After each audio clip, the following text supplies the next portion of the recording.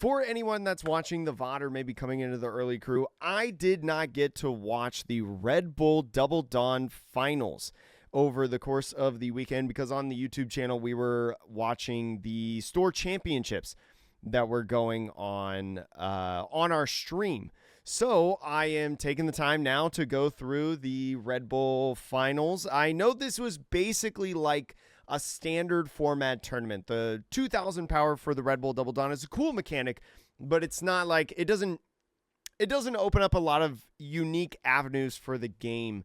I feel like from the meta share and the deck list that I have seen from this tournament. So I'm going to be watching this because I think it's a really cool event. I could maybe learn a thing or two about some of these meta decks because it translates well into the standard format of OP15 and just a couple other things that we say before we go into it. First of all, I am not the official live stream for this. I do not own the rights of this championship or anything like that. If you want to watch it for yourself, I do have this VOD linked in the description below. It is public to watch the Red Bull finals, and I know Doa, Steven, and the casting team did an excellent job through this tournament as well for that. So make sure to go check that out if you have not already. In terms of deck lists, I know that Eggman Events on his website did get a couple of the deck lists.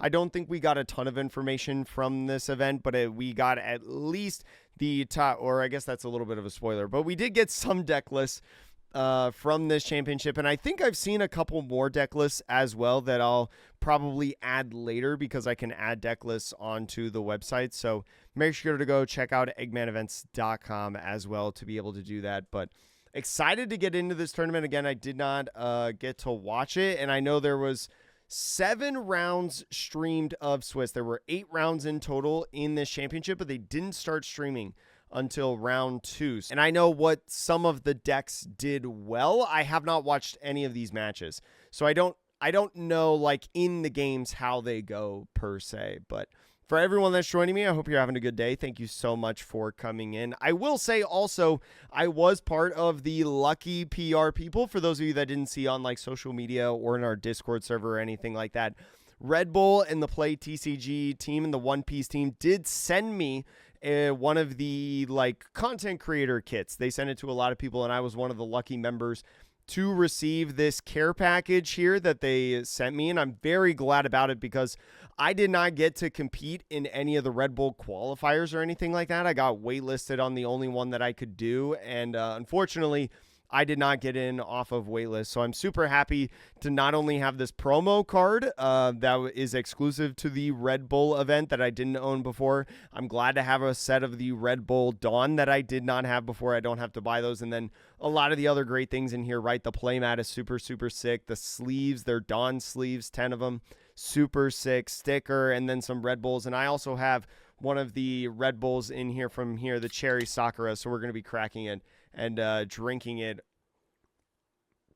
during the stream. But yeah, just like it's hot out here in Las Vegas, Garden has some hot new products that I definitely think you should be getting. Not only can you style up your playmat with the beautiful new Golden Memory collection that they've got on their website, they've even got other styles like the Empress playmat and so much more. Specifically, I also want to talk about the body bags. They are a hot commodity on their website, but especially as new crossbody bags come in new designs or even pre-existing ones like this Zoro. This can fit a fair amount of stuff, right? I've got this double deck box, I've got a regular decks box, and a dice kit in here to hold up to 3 unique decks. But if I'm going to a regular tournament, I can bring my 1 deck box, I can put my dice kit in here, and I can also fit in here my 2-player cloth mat. Just zip it on up, and now I'm ready to go to my latest tournament. Make sure to stay at the top of your game with your latest Garden purchase by using code Atrocious for 10% off your order. Whether that's playmats, this beautiful pin, or even this t-shirt. You can get some of the best accessories in the game and help support the channel. Thank you so much for watching, and let's get back to the video.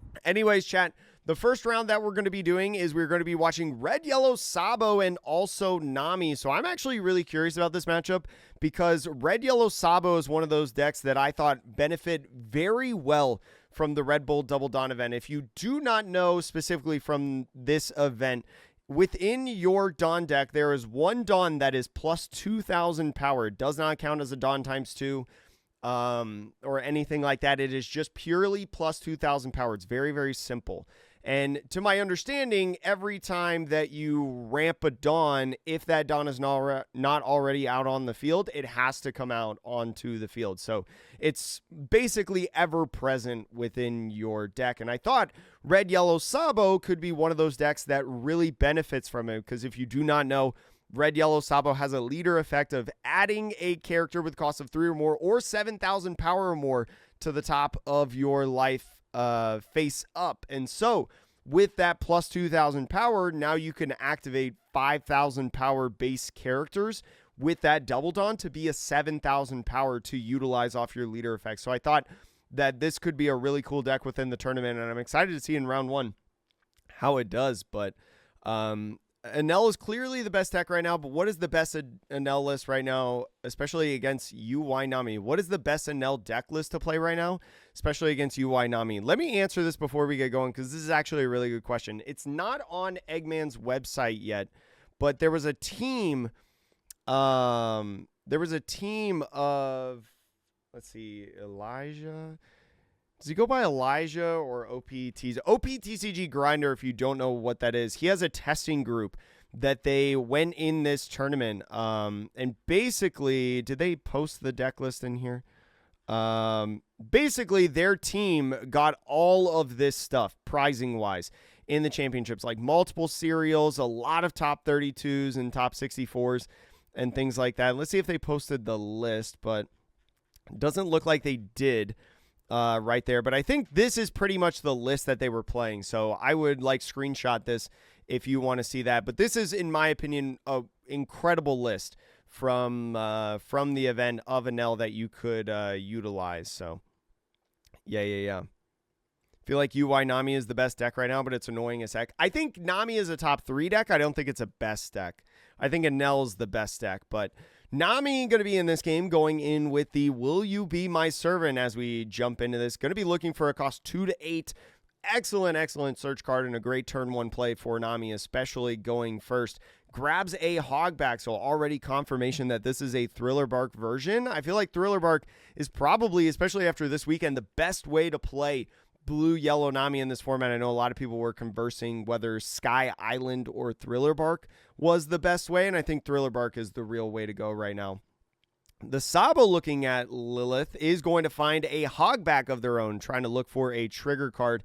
The Hogback, Thriller Bark is not necessarily super surprising within this archetype, right? It's just a great way to play. The Thriller Bark engine is so good for these yellow or half yellow decks. So Nami going to be playing the girl promo down on the field, get that draw 1, trash 1 on the on-play ability, is going to go ahead, put the Hogback in the trash, set up any potential triggers that they might have, and now with the activate main using the last active Dawn, going to be swinging 7,000 power at lead. Interesting for the Sabo, could go ahead and trash 1, so is going to trash that 1 card to go to 6,000 power, but still take the life. Remember, just because you counter doesn't mean that you get out of the attack, just setting up their life for a potential Thriller Bark trigger to play out that Hogback on the field. But getting a baby 5 is just going to be a draw 2, and now the Nami getting a leader effect as well, because the life left the life area is going to go off to Sabo's next turn. Looks like they have a couple Sindris in the hand, Sindri blockers. Not going to be great, I feel like. With 4 Dawn, maybe Absalom is potentially your best play right now. So he's just going to swing 5,000 power at lead. I don't know if I really like 5, especially because Nami using her leader effect to go up to 7,000 power. But with this 4, if you're looking to play a Kiku Nojo down on the field, pass off the turn, that's not a bad one to have. I would have maybe liked Absalom, right? You could go like 7,000 power at leader with the Red Bull Dawn that's plus 2,000 power, and then go in 4-3, play Absalom down on the field. I don't know. Maybe would have liked that, but Kiku Nojo, definitely a great body within this deck. And so the Nami is going to go ahead for the 5-cost Nami, be able to force the Sabo to take a life because he was at 3. Now attaching Arrested Dawn to leader from that 5-cost Nami effect. The girl promo getting another Rested Dawn onto him, but he looks like he's going to be... Oh, wait, no, he was on a 5 Dawn turn, so all of his Dawn should be as rested. And then with the activation of the on-play effect of the Nami and also the... Wait a minute. Hold on. Hold on one second. Okay. So here's an interesting thing that happened on this play that I do want to go over real quick. Okay, so the double Dawn is right here, right? On the on-play effect of the Nami, boom, was able to get that Dawn onto it. And so attaching the Red Bull Dawn with the activate main right here, this is an 8,000 power swing. Oh, it is going to be 2K, 1K. I thought he only pitched a 1K off of that. So wait, 2K, 2K. It should have been a 2K, 2K actually off of this. Is that a 1K? No, that's a Kumasi right there. So 2K, 2K going to 9,000 power is going to get out of that attack. That's the beauty of not doing this live, is we could go ahead and replay for some stuff. The glare makes it really hard to see like which one's the double Dawn, but yeah, there's so many decks. There's so many like different archetypes for Enel right now. That's why I think Enel is the best deck in format. So now Sabo going into a 6th on turn, probably more than likely going to put Kiku Nojo in life. What he could also do is swing this 7,000 power with Kiku Nojo, play something like Absalom on the field, make it a 7,000 power character, and then I don't even know if I like that. So 7,000 power override lead is going to be leader effect and also the 1K of the girl promo. He is looking like playing Absalom down on the field. Could go Absalom, then leader effect to put the Kiku Nojo in life, even though boosting the power of Absalom doesn't really do anything. So it does get that double Dawn onto the Sabo. So the one attached is going to be 8,000 at lead. Nami finally taking a life. Is a potential trigger, going to be looking through the trash. Does have a hogback for a hogback trigger. Remember that hogback can play himself off of trigger, just can't with the on-play effect. So he's going to get that onto the field, and then the pass of the turn is going to go into Nami's turn. I don't get Senior Pink and Frankie. So Senior Pink is really good because you get to Senior Pink is really good because you get to abuse the broken events within your deck, right? You can get Gamma Knife back. You can get what is it, like Divine Departure back if you want to use that, or any of the other events like El Thor, Vari, Mamaragon, any of those. And then the Frankie is just good because you cycle, you just draw cards, right? As well as a blocker. Hopefully he heals so Kiku isn't triggered. He didn't heal. Wait, what do you mean? What do you mean he didn't heal?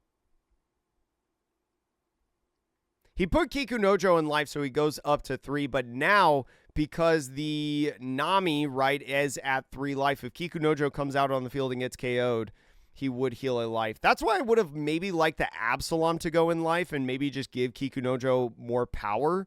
But we'll see. After countering out of the hogback swing, is going to take the Nami swing to play the Kiku Nojo out on the field, activating the Nami's effect. And then Robin is going to go in, going to put him up to 4 life now. So it's going to be up to the Sabo to try to get him to take even more life. And with the Dawn attached to lead because of the girl promos activate main is going to go 2K, 1K. The double Dawn makes it so like aggressive strategies are really interesting in decks because now like swinging 7 for 1 Dawn is so valuable in so many different matchups. So this should be the 8 Dawn turn now for the Sabo. Only like 4 cards in hand. This is not looking good for him. Yeah, I think he should have healed first. I think he should have Robin first and then swung at life, right? Get to 4 so then the Kiku Nojo doesn't trigger. So I think that was a little bit of misplay. But I don't know if it's overall going to change this matchup because it's not like the Sabo has any like super aggressive rush cards right now.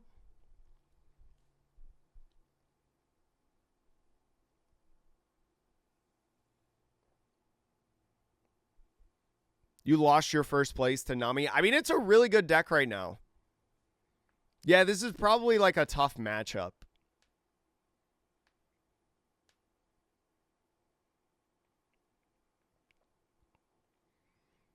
So with the one Dawn is going to now swing 7,000 power. And this is what I was talking about with the Sabo deck, you know, activating these 5,000 power characters to be 7s.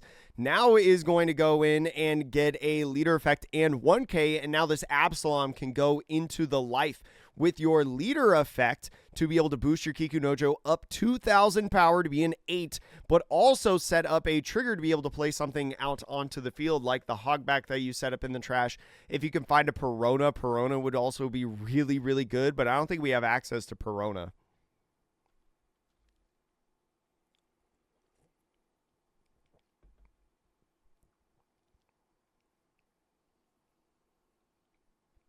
And so with the swing, 8,000 power red lead is going to get a Perona trigger off of here. Just another Thriller Bark action. Get the Hogback out onto the field, especially to maybe set up the on-KO effect if he tries to go into the Hogback. But if I was Sabo, I think he just might be going in at life. It is going to be an 8,000 power swing. See if he goes into life or the like Nami or something. Small hand size, so Nami just going to take it. Potential trigger yet again. You do have 5 characters on the field, so you would have to play over something with a play trigger, and it looks like is going to trigger another Perona to get the Perona out onto the field. The stun effect doesn't really matter in this situation, just because you, as soon as the Sabo passes off the turn, the effect is going to go away on the can't attack, but you just establish another 5,000 power body on another 5,000 power leader. Yo, what's up, Moth? How are you? I wonder if this Sabo is playing stuff like the starter deck 10 Luffy, like the baby Luffy, to make your leader like a 7K or something like that.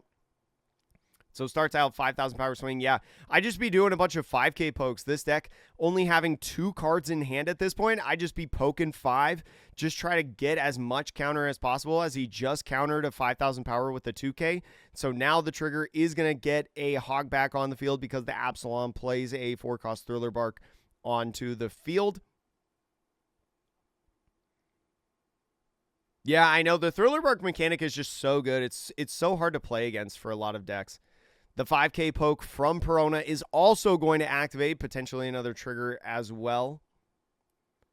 If it's a Kumasi, there's maybe a reason that you keep it in the hand, because you could lose on board right now as the Sabo. So you more than likely want to keep the counter in hand, right? You don't have access to a Perona, so you can't stun this Nami.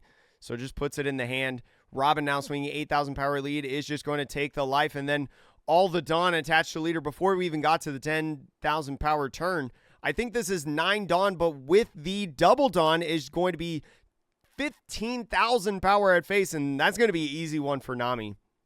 That is going to be easy, easy, easy. I think it's kind of a tough matchup, but I mean, Sabo didn't really set up well at all. I think they got the Kikunojo in, but I would have loved to put that Absalom in life like on the first play, but you do have to commit 4 Dawn to it, or 2 Dawn to it.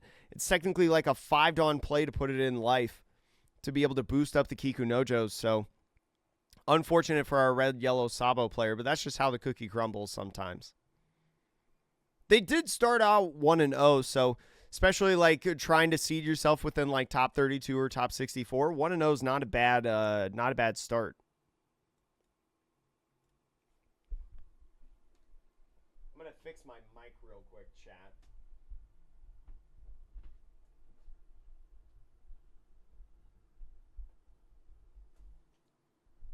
Oh my gosh, yeah, like, chat, I don't know if you guys have seen, like, pictures or videos of this event on social media. Like, not necessarily the stream table, but the venue itself and, like, what they were doing for the players. Like, it was so good. It was probably one of the most, like, well-ran events.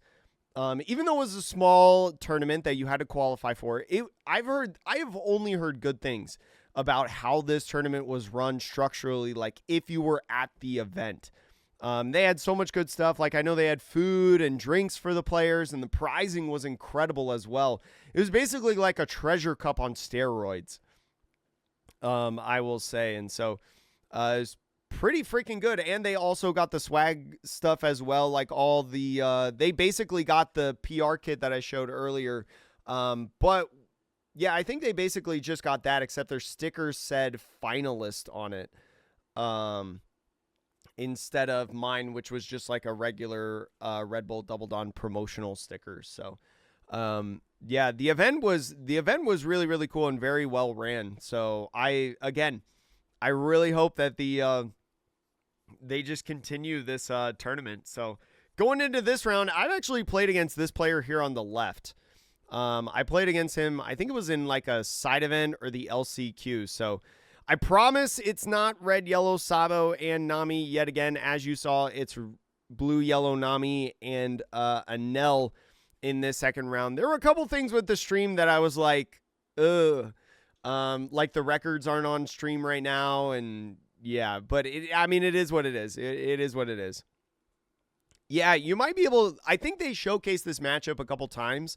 Spoiler alert, in this tournament, I heard there was a lot of Anel and a lot of blue, yellow, Nami just in general for the tournament. So you probably learn a couple things from these couple different rounds. So Anel going first in this one is going to go ahead, pass off the turn, moving into Nami's 2-Dawn turn, is going to go ahead, play that girl promo on curve, right? Going to be very, very nice. Get that draw one, trash one, and also that activate main to consistently play on curve. There we go. They switched up the leaders. Be able to on curve every single turn. You can play out all your Dawn, but still get that one left as active. So it's going to be interesting if Anel has something like an L Thor to be able to KO that promo girl. Is going to start out, though, attaching one Dawn, 7,000 power at lead.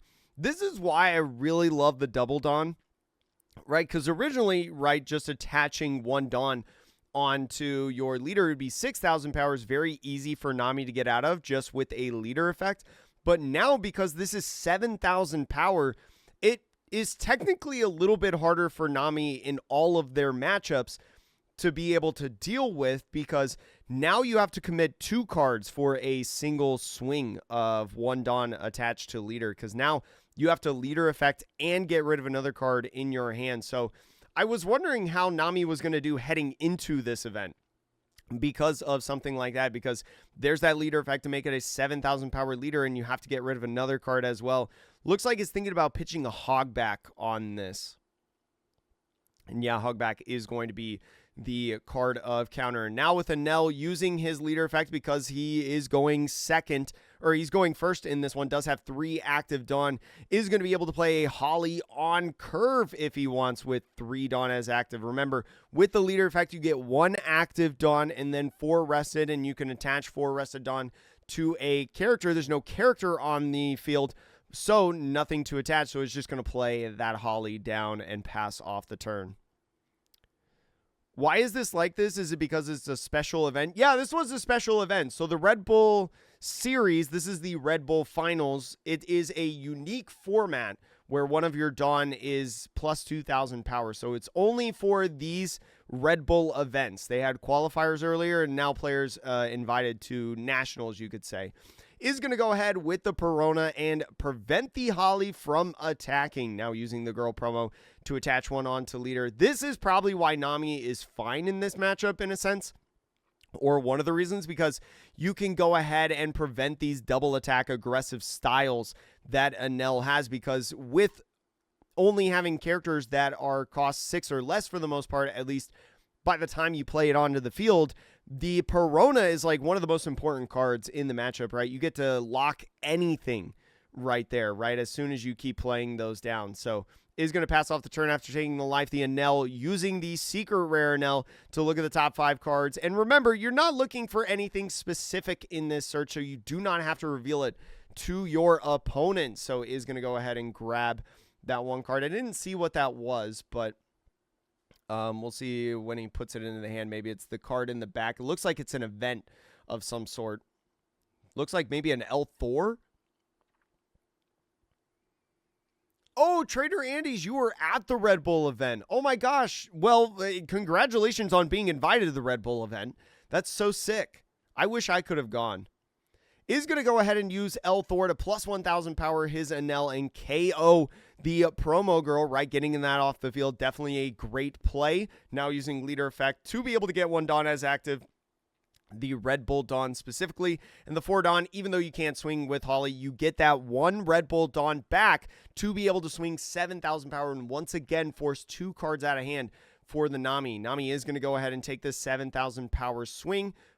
Looks like putting it in the hand did not trigger any Thriller Bark stuff right there, passing off the turn. Yeah, it's a little bit different. So this matchup, but you can take away like some things from this matchup more than likely, right? About, like I was mentioning, how impactful Perona is. And maybe like even sequencing of some of these events that Enel does and things of that nature. So like using El Thor to target the girl promo, right? Oh, I'm sorry. It was 8,000 power. Yeah, you're right. Because of the El Thor. They didn't have a die on the leader. So this was actually an 8,000 power swing. Thank you, Fadra Dave. I completely forgot about that.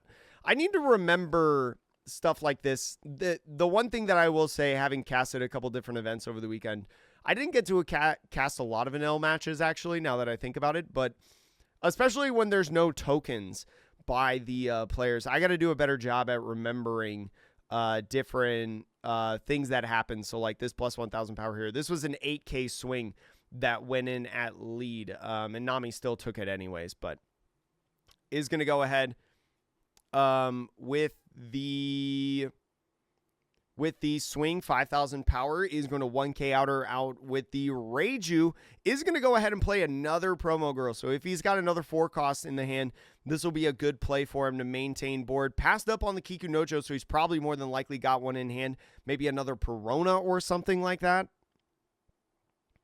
So is going to go ahead, tap the 4 for another Perona. So chooses the Holly. So this is another thing that even though the Red Bull event is a unique format you can learn within this matchup potentially, is this player, this Nami player, is heavy focusing on the Holly, right? The double attack is super important to lock out of a game. He could have locked this Enel right here if he wanted to, because this Enel is still a 6 cost, but decided for the Holly instead. So after using the activate main on the girl promo, is going to go ahead, swing 7,000 power at lead. Enel taking the life, going down to 3, no trigger, just passing off the turn. Yeah, I bet it's really hard to remember if you don't have like die to remember that the Enel or whatever character you choose for El Thor has the plus 1,000 power. That's why, chat, if you go to the YouTube description and you check out TC Evolutions, you can get tokens and stuff as well and use my code Atrocious for 10% off at checkout. All right, done with the promo, back into the game. Enel tapping 6 once again for these Enel. This is a pretty good start for the Enel, I feel like, right? You establish the Holly as a focal point for the Nami to have to focus on, and you've got a couple different searches for Enel right now. And you're constantly finding different pieces for your game plan to be able to put in your hand and help maximize your game in the future. Definitely very, very good. Remember that you do have to trash 1 card after your search with the Enel, so that's why that pudding went away. It's kind of hard to see what that was. Was that Lightning Dragon? So Lightning Dragon, right, is going to draw 1 card and force that Perona not to be able to restand in the next refresh phase, right? Just as the Nami is trying to lock the Holly from attacking, the Enel is trying to lock the Nami from having a bunch of attacks as well. So now using leader effect to active the Red Bull Dawn. I would assume in this meta, you always want to active the Red Bull Dawn, be able to get multiple uses out of it, and attaching the 4 Rested Dawn onto the secret rare Enel is going to be 7,000 power at lead at this point. I assume swinging at lead and not at the Perona.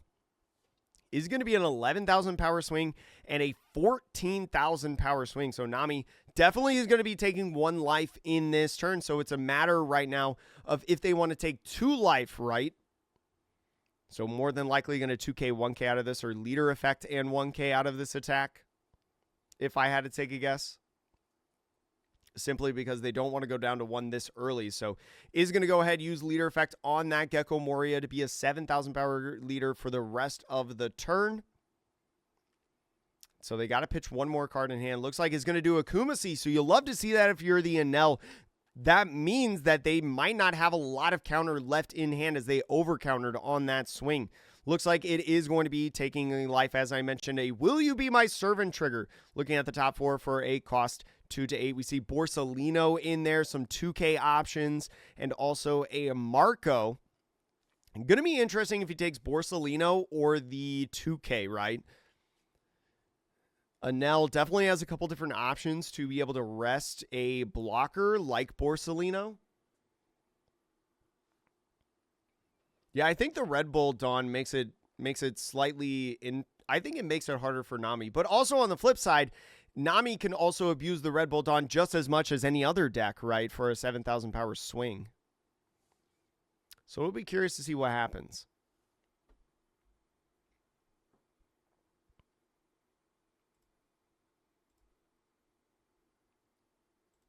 Let's see. Is going to go ahead and grab the 2K Zeus as the card of choice. Maybe he's thinking about utilizing Zeus when he doesn't have, like, when he doesn't have the ability to use Perona anymore, right? Because I'd imagine that the Anel player is just going to ignore these Peronas, right? Since Nami is not like Black Yellow Gecko, doesn't have a proactive way to KO those characters, those Peronas are just going to stay on the field, right? And so eventually, unless he has more stunning options, he's not going to be able to get rid of this Holly, and especially Holly with that double attack. It's probably going to be pretty good. Yeah, like her leader effect is a little bit downgraded in that sense. Yeah, with any deck being able to abuse the Red Bull Dawn. Still a very powerful leader effect, but loses just a little bit of value.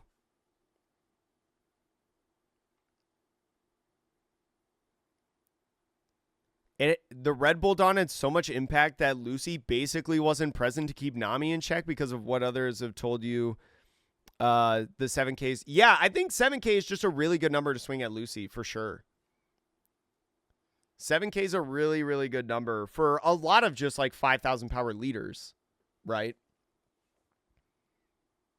So I believe that.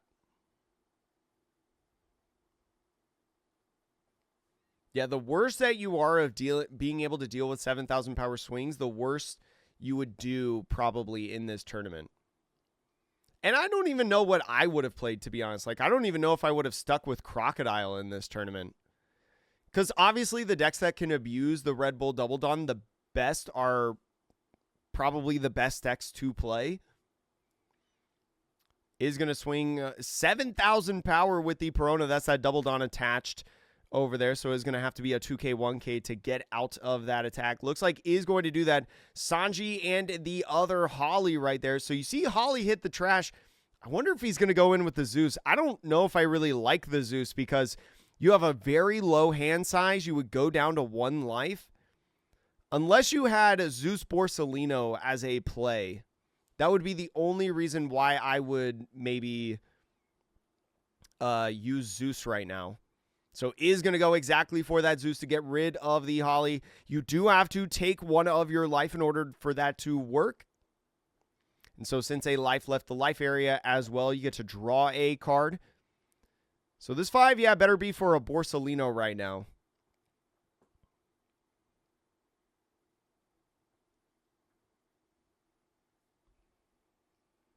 Is going to first utilize the girl promo to swing 6,000 power at lead. 6,000 power, in my opinion, generally not a good number against Anel, just simply because they have so many of their events that are plus 2,000 power. It's very easy for them to get out of. Yeah, there's that Borsalino that I was mentioning. Going to put both players even to 2, but I don't know how many cards are in the Nami's hand, but it feels like a pretty low hand size.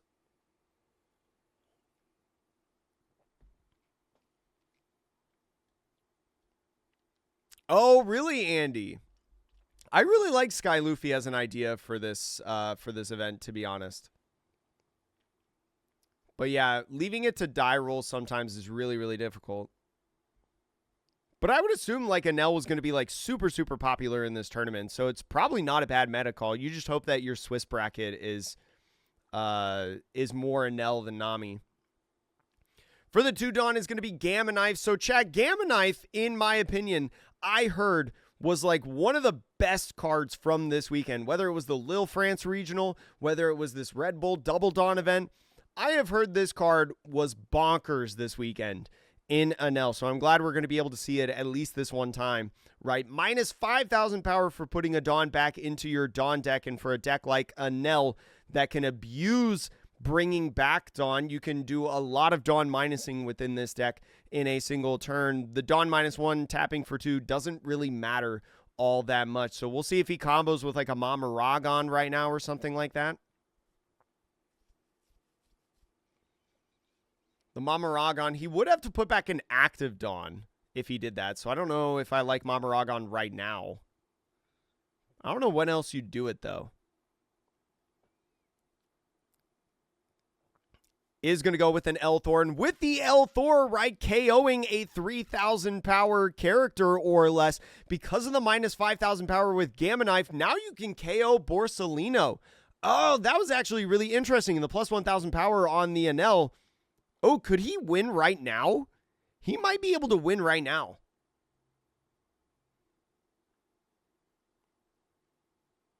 Yeah, I mean, Enel is the best deck in format, so I would imagine that it flooded this event. And I know the old Snoopy testing team of like Elijah Quimby, Sam Martinez. I know they were playing Enel for this event, and I know they had a couple other people in that event as well playing Enel. You definitely attach the double Dawn onto your leader, but how much other Dawn do you attach? I honestly wouldn't mind attaching like a lot of Dawn. So this should be a 9,000 power swing coming in at lead right now. Double Gamma Knife? Oh my gosh. Yeah, like I think Gamma Knife is super broken in this deck.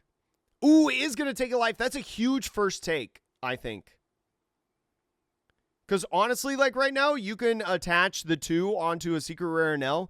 You can go ahead and swing 12,000 power and then just utilize all the events in your hand to Dawn minus, then use Leader Effect and bring back as much Dawn as possible for like a 16,000 power swing at the end here. As long as there's no Peronas coming out onto the field because of Trigger, I think Enel is in a really, really good spot. So here's Hogback playing out another Hogback, but that's not Perona. Yeah, I think Enel has got this.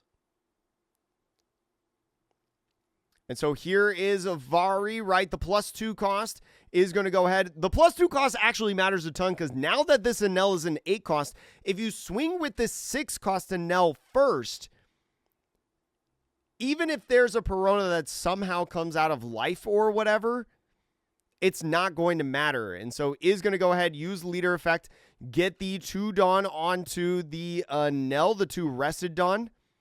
Is thinking about putting a 3rd Dawn on the Enel. Now swinging 13,000 power at lead. Yeah, I think he might just have game here. And then with the 2 Dawn attached is going to be another 13,000 power at lead. Is going to be Leader Effect to go up to 7, 9, 10, 11. And Enel is going to win that matchup. Dang. So yeah, just right there, we saw how good Gamma Knife was. Gamma Knife was awesome in that game. Whew. Because of its ability to like minus the power on Borsalino and then go in and just KO Elthor. That was pretty good. Yeah. I feel like I learned a couple things in that game, especially from the Enel side. That was a good one, chat. I like that. Oh yeah, and those are the other rounds. All right. So this is the 3rd round. Should be starting here in a second. I know it's not the winner's interview.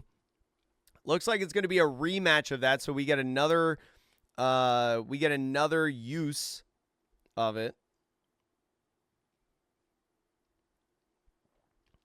Yeah, like that's why like one of the reasons that Senior Pink, we had some questions earlier in chat about why Senior Pink was in the deck. Like using Senior Pink to be able to like grab an event that you really need, like Gamma Knife or something, to give you so much flexibility is so good, right? You can grab Lightning Dragon to freeze something. You can grab Elthor to KO something. Like there's so many good uses for it within this deck specifically because it manipulates events. I wonder also if there's ever a world where the It's probably not, but the 3-cost Viola, right? The 3-cost Viola Doflamingo. I wonder if that card ever makes its way into an Enel deck. Probably not, because it's very odd in the mirror match because it's so easy to rest off of like Mamaragon. But no, there were no Vegapunks, Gunda. No Vegapunks in this event because it's not a very good deck, unfortunately.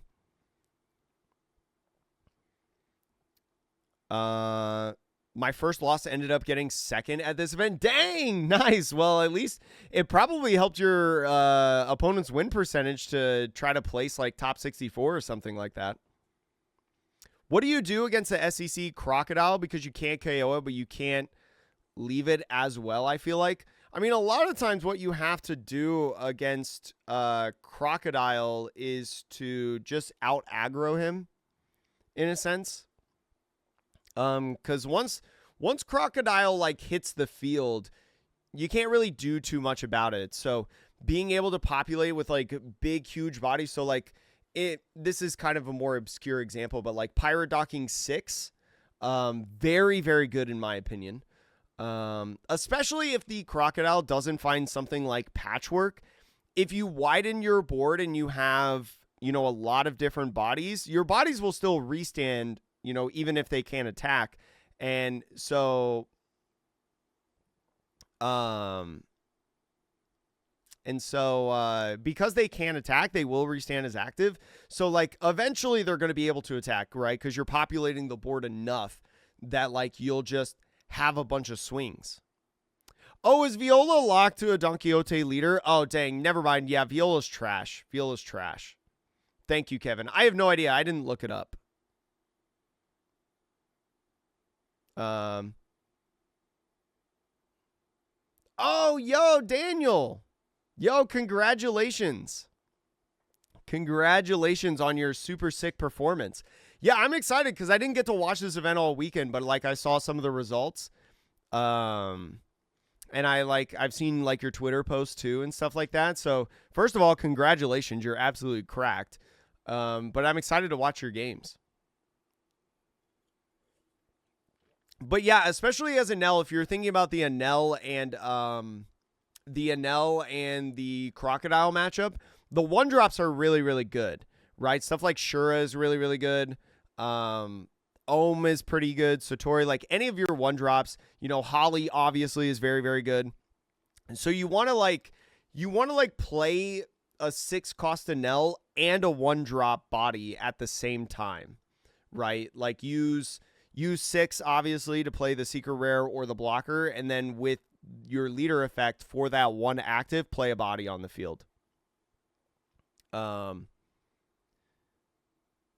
No, I get it, Invoked. And that's why I love like when games like this are broadcasted and stuff. So then like even if I'm not actively playing, like I'm not really actively playing Pokemon right now, just because like time-wise and money management-wise, like I'm just going to restrict myself to like really One Piece, like uber seriously. But it's really nice that like Pokemon is so available to watch and like so available to play, especially at the high levels. But I do understand, like I wish I could play more Pokemon. I don't have the time and resources to do it primarily, you know. Yeah, I know, like Red Green Luffy was like a really cool sleeper pick in this tournament, and I'm excited to like watch the games.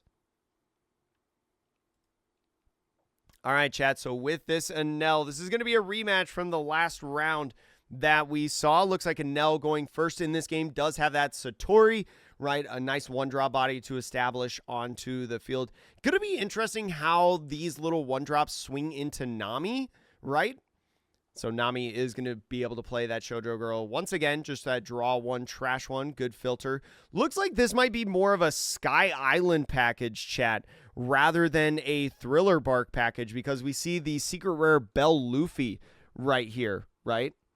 Oh, actually, no, does have Thriller Bark in here. So just has a bunch of different good things in here. I mean, the 5-cost Rush Luffy is so cracked. But Invoked, I hope you're having a good day, friend. Thanks for coming in. And so now with the Enel is going to go ahead, play the pudding down on the field. Looking at that top four for a Sanji or event, looks like Lightning Dragon is going to be the option. Saw Senior Pink in that top. So Lightning, I think just going out and outright playing the Lightning Dragon just to draw one card. You don't get to freeze anything, but at least you get a little bit of cycling. And now 7,000 going at lead. You definitely like to see, as the Nami, even though you're going to take this first life, you definitely like to see Lightning Dragons be played. And another Lightning Dragon. That's 2 Lightning Dragons. That's pretty good. So leader effect going in. Going to re-ramp 1 as active, 4 arrested. Going to be a Satori swing now. And we'll see if he attaches this Double Dawn onto Satori. Right now a 6,000 power swing. Now an 8,000 power swing. Oh, these 1-drops are so good against Nami in the Double Dawn event. Holy crap. I didn't realize how good, like I was thinking, I was like, I wonder if the 1-drops will get enough value against Nami, but with the Double Dawn, being able to swing 8,000 power right there, that's actually so good. I didn't get a haircut, Dunda, but thank you. Oh, yeah, you got way more important things invoked. You have way more important things, yeah. And especially after you graduate and get a job, you're going to get some real good money, it sounds like, to be able to spend on some One Piece cards. But yeah. Obviously, family and school first. Like if I had a baby on the way and I was in school as well, like I'd be doing the same thing that you were doing. Oh, this is so bad. Yeah, I don't think Nami is in a good position at all in this game. This is the 4 Dawn turn? This is the 4 Dawn turn. Just attach 4, swung 9 at life. Ugh, this is bad. Yeah, not playing a 4-drop right here, whether it's Hogback, Perona, Kiku Nojo, or anything, not good. And so with these 6, does have that secret rare Nell that he's going to play onto the field. Go in, search for that top 5. I think putting the Double Dawn in. So, chat, Andy, I don't know if you or Daniel or anybody else in chat could tell me right now. So, with the Double Dawn, to my understanding, right, with the Double Dawn, you can Dawn -1 or Dawn -2 or whatever, and you can put the Double Dawn back into your deck. But let's say Enel put all 6 of the Dawn back into the deck. Right, let's say he Dawn -6 in the turn, did something crazy. Then using leader effect, the active Dawn, the first Dawn that you re-ramp from your Dawn deck, always has to be the Double Dawn, right? If it's in your Dawn deck, to my understanding of the rules, the first Dawn that comes back has to be the Double Dawn, right? Am I correct on that, chat? In that assumption, it would make sense why, like, he at this point put the Double Dawn. Yes, correct, but Enel. But when you do leader, the Double Dawn always has to be the one that comes out active. Yeah. Like when you use a ramping effect, or maybe you're like doing the Dawn phase of the turn, if your Double Dawn is in the Dawn deck, it always has to come back in as active. Yeah, that's an interesting ruling that I really liked as part of this event. And so it makes sense for Enel to always want to Dawn minus, specifically the Double Dawn. Especially if he like attaches it to his leader, swing 7, then uses an event to put it back into the deck. You can actually use that Double Dawn twice in a single turn for power, which makes it absolutely cracked. With the Zoro Q, I think didn't Batsu remove the Zoro Q on Sim? Didn't he update it? It was just an April Fool's joke. Looks like is going to pitch the Gamma Knife after the search. Oh, wait, no, he has the Double Dawn there. Okay, so this is just a regular Dawn right here. No, if I'm using leader effect in the turn, I am always going to put the Double Dawn back. Like if I 4/6 play this Enel right here, I am always doing Dawn -1 on the Double Dawn, because like and it might not matter like really in the long scheme of things, but like if I was Colin right here as the blue yellow Nami player, I know he's going to play another event, right? Because there's like no reason to not utilize this active Dawn, right? I guess maybe it doesn't really matter all that much, but I feel like the first Dawn I will always use is the double Dawn when I Dawn minus. That's just me personally. I haven't played this format because I didn't get into any of the qualifiers or anything, so I don't know. But L Thor going to be able to KO that promo girl. Very good, right? We know that that girl promo is so good in the deck. Looks like he's opting to power up the Satori to make it a 3,000 power character. So Lightning Dragon as well, just to be able to draw another card right here, even though you don't get to freeze anything. And so plus 1,000, good. But with the leader effect, you do get to attach that double Dawn somewhere. So I guess all in all, it doesn't really matter. But with the Satori, this is a basically plus 5, 6. So an 8,000 power swing, I think, on this Satori. This Satori is putting in so much work. Oh my God. So an 8,000 power swing is going to have to be leader effect and a 1K to get out of this. And especially because there's only one Dawn left, it forces Justice right now to utilize an L Thor once again to be able to swing if you use leader effect here. So leader effect is going to go off to make you a 7,000 power leader. Is going to have to pitch one more to go to 8. He's thinking about the Nami. I don't know. I feel like the Nami is pretty good. You could force the NL to take 2 life on this turn. But no, just does exactly that. Wait, was it 9,000 power? Hold on. 1, 2, 3, 4, 5. So this is 5. Oh, he has to go to 9. Never mind. He has to go to 9. Never mind. So with the Ohm, goes ahead with the on play. Just does a search. I like that, right? You don't need to swing with leader. No need. Just rather just cycle the hand a little bit. And so especially now because the Nami did not 2K out of that attack, as the Enel, you're just trying to be as aggro as possible. Like if you could play a Holly next turn for this Ohm to potentially double attack, that'd be kind of a big deal actually. So with Borsalino, you're going to go ahead and heal 1.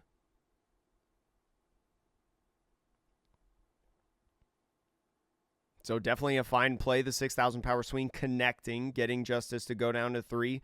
But yeah, Justice is in the driver's seat of this game. Healing first, he doesn't trigger. Oh yeah, I was wondering why you didn't Robin before swinging. Wanted him to take the 5 or 6 swings, so then when he played the Robin, he has to counter. Oh, interesting. Okay. Yeah, I see your reasoning. I don't hate that. I think you were in such an advantageous position anyways that it wasn't like too big of a difference, but I guess that makes sense, yeah. So actually he's just going to use the Ohm to minus power on this Borsalino. Now this Borsalino's in Mama Ragon range. Is maybe going to use this NL to try to look for a Mama Ragon. I don't hate that. If you haven't seen one yet, odds are you might be able to find one with this like top 5. Because you're obviously running 4 of them. But you probably want to just like you want to use Mama Ragon on this turn and just like pressure life like crazy, right?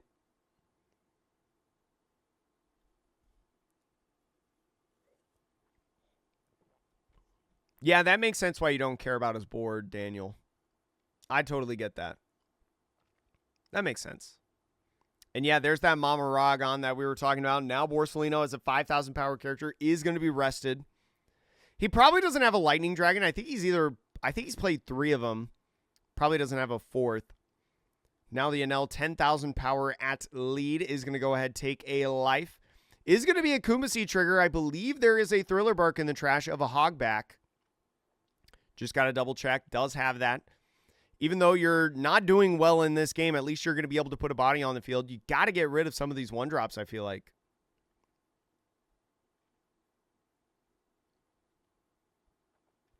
Still has leader effect to be able to utilize.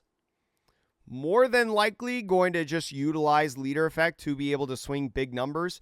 With the Hogback, right, you don't have much Thriller Bark, so now the 5,000 power swing here on this guy is going to force a counter out with this Nami. You're still sitting at 3 lives, so that counter feels so bad as the Nami player right now. Just going to swing the Satori to reorder the top 2. Definitely is probably going to swing with the pudding, I would imagine, off of leader effect to boost the power.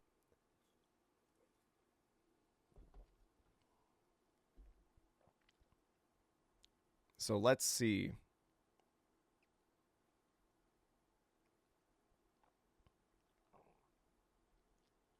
Yeah, I would imagine that now leader effect is your best option onto the pudding and just jam everything onto it. Might be thinking of if he wants to Dawn minus some more, but I don't feel like you need to. So is now going to be 1, 2, 3, 4 plus 2 is 6. So this is an 8,000, 9,000 power swing, I think, right? Is my math correct? 5 plus 2. Yeah, and I think Nami just took it right there to go down to 1. Just immediately took it as soon as he announced he was going to swing at lead. So Borsellino, becoming a 6,000 power blocker, is going to restand because it was not Lightning Dragon frozen. And now is Nami, because you probably don't have a lot of counter in your hand right now. You could lose in the next turn.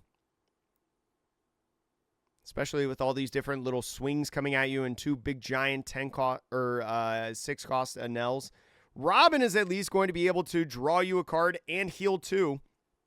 There was a brick in that life as another Robin, so you like getting rid of a brick, potentially drawing some counter. The Double Dawn being attached to the Nami is going to go 5. Let's see if it's at leader or one of these 1-drops. Is going to go, I think, at lead because it was just a 1K Shura. I would have maybe liked Shura. Well, I don't know, actually, now that I think about it. Is going to take it off 2 turn. You got a full board right now. Realistically, you can't swing too many 1-drops, I feel like, in a single turn. At lead, you would more like swing the 1-drops. I don't know why you don't get rid of Ohm right here, though. I mean, you got to pressure life. But now that this Borsellino is once again at 5,000 power, Mamaragon's going to be so easy. But you don't want a Mamaragon before swinging, right? Just because you don't want to lose out on that 2 Dawn that you could use as active. You could have potentially attach the Double Dawn and 1 to swing 5,000 power with the Ohm to make Borsellino 5,000 power to maybe threaten Mamaragon, right? Because then you could Dawn -2 if you had another one in hand. That might have been a play that you could do. I don't know how valuable that is, but there's Mamaragon right there. If you have to draw 1, you'll be able to find it, right? Because you can stack Mamaragon on top of the deck.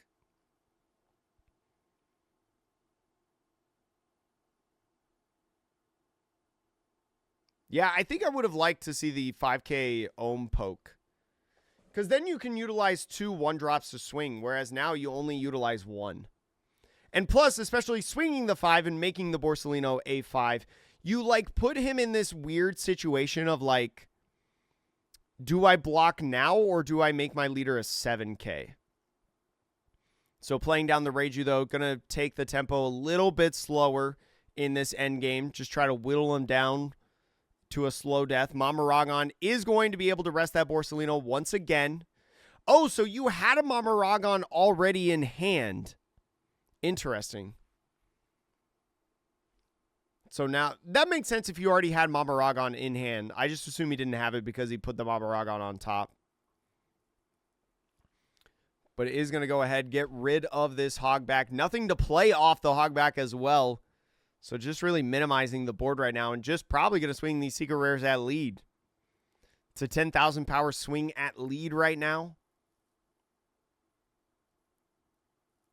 Is going to go ahead, take this first life. Probably not a lot of counter in hand, so Perona is going to get that Hogback back out onto the field. But now your Enel is going to swing, right?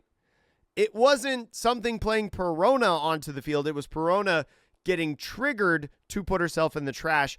Now they've got to find another Thriller Bark trigger to be able to utilize it. Vari going in is going to +2 cost on the Enel. He might use leader effect and swing with Pudding now and then go in with the Enel. I think that's actually a pretty good play. Now that you know the Perona is in trash, you always swing the Perona first, right?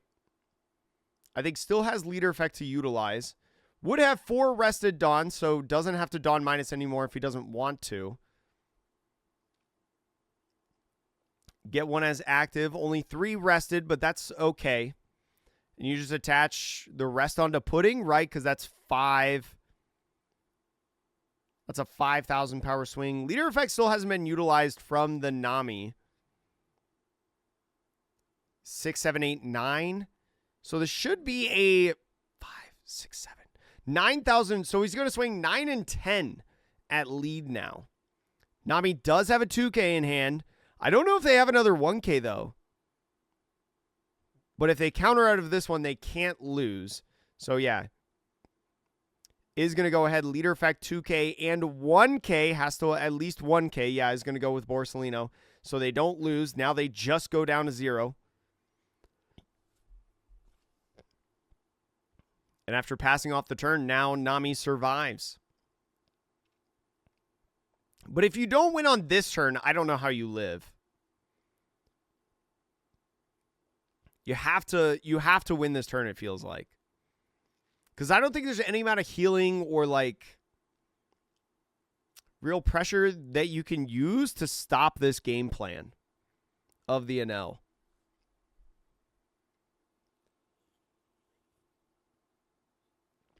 It has to be maybe like 8 cost Gecko, put Perona, or I'm sorry, put Kumasi in life to be able to play out the Perona as soon as they swing again at life to take that 1 to stun another one of the bodies and hope then that you can try to survive. Maybe that your Borsalino gets value on the block. So the 5K swing now, I think once again going at lead. I think you have to go at lead.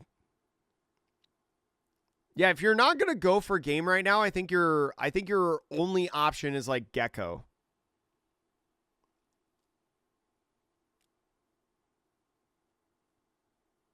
So is going to putting 1K out of that attack. Lots of ways to get out of 5K swings. I think 7,000 power now with Nami. Again, 7,000 power, pretty good number against most leaders.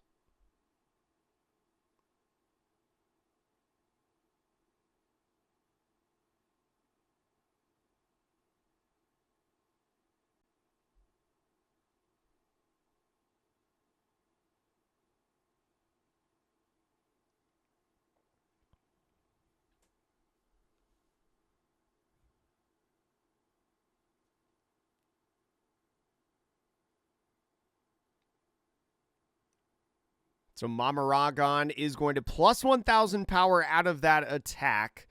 And then a 2K going up to 8 gets out of that one. Now the 8,000 power swing. Can you just take this one? Maybe? Gosh, you still have like 5 cards in hand. So much value right now. Is going to go ahead, take this life, put it in the hand. No more swings more than likely because I don't think he can, swing the Borsalino right now.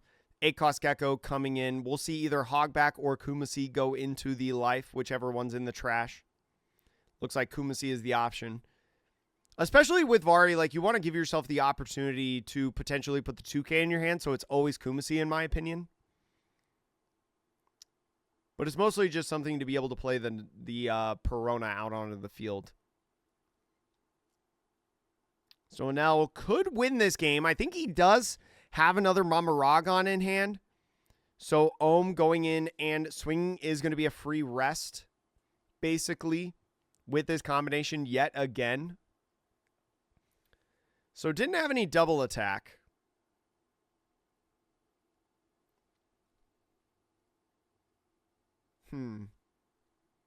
What do you do else here as an L? The curious thing that I have about this situation specifically is like the Perona is going to come out, right? It is just a matter of when exactly.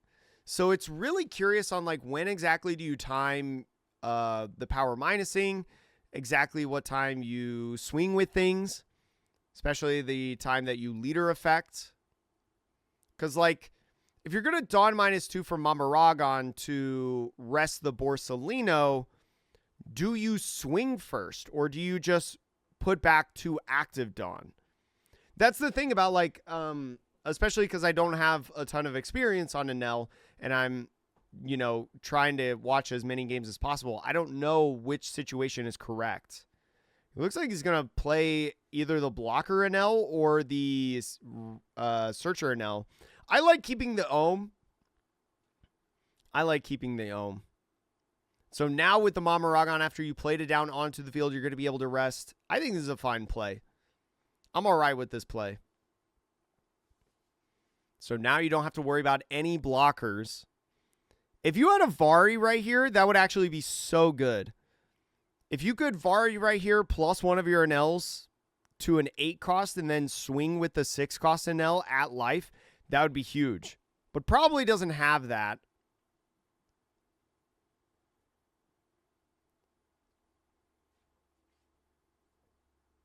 Yo, what up, Kulita man? How are you? I want to commentate more matches live, or what I should say is commentating live at matches. I want to do more of that. So if you're a tournament organizer, please hire me. I will yap. I also know a lot of games. But I hope you're having a good day, friend. I mean, I think the Nami is cooked here, right? I mean, the good news is that if you want to right now, well, even if you... Here's the thing. Even if you take this life and you Perona and you stun the other Enel, there is still the leader that you have to deal with in a swing and also the Reiju, right? Because the Reiju is a 7,000 power body right now. So that could get all of the Dawn. And so if you can't counter out of it, he just put it in hand? Oh, he just put it in hand. Wait, is that ever correct? Is it ever... I guess he's trying to bait the all-in right now. But now this Enel is going to swing, and now you have... Now... Okay, so now you have a 5... You have a 5K leader swing that's going to come in. And then you have to deal with the Secret Rare Enel and the Reiju. Because the Reiju was played last turn. It's a swinging body. So you need to... Okay, let's say the Enel swings 10. What's the power that we can get on Reiju without the use of like L4? It would be 4 rested Dawn. One of them more than likely being the double Dawn. So if you didn't Dawn minus any events, Reiju would be a 7, 9, 12,000 power swing. You'd have to deal with like a 10, 12. Can you get out of those? I don't know if you can. But then like if you trigger the Perona and put it on field, you have to deal... I don't know. I feel like I just rather would deal with a leader swing and Reiju than leader swing, Secret Rare Enel, and Reiju. I don't know. I am not caught up on the manga. I am not caught up on the show. Try not to spoil anything. Like, I know that, I think it was like Emu's identity got revealed recently in the manga. I won't say exactly what I've heard or anything like that, but for anyone who does not know who or what they look like or what it is or whatever, don't say it in chat. And so, yeah, just going all in right there. I think the Nami was probably cooked, but I don't know. I would have triggered the Nami. Yeah, but I appreciate you, Fatal, asking first. But yeah, especially when we get the OP17 reveals of like the Elboff set, there's probably going to be some like crazy stuff that happens. There's probably going to be some crazy things.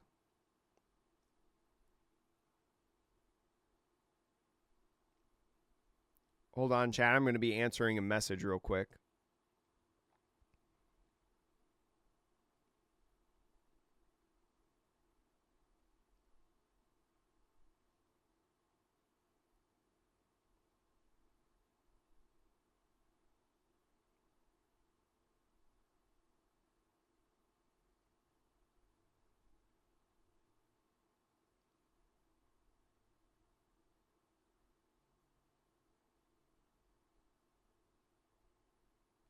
Let's see.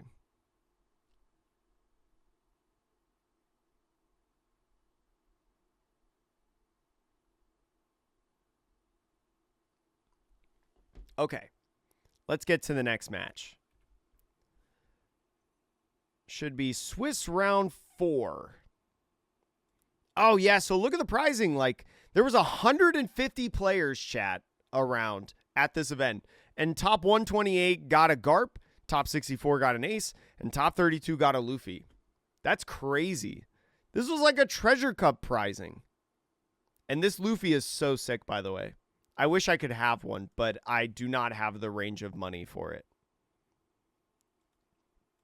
So it looks like it's going to be, I think this is the same Enel player that we just watched, but it looks like it's going to be Enel versus Luffy. So Luffy made a ton of noise in this tournament.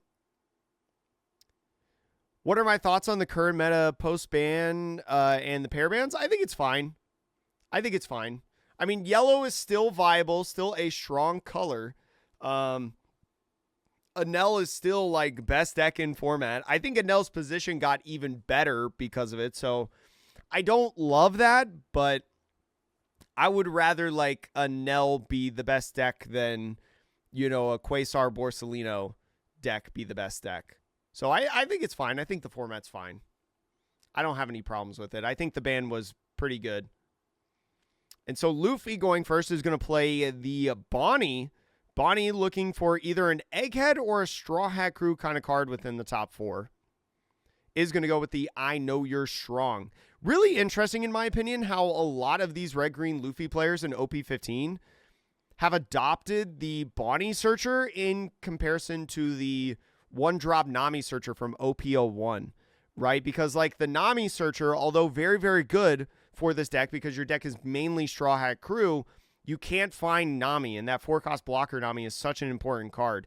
So the Enel is playing an Ohm and a Pudding. The Pudding grabbing a Lightning Dragon. So Lightning Dragon going to be in the hand, going to be a very good card. Especially in this matchup, I feel like Lightning Dragon could be pretty good. 0 out of 10 you give Vegapunk. It's probably like a 3. It's probably a 3. And so now Luffy swings 7,000 power at lead. Probably just going to pass off the turn, yeah, and leave 2 Dawn up as active. No other searches, especially with Luffy's leader effect. It's probably really strong to like swing 7,000 power for just 1 Dawn because now you even have an opportunity to leave more Dawn open for your leader effect. Yo, you got the Lightning Dragon ult? That's so sick. That's so good. I wish I could be that cool. That all looks so good. I watched my friend pull it. So nice. And so with the Nell is going to be looking at Satori. This might be his last chance at trying to find like a Holly right here to play for 3 after using leader effect. But no, is just going to go 7 at lead. I mean, I think if... I don't know what I would do, but 7 at lead is going to be the choice. Is going to force him. Probably not going to be playing any more bodies. Maybe like another 1-drop, if anything, but is just going to focus with this Ohm that he played last turn. And so is going to use 2 Dawn to be able to go up to 9,000 power. And very good against these 7s. Now another Pudding is played. Is going to find Divine Departure. Going to be very good for once these 7-cost Luffy secret rare or 7,000 power Luffy secret rares start coming out on the field. You can freeze those. We'll more than likely at this point see leader effect and attach a bunch of Dawn onto the Ohm to swing at life. So here is that leader effect that I was mentioning, the 4 rested Dawn. Now the 4 Dawn going on to Pudding. He's going to choose Pudding. I like choosing Pudding, right? Because you want to save the Ohm when attacking effect for the most impactful bodies. You don't really care at this point. And so Pudding swinging 7,000 power is going to go ahead, take the life. I always have to double check if the double Dawn is on these characters. Yo, and you got the Luffy Golden Rifle event? That's so sick. You're so lucky. I didn't pull any events in my boxes. So now the Egghead Bonnie going to be getting rid of the 1-drops. You always want your 1-drop searchers to try to get rid of Anel's 1-drops. Is going to play the Garp right here. I think especially on the... well, this is only 4 Dawn. You're really looking for Usopp right now. Found the 3-drop Luffy instead. So we'll see if he plays that down, especially because he's going in with another Bonnie. Probably not, actually. He's probably just doing a lot of searching this turn and then attaching the Double Dawn to lead and leaving 2 Dawn up as active for his leader effect. So 7,000 power now going at lead after finding that Sanji is going to put the Enel down to 3. And then a passive of the turn just leaves 2 Dawn open yet again. Especially because for Enel, I feel like it's very hard for Enel to swing multiple swings at lead with these 1-drops. So you're probably only worried about like one of these 1-drops swinging in at lead and then leader swing probably this turn.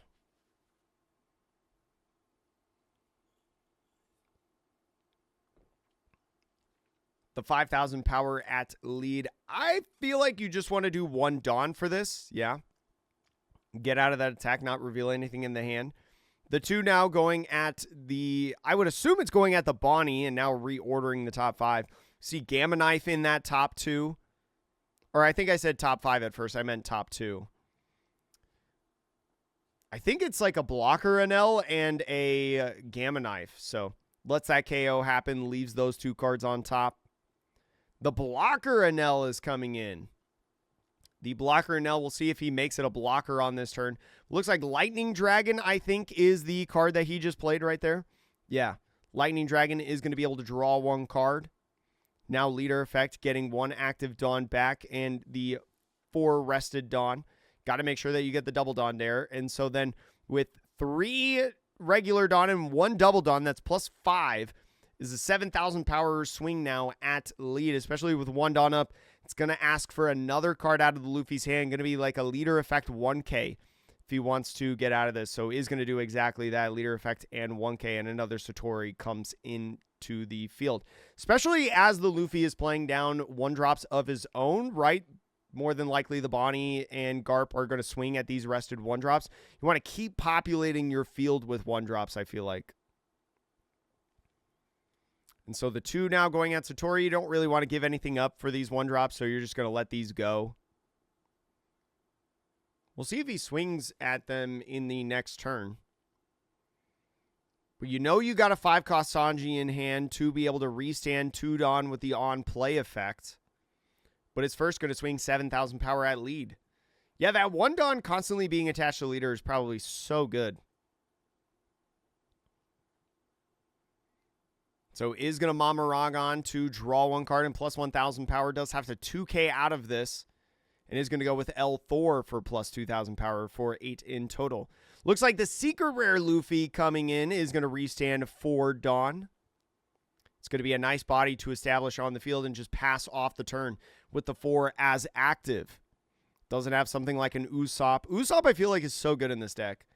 Although, maybe in this matchup, it's not as good because it's a 5K character that can be rested off of Mamaragon very easily.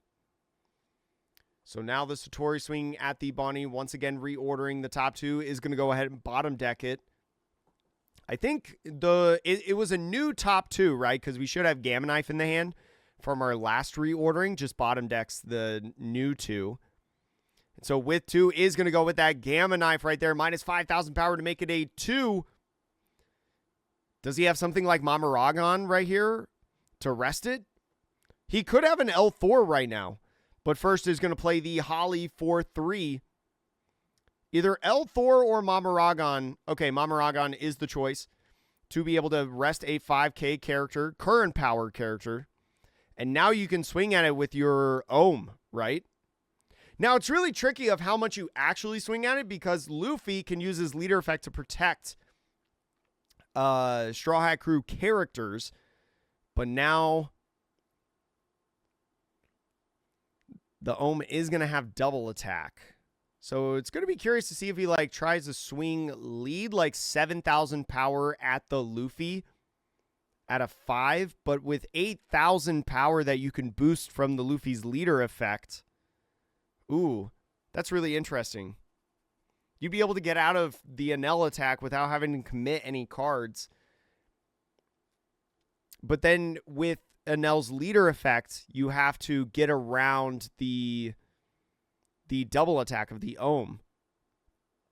But looks like is going to go at this Luffy right here. Is going to be a 1, 2, 3, 4. So a 6,000 power swing, and with Ohms when attacking is going to make Luffy a 1,000 power character. Right, because he minuses 1,000 power. Is going to be 3 for +6, which goes to 7 exactly. So that gets out of that attack. We'll see. Now I think he forces the Dawn. I think he forces the attack now to go at that secret rare Luffy. So a 7,000 power swing, I would imagine. Yeah, another 7 going at this Luffy is going to collect that knockout. Can't protect him anymore. But now you didn't take a double attack to the face, but you still don't have anything on board right now. And because there's no threats on the board at this point, just going to swing that Enel at lead to get him down to 2. Ohm is also going to be playing on the field. This is actually a really good Ohm in my opinion. Mostly because, like with Luffy, right, a partially green deck, being able to abuse stuff like Electrical Luna, you could freeze all the rested characters on this board right now to stay as rested. But now, because you played another Ohm on the field, you not only get the minus 1,000 power potential from this new Ohm, but now both your Ohm and Holly have the ability to double attack.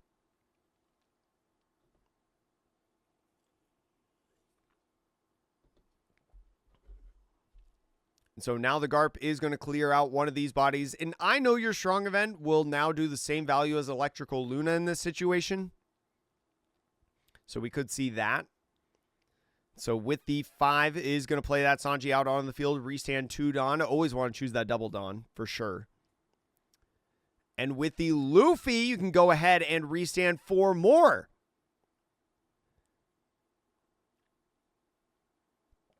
Now, this is an interesting scenario. Do you attach one Dawn to lead and then just hold right there? You don't do any stunning possibilities. Now going 7,000 power at leader, I assume.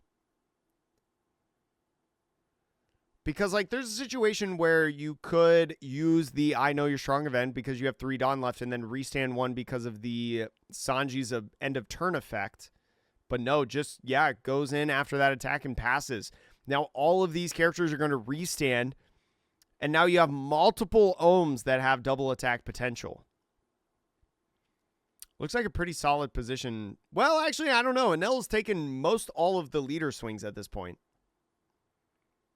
So he's done a good job, like, controlling board to where only the leader is swinging at face. But especially in the late stages of the game, like, Luffy is so good in the late stages of a game because of how tanky he is with all the Dawn. And being able to abuse events like Charleston and stuff like that for more power per Dawn. But is going to start out with the Ohm swing. Is going to go ahead and swing at Garp, minusing 1,000 power on the Luffy. Is going to collect that knockout. Does have another Ohm to make it a 5,000 power character. But is going to play another blocker Enel. So it's not the secret rare. So there is no hand advantage being gained by the Enel right now. So Lightning Dragon is going to go ahead and Dawn -1, draw 1. There's no stunning effect that happens because that Luffy is not rested. That's a good sign if you're James over here on the red-green Luffy. Because if he were to rest the Luffy in some way and then play Dragon, then Luffy doesn't gain the ability to attack in the next turn. But now, at least, he'll be able to attack. So it looks like Justice is going to use the Enel effect to Dawn -1, trash a card to make him a blocker.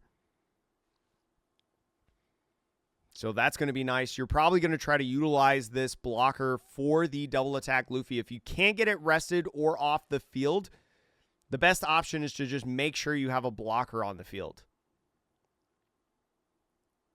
4-cost Nami, though, could be really good on the clapback here because the Enel is a 6-cost currently. I know it has a die that is 2, but it's a 6-cost.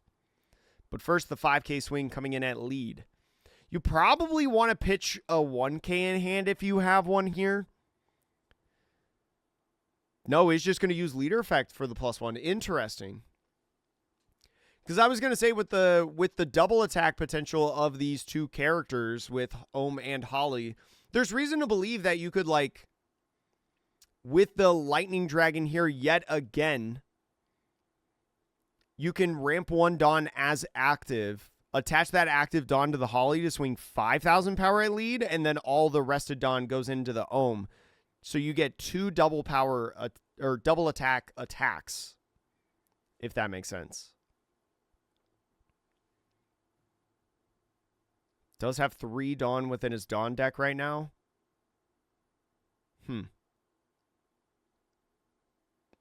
Yeah, I don't know.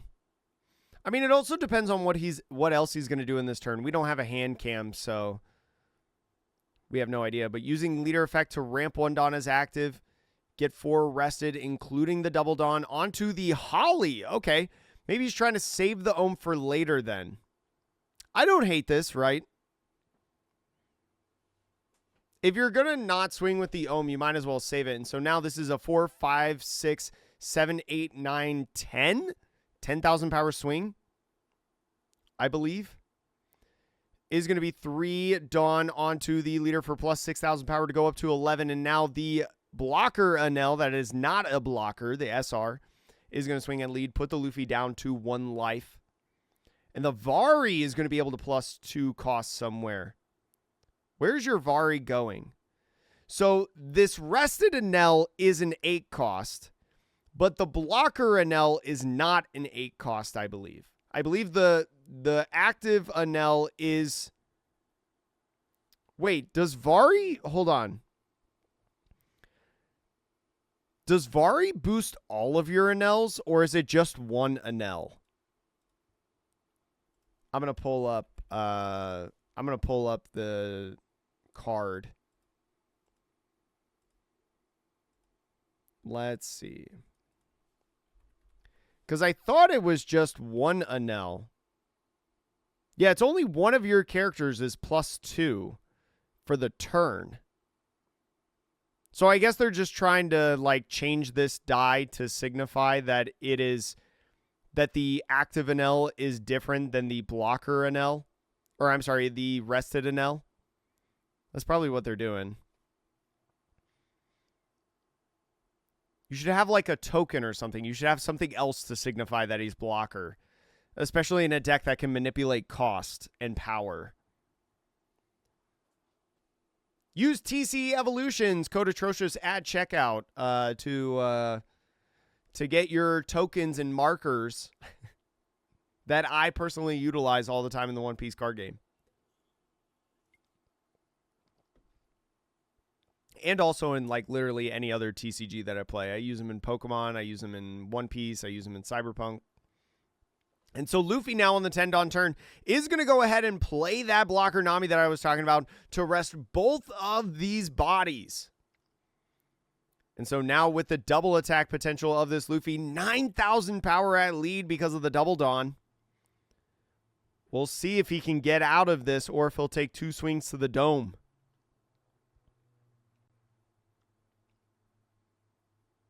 Electrical Luna in here would be crazy, actually, if you could do it.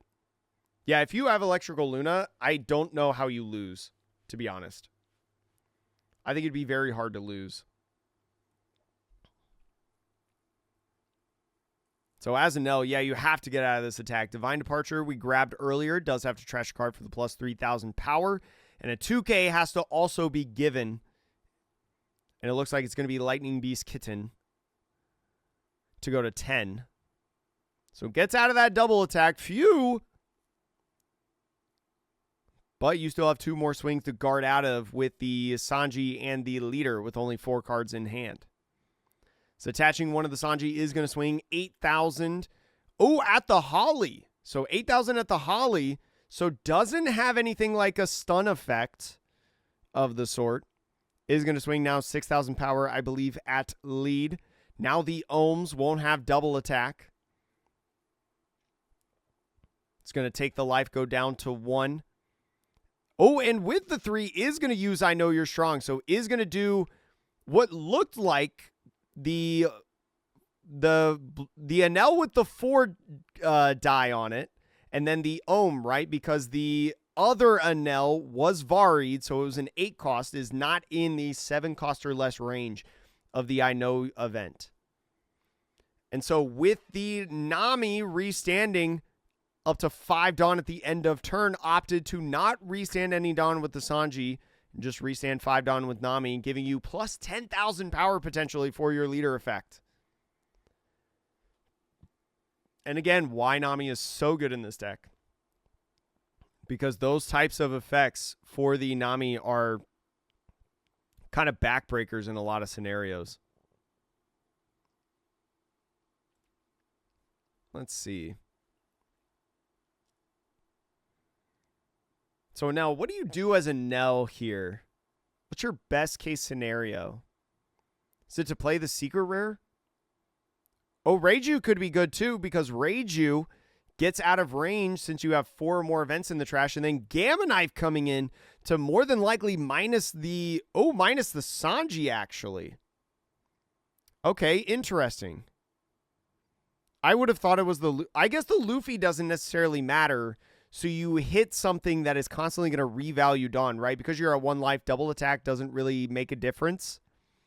So Luffy is just like a 7,000 power vanilla, almost. But the Sanji at the end of every turn is going to restand a Dawn for your leader effect. So actually, yeah, Gamma Knife on the Sanji makes a lot of sense. Makes it a 2,000 power character. Now the Ohm swinging in at the Sanji with the when attacking is going to make Sanji a 1,000 power character. Is going to go ahead, tap a Dawn to keep Sanji alive and try to redirect more attacks into the Sanji. I mean, as soon as the Enel blocker goes in and swings, it's tough. But the El Thor is going to be able to KO the Sanji. There's no 3-cost Robin protection effect as the power gets boosted on the leader. KO's a 3,000 power or less character, which is going to be either the Sanji or the blocker, and I think he's deciding between the two of which he wants to do. I don't know which one's correct. I like the idea of Nami. I think that's probably what I would choose. Because, like, now you can swing, like, leader. You could swing, like, a lower end of leader after using leader effect and attaching Dawn onto the SR and Nell. You can swing like a 7,000 power swing at the Sanji to force the leader effect onto it, and then you have so much on the Enel that it can make sense. I think he's trying to look for like a Divine Departure or something on this top 4, or like another, or a Gamma Knife. Something power minus to like go in at this Luffy. Because right now it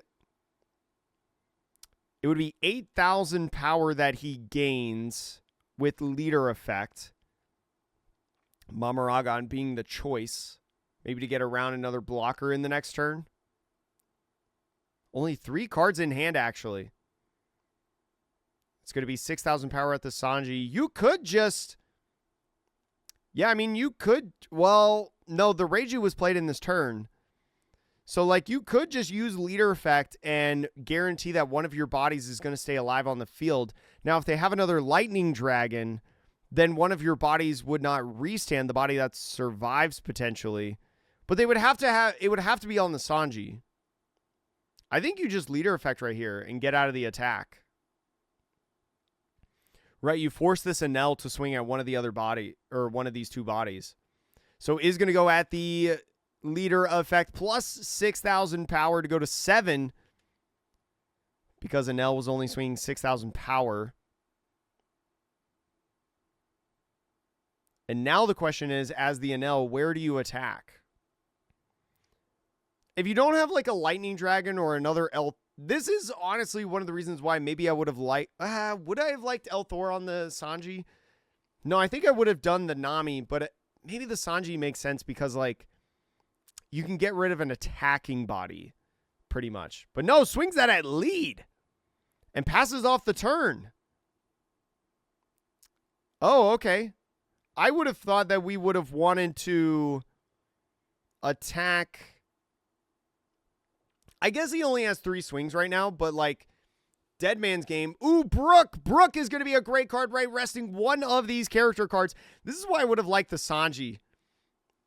Like getting rid of that somewhere. Because now your Reiju, even though it can't be rested by a blocker, Nami is going to be rested entirely because Brook's on play effect rests any one of the cards. And with Brook, activate main KOing itself is going to go ahead, get this Luffy after swinging the first time to swing yet again at lead. And the Luffy is going to become the winner of the game there. Good job by the Luffy in that game. I would imagine that the Luffy was probably very, very prepared for that matchup, especially Enel. And it's so hard to play against, and especially with the timing on certain things, right? Being able to play out the Nami to get aggressive, being able to freeze the different big bodies on the field, be able to keep those characters alive to continue to pressure. Those were huge, in my opinion. That was a big deal. Good match, good match. And I know we'll see some Luffy later as well. I think Red Green Luffy is such a cool deck. I might want to try to build it. I might want to try to practice it. Yo, what's up, Northman? Hope you're doing well. Chat, if you're enjoying the stream, whether you're on Twitch or YouTube, make sure to subscribe or follow the channel to make sure you don't miss any more content. Ooh, we got a mirror match right here. Now, Alexander Gonzalez, I know, is a cracked player. I've met him before. He came to our card shop for the Las Vegas Regional to play in a tournament. Good guy. I've talked to him a couple times. Nice guy from the Florida area. So it makes sense why he's doing so well into round 6. There's 8 Swiss rounds in total that we'll watch. We're only, reminder, chat, we're only doing the Swiss rounds today. We're only doing the Swiss rounds today. On Wednesday, we'll look at top 4. Or maybe we'll do it tomorrow. I don't know. We'll do top 4 some of these other days. Either tomorrow or Wednesday, not sure. I'm playing in the Chinois Cup tomorrow, so I do have to think about that. And so in this mirror match, I think going first in the mirror match is really, really good. So looks like our player on the left here with 2 1-drop Satori and Ohm going to be having a pretty good start, right? Getting 2 different bodies on the field. Player on the right side is going to be swinging 5 at lead and taking the life going down to 4 early in this one. Is going to go ahead and use leader effect. Or actually, wait. No, Alexander was going first in this game. And here's one of the great cards that people love. Frankie. So Frankie, if you do not know, has made a huge surge within this deck. Is going to go ahead on play. Dawn -2. Trash a card from hand to draw 2 cards. It's a good cycle. You get the Dawn -, which you don't care about. And although maybe, I don't know how good it is in the mirror match because it's only a 5k blocker, right? It's very easy to rest with like Mamaragon and stuff. I don't know how good it is, but it's just pretty good cycling, I'll say. So definitely one of the cards that has made a lot of noise in the last week or so. And definitely was emphasized in this tournament. So tapping 1, starting on their second turn. Player on the left is going to use Pudding. Pudding going to be looking for an event. I wonder if he's trying to dig for Mamaragon. Maybe. Looks like there's a Vari in that search, but I can't tell what this one is. I think it's Lightning Dragon. No, it's a Gum Gum Lightning? Hold on, I may have to pull up some translations or some cards because I actually don't know what Gum Gum Lightning does off the top of my head. Is going to go a 5k swing over at lead. Is going to go ahead, take the life, go down to 4. Still has not used leader effect yet, but can do that right now. Leader effect going in, ramping 1 as active, 4 as rested. Going to attach to the Satori to be a 7,000 power swing. 7, again, probably pretty good in this matchup.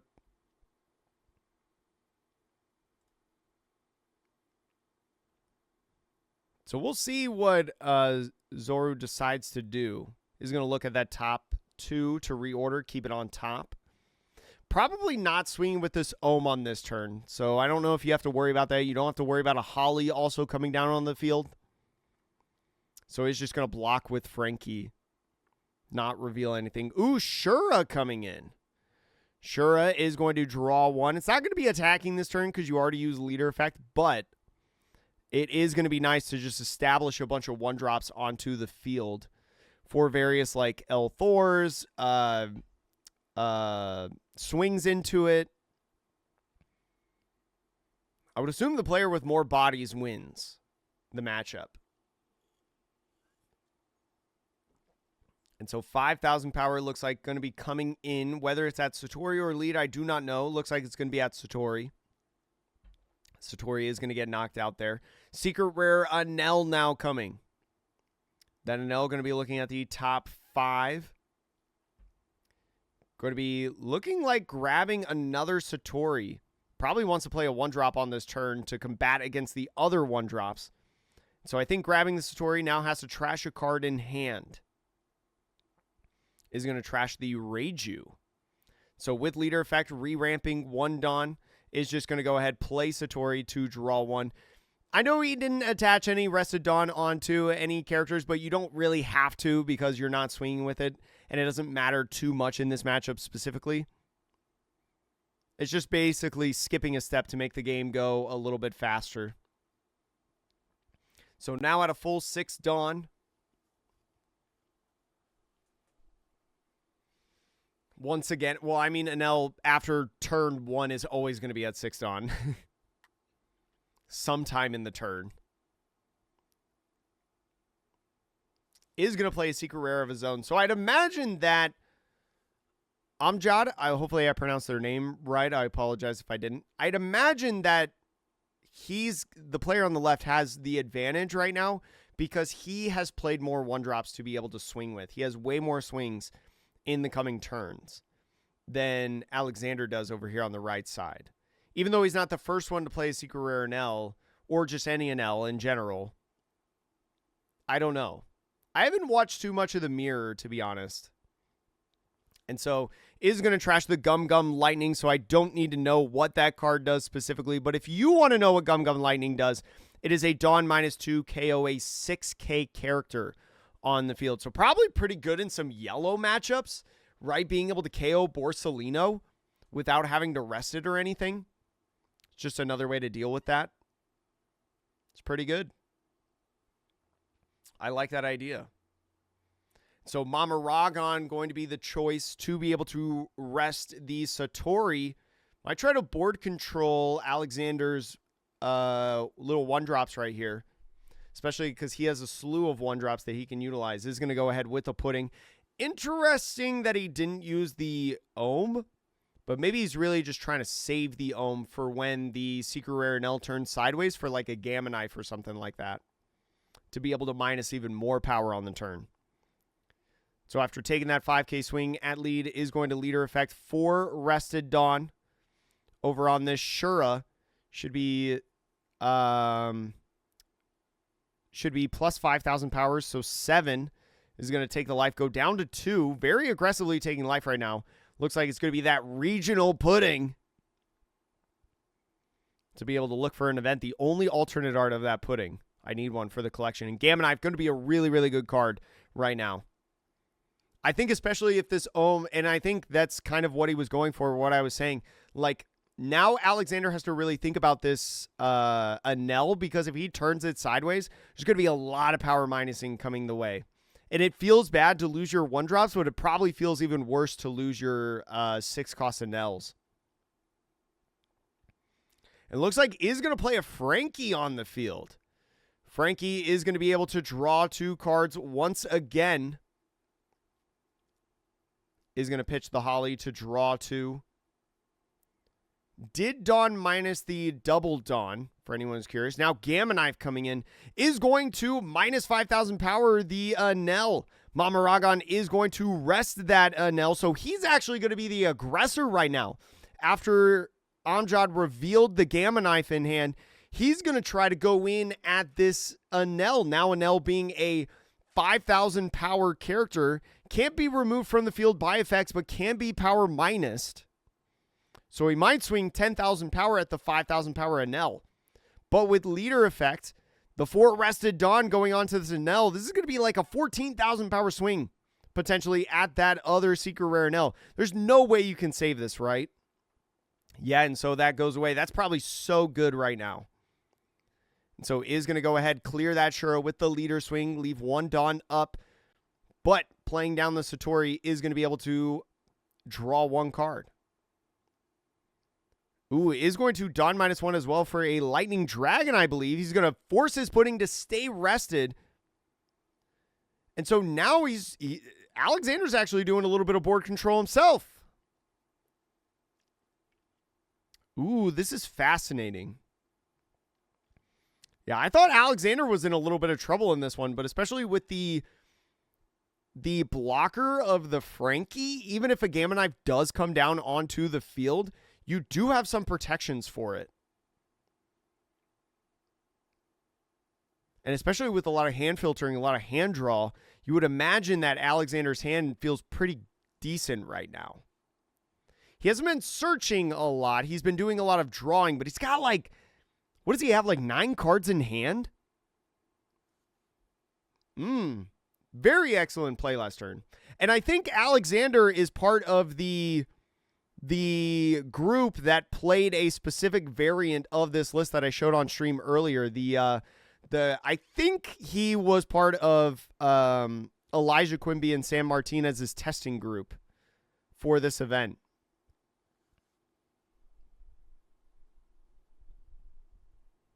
I believe.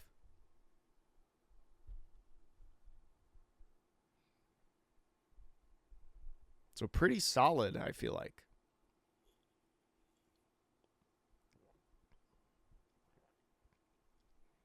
What do you do now as the as Amjad?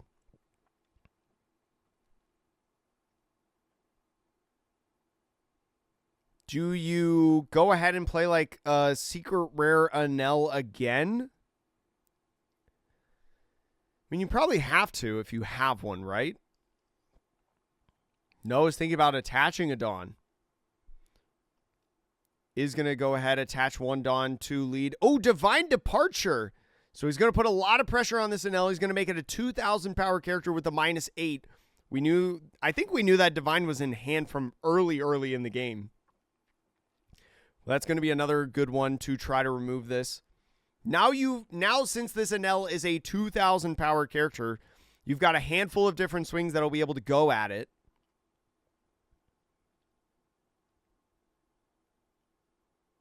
And so he's going to start with a 7,000 power swing at the Enel. And so is going to let it go. Does not give anything up in the hand. I thought there would have maybe been a little bit more of a fight to keep him alive, but I guess not. I guess maybe in Alexander's testing in the mirror, it's probably just like not worth it at that point. Even though you have the Frankie blocker. And even though he only has a bunch of 1-drops in hand. Huh. Okay. So now Mamaragon going to come in. Probably going to rest this Frankie if I had to imagine. Yeah, one of the reasons why I feel like Frankie maybe not as good for the mirror. But it's probably fine for the mirror, right? Because you get to draw 2. It's just a good solid body to have. And plus, Mamaragon on that card is not one of your 1-drops or maybe like a Gamma Knife Mamaragon on your Secret Rare or 6-cost SR Enel. So maybe it's probably not the best thing in the world, but it's not the worst. El Thor is going to be coming in, and the Satori is going to be probably the option to KO, boosting up the leader, it looks like. Oh, no, boosting up the pudding. You could put pressure on Alexander right now and try to get him to 1. I don't know how much you board control here. Is going to leader effect to get that Red Bull Dawn up as active and the 4 rested Dawn onto the pudding. You could maybe, I mean, you could even argue like attaching the, oh no, if you attach, yeah, you could like attach the 4 Dawn onto Ohm to swing 6,000 power. And then because the L Thor boosted up the pudding to make it a 3K character, you could use the Red Bull Double Dawn to swing 5 with the pudding. You can get 2 swings instead of 1. But maybe it's not that worth it. You'd rather just try to push him down to 1 with 1 swing rather than a split. And so with the Lightning Dragon is going to be able to keep that Frankie as rested. That's going to be a big deal as well. Only really 1 swing that Alexander is going to be able to do in this next turn. Unless Ashura comes down, but I know Ashura's left a lot of lists. Is going to try to go at this pudding right here. Got a 4-cost Reiju in hand, I saw. I don't know how much Reiju helps you. Is going to be a nice 7K blocker.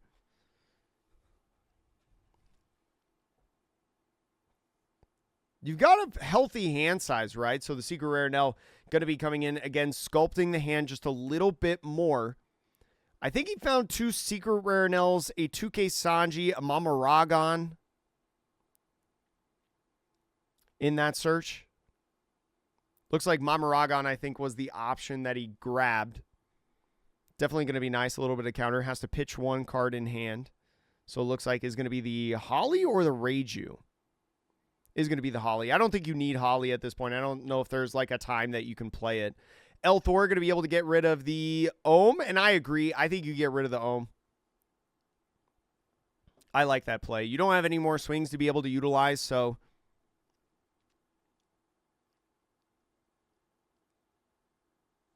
And now with the Dawn -1. Ooh, he is going to double El Thor. So removing the board, now leader effect, going to be able to ramp 1 Dawn as active. Don't need to attach the Dawn because there's nothing that can really swing. But El Pudding is going to come down to look at that top 4 for an event. Looks like it's going to be El Thor yet again. So any more 1-drops that come down, El Thor is going to be able to provide a lot of value. So especially on the searching that you could do, if you were wondering what Alexander was doing with his deck right there, especially with all the searching, if you memorize on your different searches from either Charlotte Pudding or the Secret Rare Nell, maybe bottom decking off of Satori, you should know at this point what the bottom 15 cards are of your deck, I think.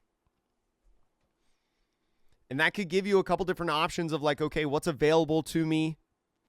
What have I not seen yet? What's the most likely thing I find on draws and stuff like that? Because definitely I believe this deck might have a pretty good chance to like cycle with all the draw potential, especially with the Frankies too. So starting out with the pudding, I think it's a Lightning Dragon again, so this Frankie might stay sideways in this game. And the Lightning Dragon immediately coming in, drawing 1 card and keeping that Frankie as rested.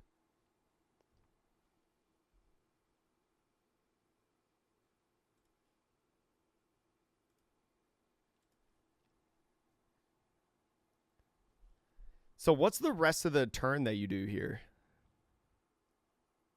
You can't play a Secret Rare Nell unless you leader effect first.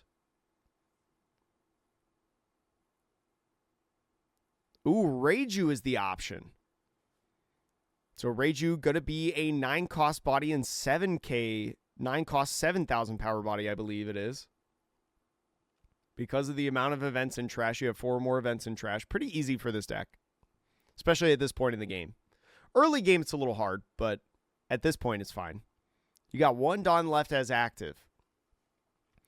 Now, leader effect is not going to be able to attach a Dawn to your leader, so Lightning Dragon, I think he's just trying to draw cards right now. Lightning Dragon, once again, double stunned.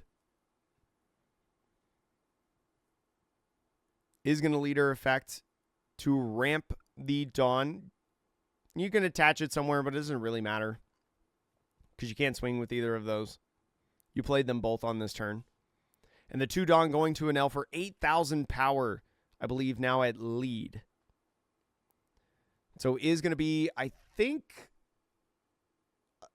double 2K, one being the Lightning Beast Kitten and one being Frankie for 9,000 power. So wait, is Alexander now in the driver's seat of this game? I mean, Amjad is still at 4 life. Another Frankie coming in, being able once again to just draw cards if you trash one.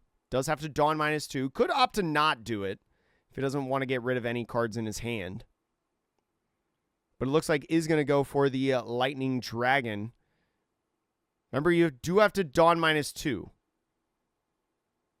I don't think he's done the Dawn -2 yet. Yeah, doing that now. Yeah.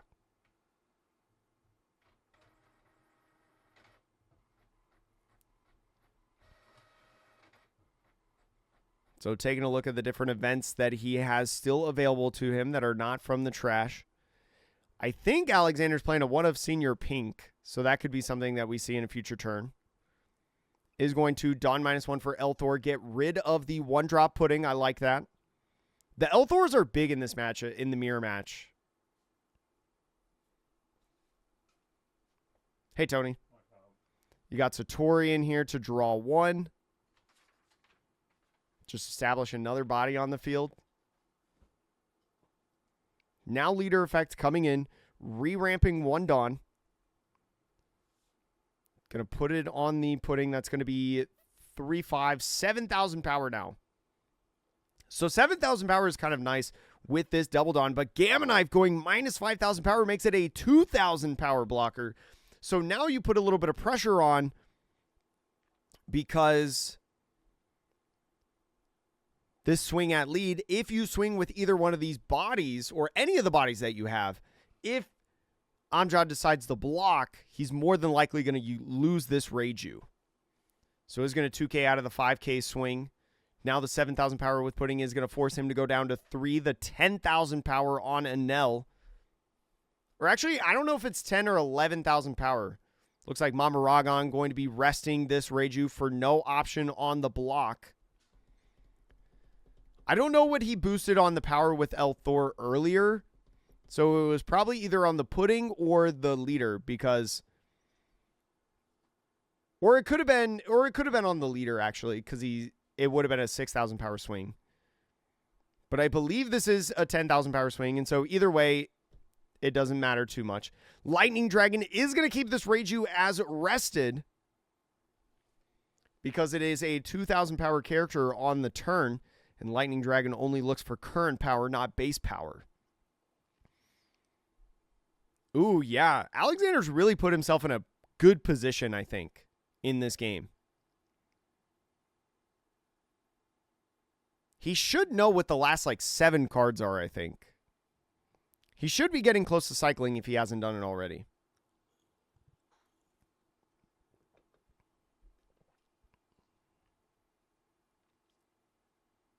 And he's got full board, too. Only 1 swing Amjad is going to be able to utilize. Unless he uses something like a Shura, which a lot of Enels are actually dropping Shura. Or at least dropping their counts of Shura.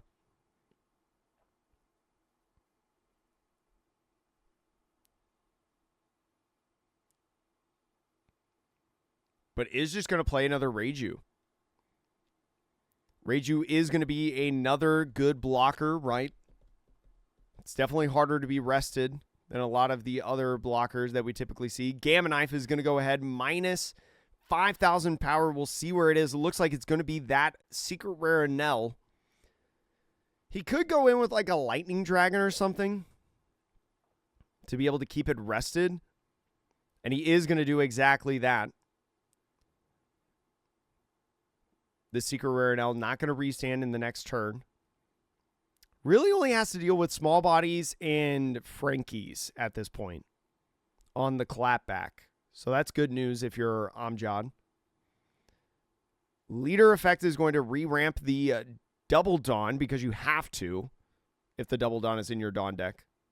Now just a 5K swing at lead is going to be a 1K Ohm to get out of that attack. And you've got the 1 for an Ohm of your own to be able to get another body on the field. You got to have board presence right now. I think there's another El Thor in hand for Alexander, so this Ohm not going to be long for this world, I think. Yeah, the Enel still rested. This feels like a close game. This very much feels like the Sakazuki mirror match, where like it feels like both players in their turn have advantage, right? Like it feels like the advantage swings back and forth. And it probably comes down similar in that matchup to like whoever skips a beat is probably the loser.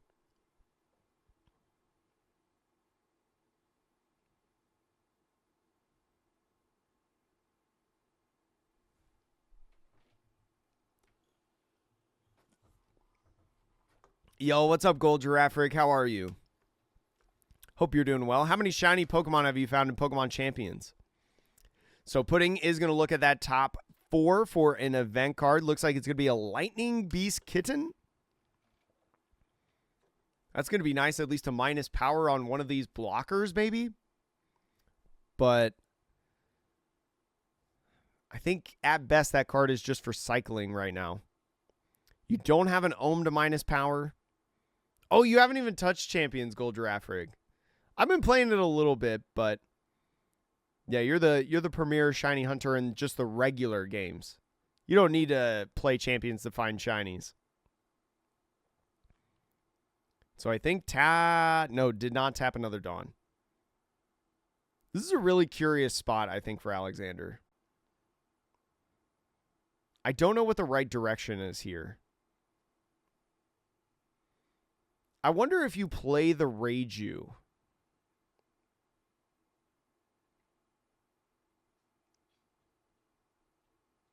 All right, is going for that Reiju that I just mentioned. Going to tap the 4 regular Dawn, not the double Dawn. Probably wants to utilize the double Dawn for an attack either with leader or one of these bodies because he wants the 7 to prevent the free block. Mama Ragon is going to be able to rest, I think, just the Ohm. So now Satori is going to be swinging at this Ohm, is going to draw 2, or not draw 2, look at the top 2, and reorder top or bottom. I mean, this is a pretty good match, Kicks. I think put it on top there.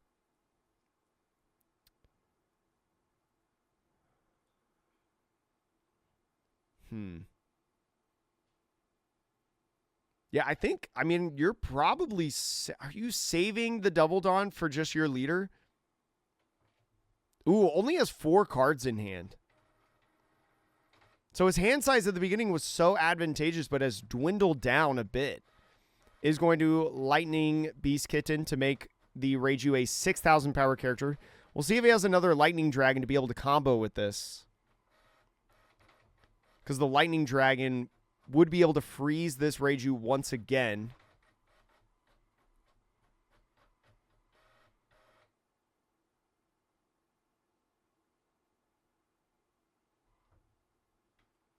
Oh, wait a minute. What's going on? What are they talking about?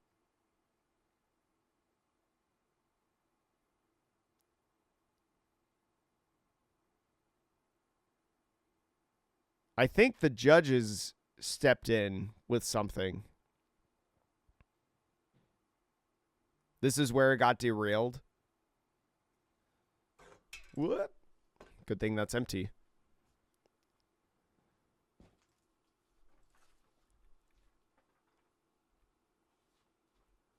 Oh, yeah, looks like nothing's happening. I wonder, what is,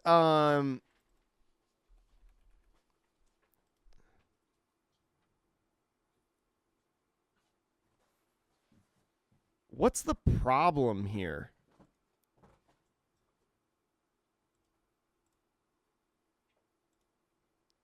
Is he accidentally got 4 Dawn going to 6, which should have been going to 4? Oh, at the beginning of the turn?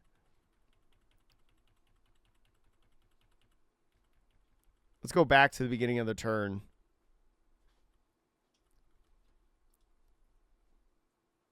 Oh, yeah, he only has 2 Dawn on the field.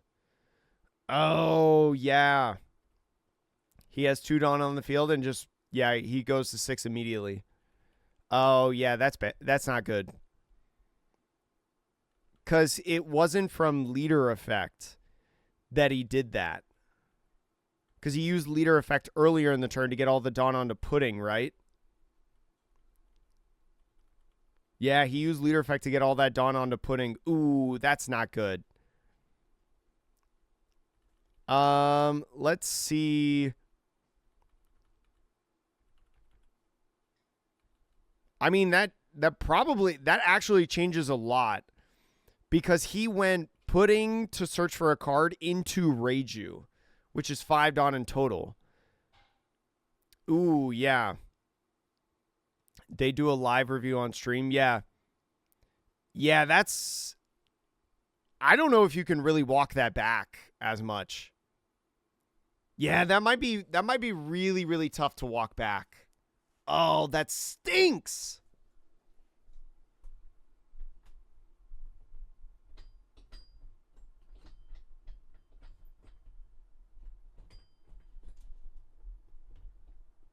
Hold on, I'm fixing something, chat. Yeah, I didn't even think about that. Chad, does anybody know, do they finish this game? Do they finish this game, chat? Someone said it took like 40 minutes. Or it takes like 30 minutes. Looks like the guy's behind you. Yeah, with my green screen. Oh, yo, what's up, Brian? Yeah. It seemed kind of tough in that round. In that round 3. What? You? No.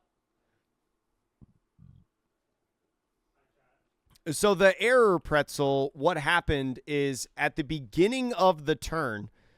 So if I can go back far enough. So basically, because of all the Dawn minusing that he did, he was at 2 Dawn heading into his turn. But when he did the Dawn phase to start the turn, he went from 2 to 6, and he only should have been at 4 because of the rules of the game.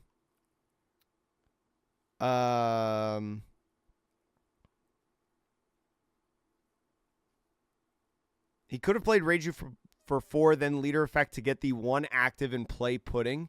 Yeah, he could do that, but then he would lose another one of these bodies on the field. So I guess you can walk it back because you do have the stream.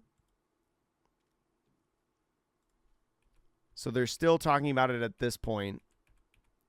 Oh, so there's or wait, no. This is about the time when they figure it out, right? Oh, yeah. So now it's them intervening. So I guess because you have the stream and you do have the luxury of being able to watch back a game, you probably can walk this back because you know exactly what all the cards are that he saw, that he drew, all that stuff. And so you can put everything back, randomize the deck because you don't want him knowing the exact order. Oh, that actually sinks because he's been searching all game. He knows exactly what cards he's going to draw into. So if they keep this game and they shuffle up his deck, it's now randomized and he loses all of that knowledge that he's been maintaining through the game. Oh, dang. Okay, let's skip to when they get back to the game. Okay. Looks like about like right here is when they get back. Yeah. Yeah, it's definitely not a great situation, Hernandez. Yeah, it's not great. Dang. That probably changes a lot in this game. So he opted to just play the Pudding for 1 so he could still have that 1 card. And so actually it just attaches all of the Dawn right here. So this is a 9,000 power swing going at this 7,000 power Reiju. Remember, there was no Lightning Beast Kitten that was played because we had to walk it back all the way. So it looks like just a 9,000 power to 7,000 power Reiju. And so he is going to let that knockout happen. Now the Dawn -2 is going to Mamaragon the Ohm to draw 1 card. Now the Satori swinging at it is going to reorder the top two. Oh my gosh, you lost so much information if they randomize your deck. Is going to let that KO happen too. And now your leader effect is going to be able to re-ramp one Dawn. Get Dawn onto Frankie. Are you going to swing with Frankie? Why is he shuffling the deck? So the reason that you shuffle the deck, right, is because when you walk it back and you put all the cards back, there is extra information. For anyone that's curious, there's extra information that is gained, right? Because he should have not known a specific number of cards or a specific order of cards if the game was played correctly. So as a judge, right, after you resolve the game state and you get it back to where it was before the error was made, because the player, Alexander, has extra information because there was an accident and the game continued on for a little bit, you randomize the deck so then he does not have that accidental advantage, and that it is back to a fair game state. So yeah, that's why they shuffle the deck afterwards, before they continue the game. So did swing the 9,000 power Frankie over at lead and then play down the Shura on top of that to cycle one more card. Yeah, so, I mean, I think Alexander can still be in a pretty good spot if he survives in this turn. I mean, he's got a low hand size at this point. We actually know that one card is Reiju if we're Amjad right now. So there's a 1K in the hand at least, because he was going to play it down. I guess he could have drawn it off one of the draws, but I don't know. So the Gamma Knife is going to go ahead minus the Frankie, I believe it was. And El Thor going to be coming in. El Thor is going to be KOing a 3,000 power character or less while plus 1,000 power the leader. So Frankie now goes away as a 0 power character. Do you swing for the fences now as Amjad and just hope that he doesn't have the counter in hand, or from the life with no blockers on field? Because you could have some pretty big swings in theory. Especially if you have more El Thors. Your El Thors could go in and, like, if you use the Double Dawn to swing with leader, you have to get both of these swings to connect.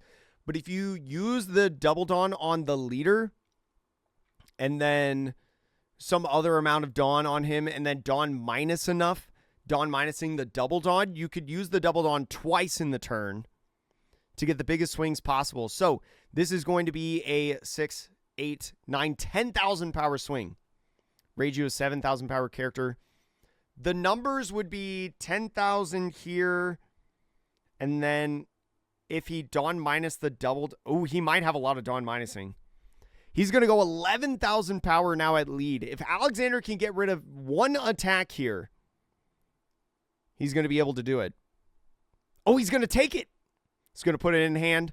We'll see how much power Dawn minusing. Here's Mamaragon. That's 2 Dawn. 1 is going to be the Double Dawn. Is going to rest the Shura. Reiju now 7,000 power. I think he's got 4. If he's got 1 more Dawn minus, he'll be able to maximize the amount of power. El Thor is the ideal target, but looks like Vari is going to be the option right now. So now with 5 Dawn inside the Dawn deck, this 1 Dawn that's on the field should be attached to leader. So nobody gets confused.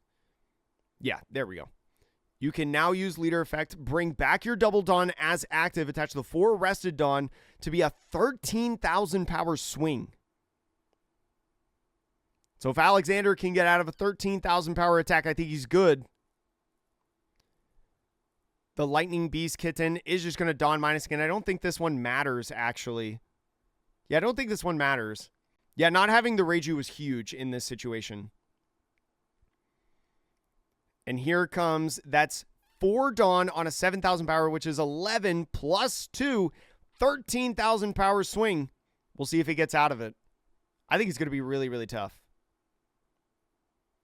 So there's going to be 1. So he's a 6. He's a... Oh, I don't think he's got it. It was hard to tell with the glare, but I think Amjad is going to win that one. And I think definitely that accidental little screw up there really hurt him. I think it really, really hurt him. I think also the only way that they were going to resolve that game state is if he committed to playing the pudding first. I don't think they were going to allow him to walk back that turn before the pudding. I think it would have to be after the pudding to keep it like the most fair, I think. Dang. Definitely a winnable game though for Alexander, but yeah, that's one of the reasons why I think like Enel is one of the hardest decks to play. I think it's one of the easiest decks to screw up the game state. With all the Dawn manipulation, all the Dawn minusing, constantly going from like 2 Dawn to 6 Dawn, back to 2 or whatever. I think it's the hardest deck to play, for sure. All right, so let's watch Red Green Luffy. I think, wasn't the last Red Green Luffy game against Enel, right?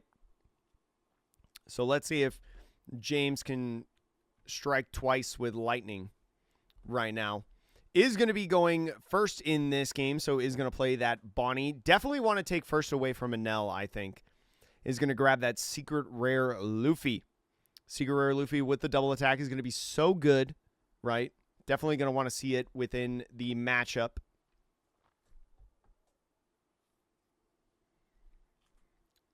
So now on Enel's 2 Dawn turn, definitely going to be wanting to be playing 1-drops, but no, is going to go Lightning Dragon. I don't know about that. I feel like I would swing first and then Dawn minus. Right? Ooh, that's not a good start. Oh, double Dawn minus. Oh, you didn't even... Why didn't you... Or, well, I guess you can't swing. Never mind. It's his first turn. He's going second. Just kidding. Okay, that's a correct play then. You obviously don't swing. And so with the 1 Dawn attached onto the Luffy, going to be 7,000 power now, is going to go ahead, take that life, especially not seeing any 1-drops does not surprise me. And the 1-drop Nami coming in. So it looks like he is playing the Nami and Bonnie as his 2 searchers for the deck, more than likely. Is going to find an Usopp to play on the next turn. It's going to pass off the turn. 1 Dawn left as active, can utilize it to have plus 2,000 power for when a now attacks. Still sitting at 2 Dawn because you Dawn -2 last turn. Can't play something like Holly right now, but will attach 1, swing 7,000 power at lead. This is good if you're James. You know that there's no Holly coming down onto the field right now. Is going to go ahead, take this first life, wants to get a little bit of card advantage in hand. And the 1-drop Satori coming in to play onto the field. Is going to go ahead, Dawn minus, right? Yes. Dawn minus to go ahead and draw 1. I wish they let players use the double Dawn sleeve as a different sleeve than the rest of their Dawn in this tournament. It probably would have made it a little bit easier on players to know which one is their double Dawn. And so now using Leader Effect is going to attach the 4 to Satori. Can't swing with it on this turn, but just passes off the turn. Does not have any other 1-drops to play. So yeah, you definitely want 1-drops. But now you're going to be at 6 next turn. If you don't have 1-drops, you probably have 6 cost Enels. So the 7,000 now going at lead. Is going to go ahead, take the life again. Already go down to 3. And the Usopp coming down on the field is going to, at the end of turn, restand 2 Dawn as active. Now, Usopp being a 5,000 power character is a little bit susceptible to like a Mama Ragon and freeze or something of the sort. But I think if you're James, it's a good body to establish to be able to play out on curve every single turn while also keeping a couple Dawn at the end of every turn to restand. The Secret Enel is going to be coming in.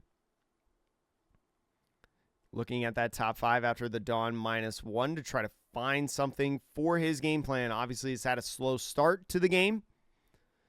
So this Enel going to be very, very important to try to kick up the momentum for him. What are you looking for right now? You looking for more bodies to play? Or are you looking for events?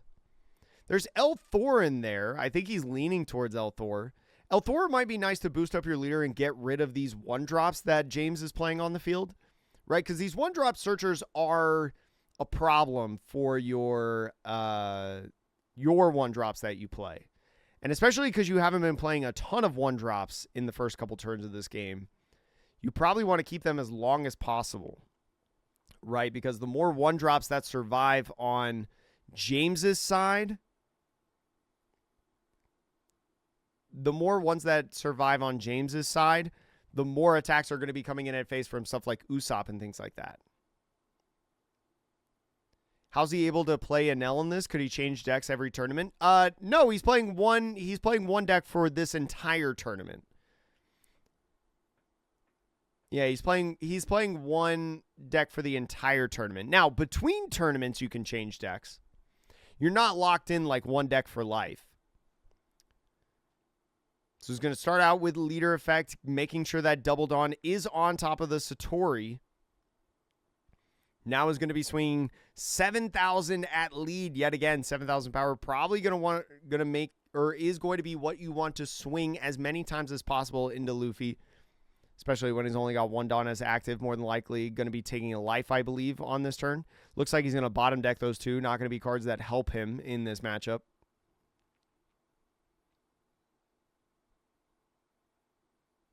But this was OP15 legal, so Enel was legal in this tournament.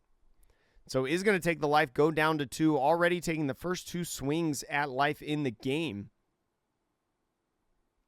Ohm is going to play on the field, just repopulate those 1-drops. Yeah, not playing Elthor. Maybe is just waiting for Elthor later when that secret rare Luffy comes out onto the field to power minus it and then KO it. So interesting. Maybe he doesn't care as much about the 1-drops. Maybe you just kind of accept that the 1-drops are going to swing at your bodies. So he's going to now swing 7 after clearing that Satori. The Double Dawn's so good within either of these decks.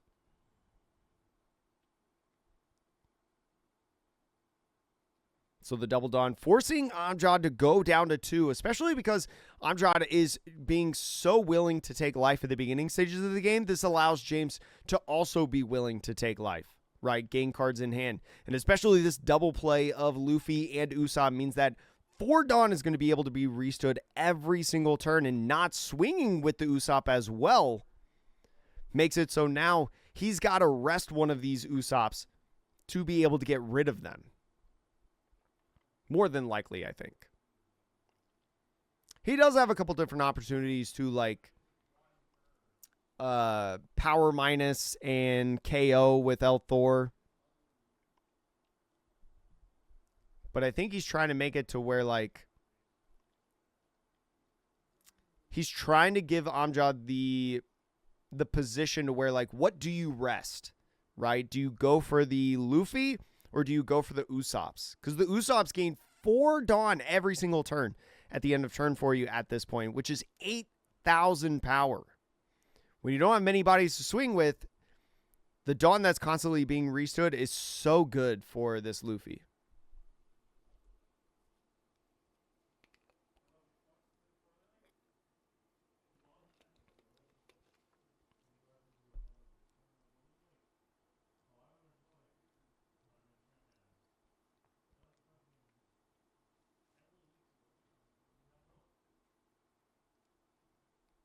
So with a bunch of cards in hand, he's got a good variety of stuff in hand right now. So he has a lot of options, I feel like, available to him. They might not be great options, though, because of how we played the beginning of this game.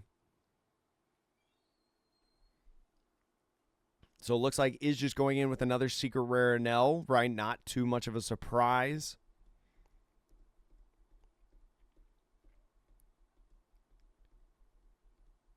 Now that you played the 6, though, there's no opportunity for something like Gamma Knife to be able to aggressively power minus the Luffy and then KO it with Elthor, because you can't tap 2 for Gamma Knife. Does still have to pitch 1 in hand because of that Enel search. Looks like it's going to be a blocker Enel SR. Definitely with the ability of like Dead Man's Game or Brook or the 4-cost Nami, there are so many opportunities for James in this Red Green Luffy to rest your blockers anyways. So Lightning Beast Kitten is going to minus 1,000 power somewhere. We'll see what he decides to minus. Looks like it is going to be the Luffy, going to be a 6,000 power character now.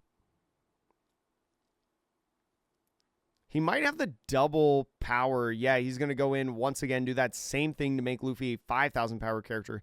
If he's got Mamaragon in hand, he's going to be able to not only rest it, but swing into it. And especially because you still have leader effect to be able to re-ramp Dawn for your Ohm to swing. Ohm being another power minus character. You're going to have a lot of opportunities to be able to swing at it if you want to. So, is going to go ahead, do exactly that with Mamaragon. Draw one card, rest the Luffy. It's probably going to focus leader effect on it. You only have a certain amount of swings with it, but being able to swing multiple times, even though he's got some Dawn up. Oh, he's going to swing at the Bonnie first. Why? I don't know if I like swinging at the Bonnie first. I think you just have to commit. Like, you've committed so many resources already. Unless you're going to Lightning Dragon the Luffy. Which I guess would be the only reason why you wouldn't swing at it at this point. I think. So the 4-Dawn getting put on the Enel that is able to swing in the turn. Oh, he's going to go for just a big swing maybe at this Luffy. Because that's 15,000 power. Still has 1 Dawn left as active after the leader effects, so...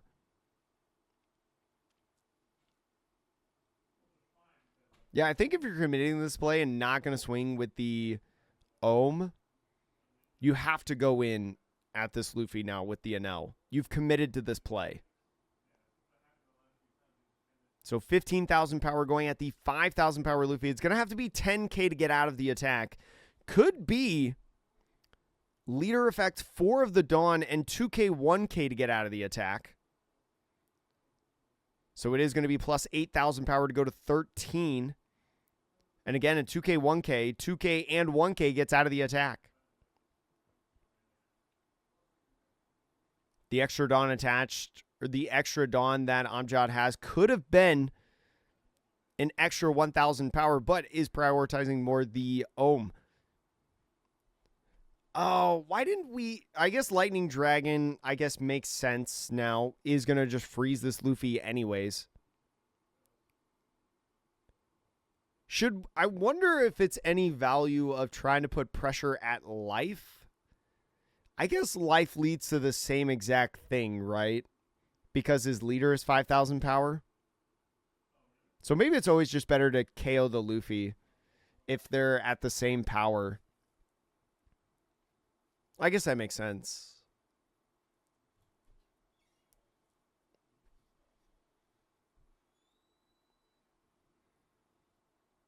So now the Luffy doesn't restand because it was frozen by the Lightning Dragon. So you got 9 Dawn right now, I think, in total. Now he's going to start getting aggressive with the Usopps, I think. Is going to go ahead, just go 5,000 power, try to poke, try to get some of these events out of the hand. If you can get a Neld over counter, right, with some of these events, go to 7,000 on the counter phase. That's going to be good. So just with the 1 on that one. Now a 6,000 power swing, not the double Dawn. So the 6,000 power swing is now going to force a counter event or a 2K.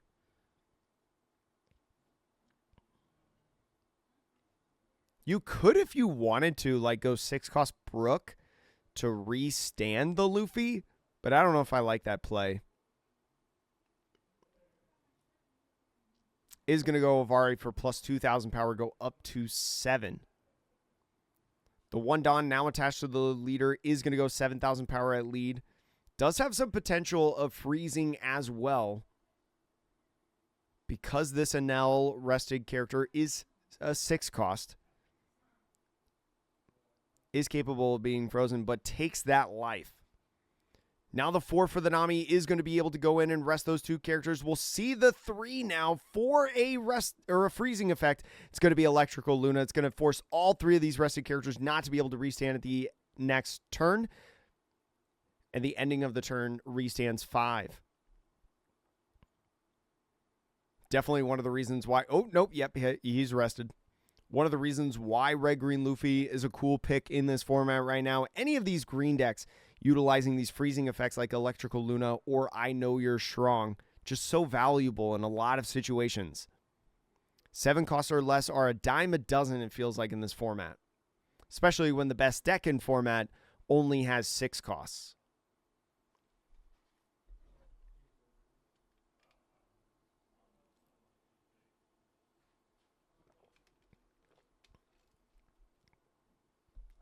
So now with only 1 life, really just 2 bodies to swing with right now.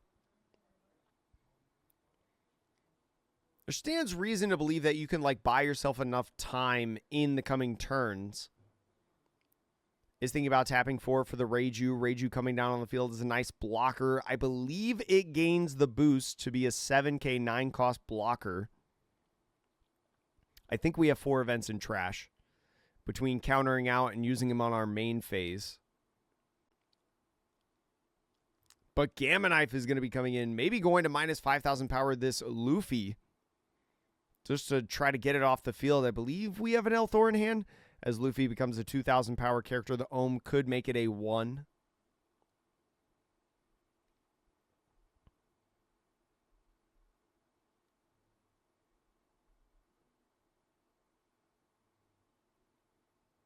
Yeah, and there's that L-Thor that I was talking about. It is going to be able to plus 1,000 somewhere and KO the 3.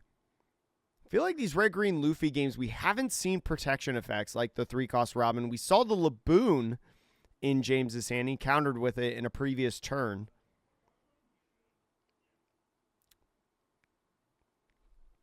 So they do have some protections. Is going to go ahead and Vari to plus 2 cost one of these Enels. Looks like the one near side. That's going to make it an 8 cost. So if another Electrical Luna or a I Know You're Strong comes down, not going to be able to be stuck in the resting position in the next refresh phase.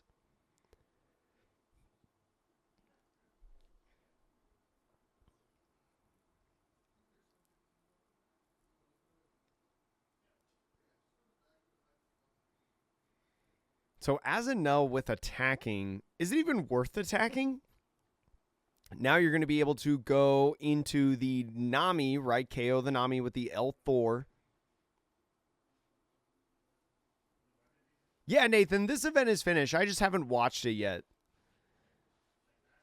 That's why we're streaming it right now. I just haven't seen it, because I was too busy doing the store championships. The 7,000 power swing at Usopp is going to be 2 Dawn from the leader effect to keep it alive. Now using leader effect to give Dawn to a rested character. More than likely this 1-cost Ohm that can swing. And so now with the power attached to Ohm, if you attach this other active Dawn and you get the power minus from the Ohm, you might be able to get rid of this Usopp. There's 3 Dawns plus 6,000 power. The 1-drop Satori being played down on the field to draw 1. So now it is just a 3, 5, 7,000 power swing over at the Usopp. That's not going to cut it. I almost don't know if I like swinging. There's a gnat. Yeah, he just passes off the turn. There's no use in swinging and exposing your Ohm. So yeah, I agree with that. There's not really a difference either between 7 and 8. So, yeah. Just playing down the Satori, drawing a card, cycling a little bit more. Yeah, it was probably the best idea that he could have had in that specific spot. So now at a full 10 Dawn turn, Luffy's first full 10 Dawn turn. Still has 2 life left available to him. To Amjad's 1. Still has these Usopps on field. I think you need to go ahead and populate the board a little bit more. Be curious if you played another 4-cost Nami to be able to rest. Or no, can't rest the Reiju because the Reiju is a 9-cost. The only thing that can really rest it is either Dead Man's Game or Brook. Definitely not an easy spot, I feel like, if you're James.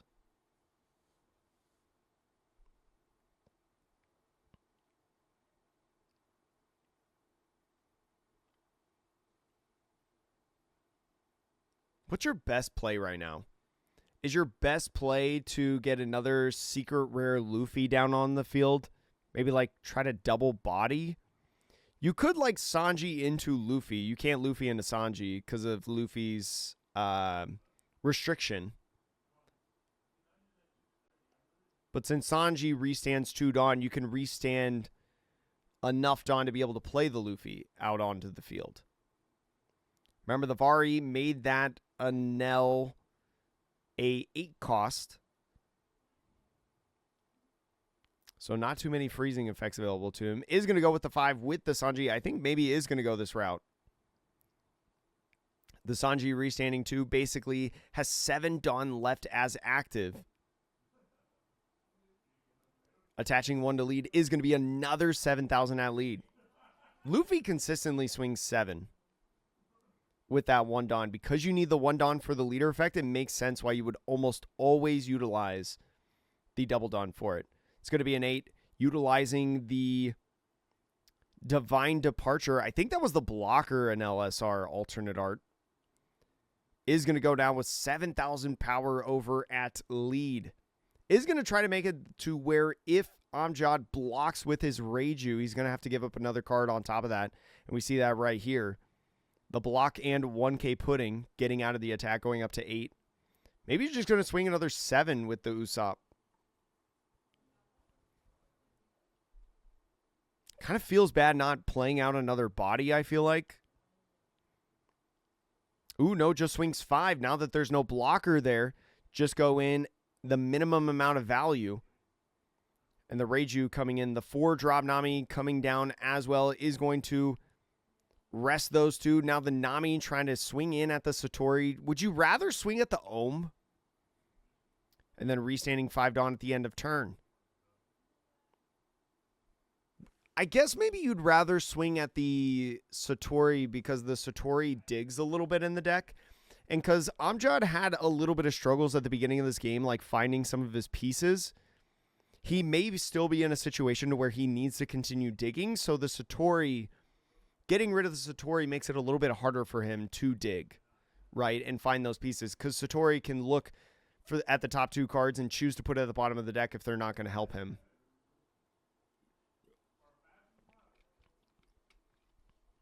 Yeah, I don't mind that play. I think it's a pretty solid play.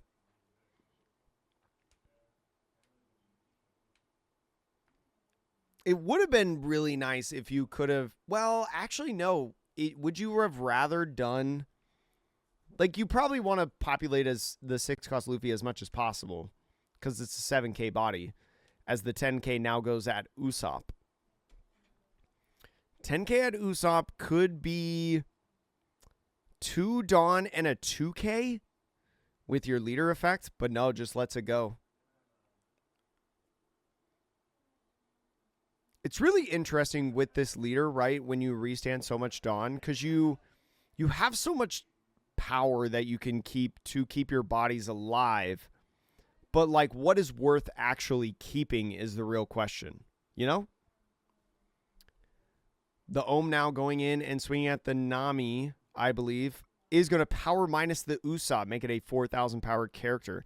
Don't want to give anything for the Nami. I think you're trying to get this other Secret Rare NL to swing into the Usopp. You do have the blocker. All 6 Dawns still available.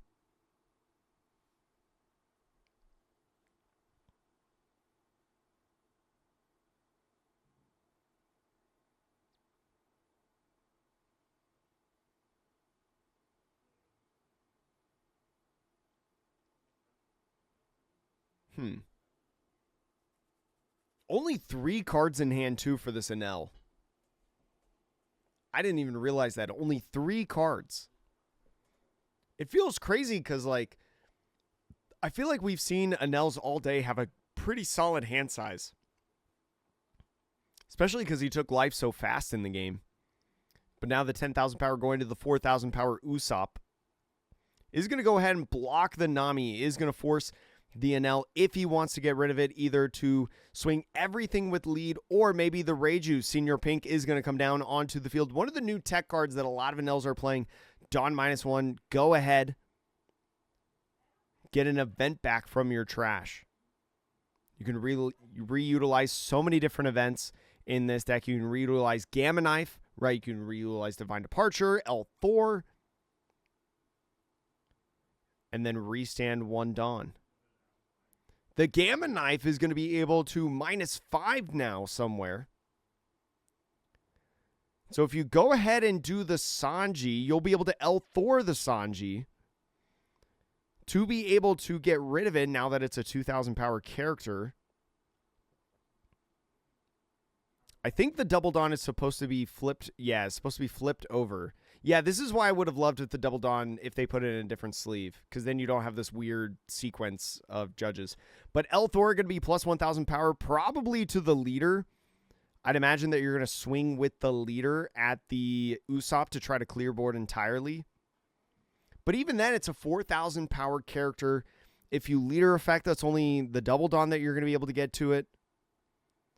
So that's only going to be an 8,000 power swing. Oh, he's going to use this Reiju for sure.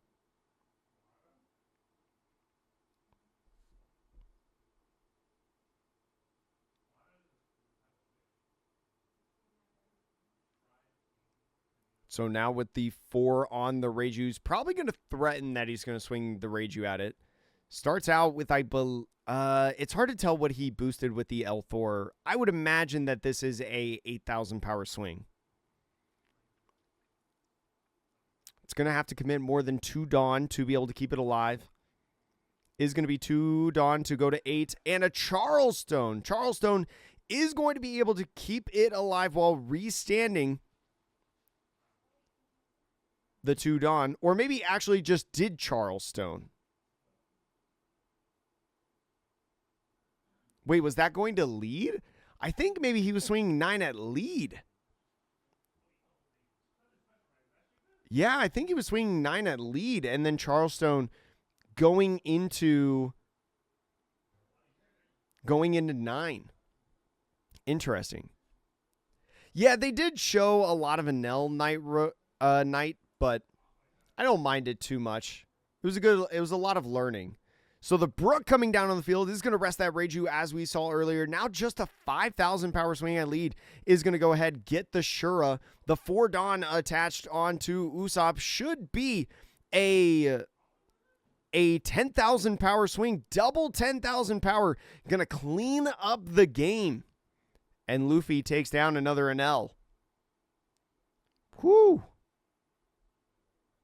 That was pretty good. But yeah, that was 10,000 power, right? Because of the Double Dawn. 4 Dawn attached is 5,000 power. Or wait, it was a 9? Or no, it was 10. Yeah, because 5 plus 5. It was 5,000 power added. Yeah. Double 10K, especially with the Brook. Brook is such a good card. Man, I love Brook. All right, Chad, we got one more Swiss round in this before Top Cut. Ooh, looks like it's going to be, once again, Red, Green, Luffy, and Enel. So if you want to play Red, Green, Luffy, this is what you want to watch, this tournament. Although I would imagine that the Double Dawn plays a huge factor in this.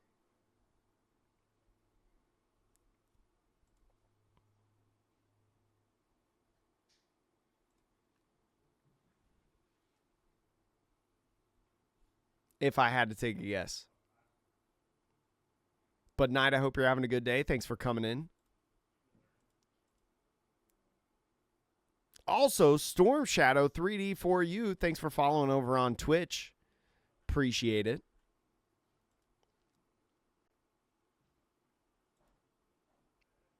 Let's see, what am I trying to go for? Oh, looks like they're doing the die roll, so let's just skip over, because I only have a certain amount of time to do this, chat. Oops.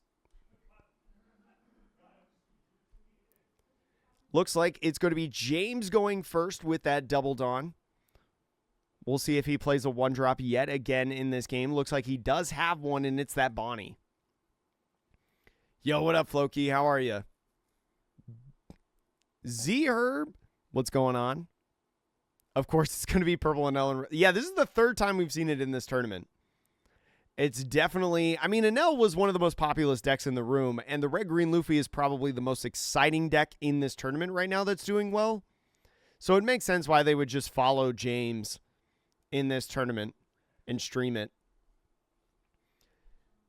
Ooh, looks like Jeffrey not having a lot of 1-drops. Didn't play any on his first turn. Didn't even do any events. That is not good.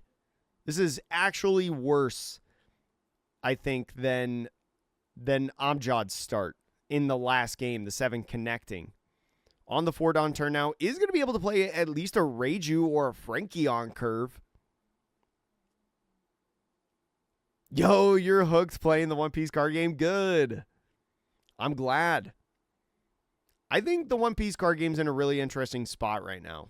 I'm enjoying it. I think there's a lot of really cool decks, and especially with tournaments like this, the Double Dawn event, it's a ton of fun. Is going to be able to get a 1-drop down in Satori. Be able to draw 1 card, maybe top decked it. The 3 for the Holly maybe has an Ohm now using Leader Effect to get 1 active Dawn.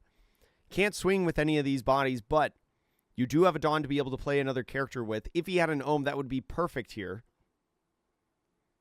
Great body to establish. But he might swing 7. Yeah, it looks like he's going to be going in the 7 route to go at lead. So not the most ideal start for Jeffrey over here with the Anel, but you've kind of recovered a little bit playing bodies on your second turn. Having a nice break from Fusion World. How is the Fusion World meta? I don't know too much, to be honest. Luffy on 5 is going to be able to play that Sanji. Great card to be able to restand the 2 Dawn. Probably going to attach 1 to lead. Swing 7 to be able to utilize Leader Effect. Have 2 Dawn left as active. Jeffrey is going to take the second swing, go down to 3 life. Both players now at 3 life. As the end of turn, Sanji restanding 1 Dawn. Dang, watching all these Red-Green Luffy games makes me want to play Red-Green Luffy.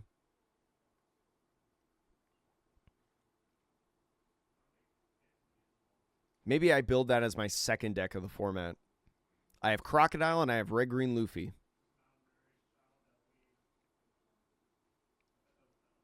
Anel going to be starting out with potentially a 5,000 power lead. Ooh, no, he's going to start out with the secret rare first. Go in with the search. I see El Thor in there. I saw a couple different 1-drop bodies. You could double body on this turn with the Dawn that you re-ramp. Maybe just not really swing. You could maybe swing with the Holly with the double Dawn that you bring back. Switch from Nami to him. It does seem like a fun deck to play. Manipulating the Dawn. Does have to trash 1 in hand. I'm not exactly sure what he grabbed off of that Anel search. I missed it. Mine, I hope you're having a good day as well. Thanks for coming in. Looks like Pudding is going to be the option to get rid of. Doesn't need a search for events. Or Sanji's. Who is going to go with 5,000 power at lead? So I think you just go with a 1K in hand. I think you need to... You either take the life or 1K in hand. I don't think you should use your leader effect on this. Because you don't want to take the double attack from the Holly. Because the Holly is going to be boosted because of the double Dawn and then all the other Dawn attached to it. You probably want to use your leader effect for the Holly swing.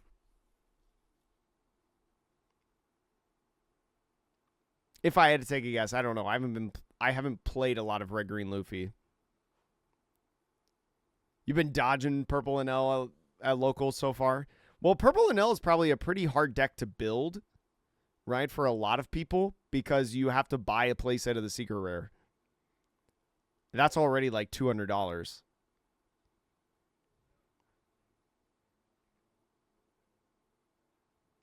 Ooh, is going to use a leader effect to be able to get out of that attack. Okay. So now Anel using his leader effect is going to get 4 Dawn attached to the Holly, and the one active could be a 10,000 power double attack swing. So this is what I was saying. It's much harder to get out of the swing now. Oh my gosh, he's going to take it. Yeah, I don't know. I feel like I would have. Maybe he didn't have any 1Ks that he really wanted to get rid of. Maybe he's got nothing good that he wants to pitch. And so he's just developing hand size. I think I saw a 7-cost EBO4 Zoro. Oh, which, by the way, I don't have a playset of EBO4 Zoro, so I don't even know if I could build this deck. Although we haven't seen one yet in any of these games from at least Charles's list. I don't know if Kevin was playing one either. I'll have to relook.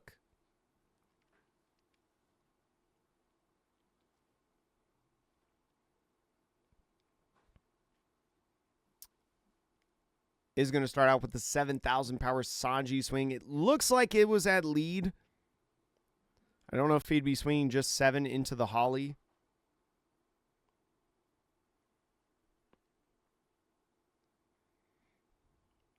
It'd be crazy right now if you had like... No, could you? Well, you could Nami an Electrical Luna because you're at 7 Dawn. You just wouldn't be able to get a Dawn onto leader. I don't know how valuable that would be. Taking that. He's taken the first 3 swings of the game. And now another 7,000 power. You got to counter out of a couple, right? He's probably aiming to counter out of this one. No, he's going to take it. He's going to take the first 4 swings of the game. Already go down to 1 life. Interesting. So all 6 is going to be there for the Luffy to restand 4 Dawn. If you have an I Know You're Strong event, you would be able to freeze this Holly and leave 1 Dawn open. Restanding 1 from Sanji. But Nami's going to be coming in, is going to go ahead, rest those 2. Now swinging in at the Satori. You can't combo this with any Lunas or anything of the sort.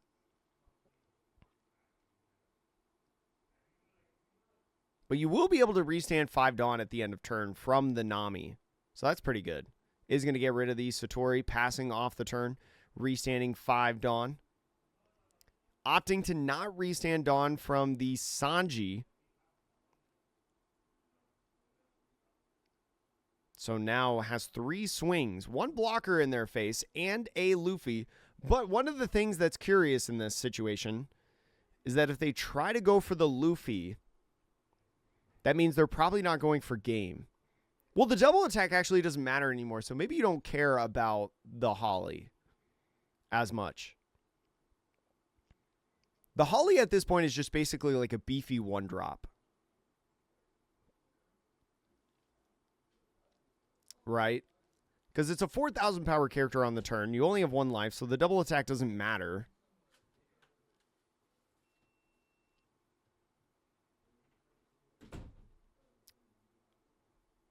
I mean, do you just play like another secret rare Enel to just keep searching? Find an event to maybe thwart a game plan? It almost feels like you need to like Gamma Knife Thor. Well, the double attack Luffy, it doesn't matter either. It's just similar as your Holly doesn't matter as much. But it's a 7K body. And you don't want it to stay on the field. Is going to start out with 7K over at lead, it looks like. First. Is just going to Dawn and 1K to go to 8. The 4/4, the Reiju is going to get that blocker out onto the field. The 9 cost. Oh, actually, no, it's only a 4 cost. You don't have 4 events in the trash. He hasn't played an event yet this game, except for right now with the Mamaragon. Is going to go ahead, rest the Nami, so then these characters can swing freely. There's the first event in the trash, I believe.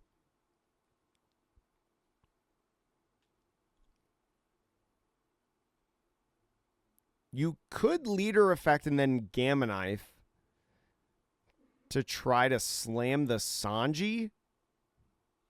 I don't know if I like that, though. He is at least going to Dawn -1 to Vari, make that Enel an 8 cost. 2 events now in the trash. In preparation for something like an Electrical Lunar or I Know You're Strong. Especially because now he can swing in at lead with these 2 bodies.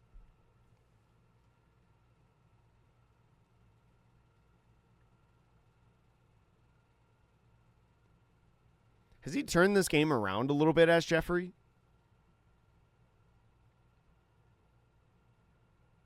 Looks like he's going to use another event, his 3rd event of the game. Looks like it's going to be El Thor.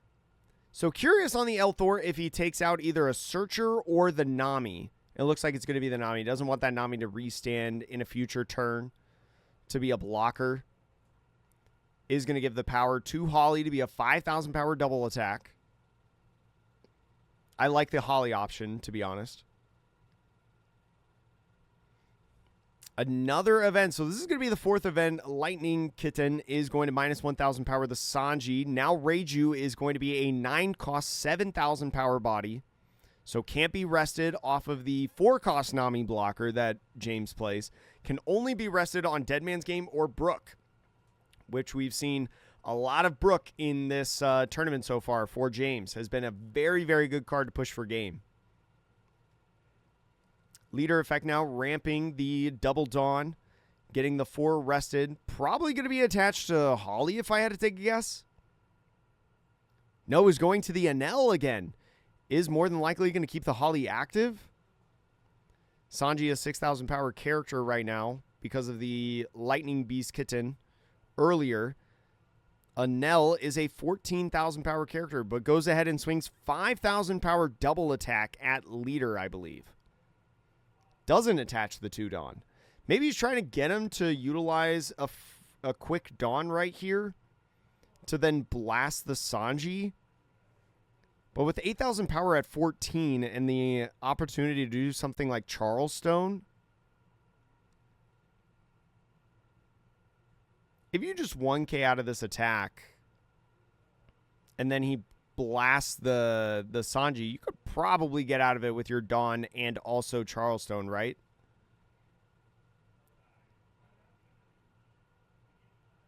Because Enel would be 17,000 power in total. Well, you're a 6. That would be 11,000 power difference. I don't know. I don't know if it's worth keeping that.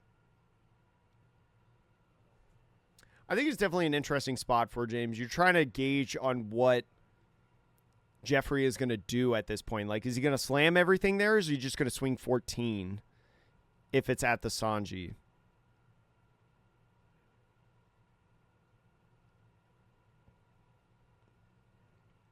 I don't know. Looks like is going to go ahead and use leader effect there for the Charleston. Wait, did he just Charleston a 5,000 power swing? Why?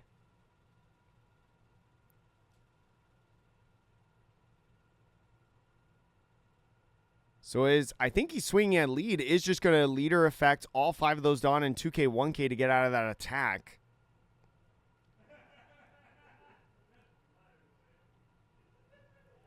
Unless there was something that I missed. I'm a little confused on that. Lightning Dragon is going to keep the Sanji sideways because it is a 6,000 power character.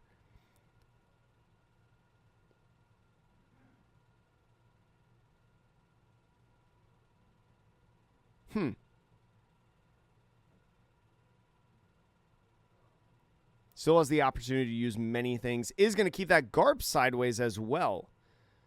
Probably just keeping this Garp sideways more as a draw 1, trying to get something, especially because Lightning Dragon, one of the few events in Enel that doesn't have the counter phase on it, for plus 2,000 power.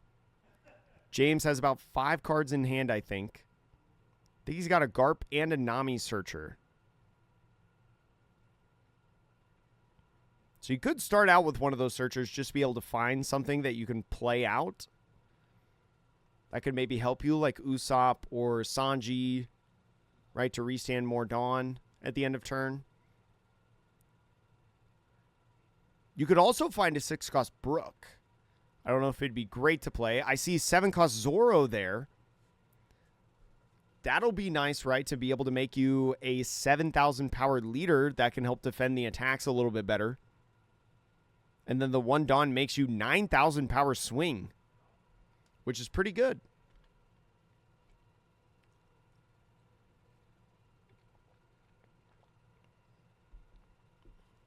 Ooh, so looks like the couple cards in his hand, he's got a 4-cost Nami in there. So the Nami blocker could be nice. Well, the Nami blocker is only really nice if he plays another... No, because it doesn't touch Reiju. It only works if he plays Frankie. Is going to grab that Brook, make Jeffrey think about this card. Man, I bet this alternate Brook price just skyrocketed after this weekend. Even though it's really like a 1 or 2 of, I feel like, in most of the decks that I've seen. Just such a good card for the end game.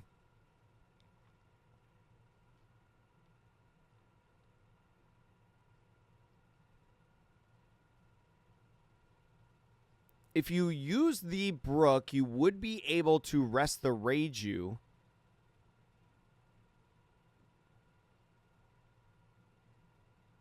You didn't grab the Zoro, so Zoro does have that ability to rush characters. So could have gotten rid of one of these bodies like Holly, but doesn't restand you Dawn. Is thinking about attaching a double Dawn and a regular Dawn to swing. 8,000 power with leader. So is going that 8,000 power. Looks like at the Holly. Holly only being a 6,000 power character. Is going to have to be a couple cards out of Jeffrey's hand to be able to save the dog.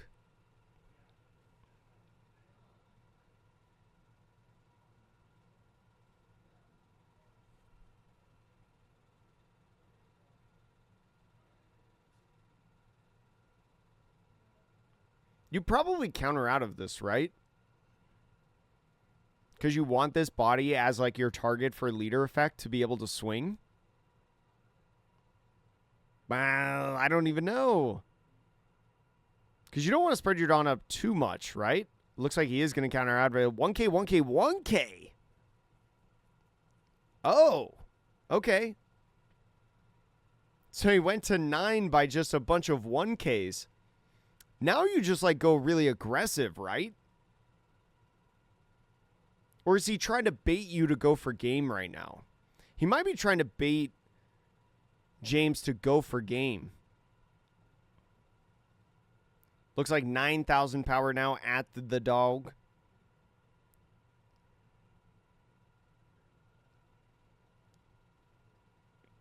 He's really focusing on this Holly. This would, in theory, be his last swing for a turn. Is going to go ahead, block with Reiju for 7. And then use Mamaragon for 8,000 power and drawing a card. Still has to 2K. Is going to 1K, 1K, double Reiju. So did get out of that. If he passed the turn, he would have 5 Dawn left open. But no, is going to tap for 4.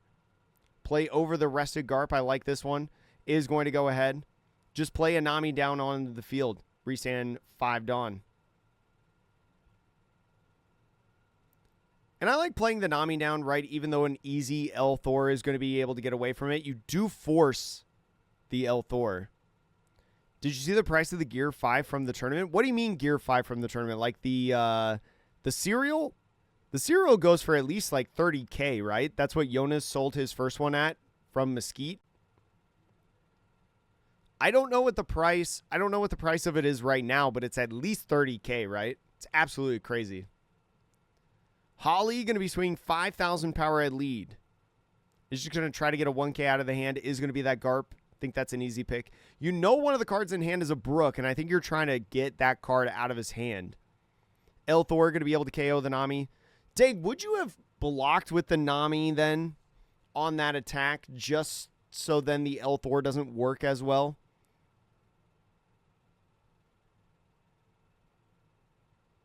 So opting for that Secret Rare NL to be the garner of the plus 1,000 power makes it an 11,000 power body.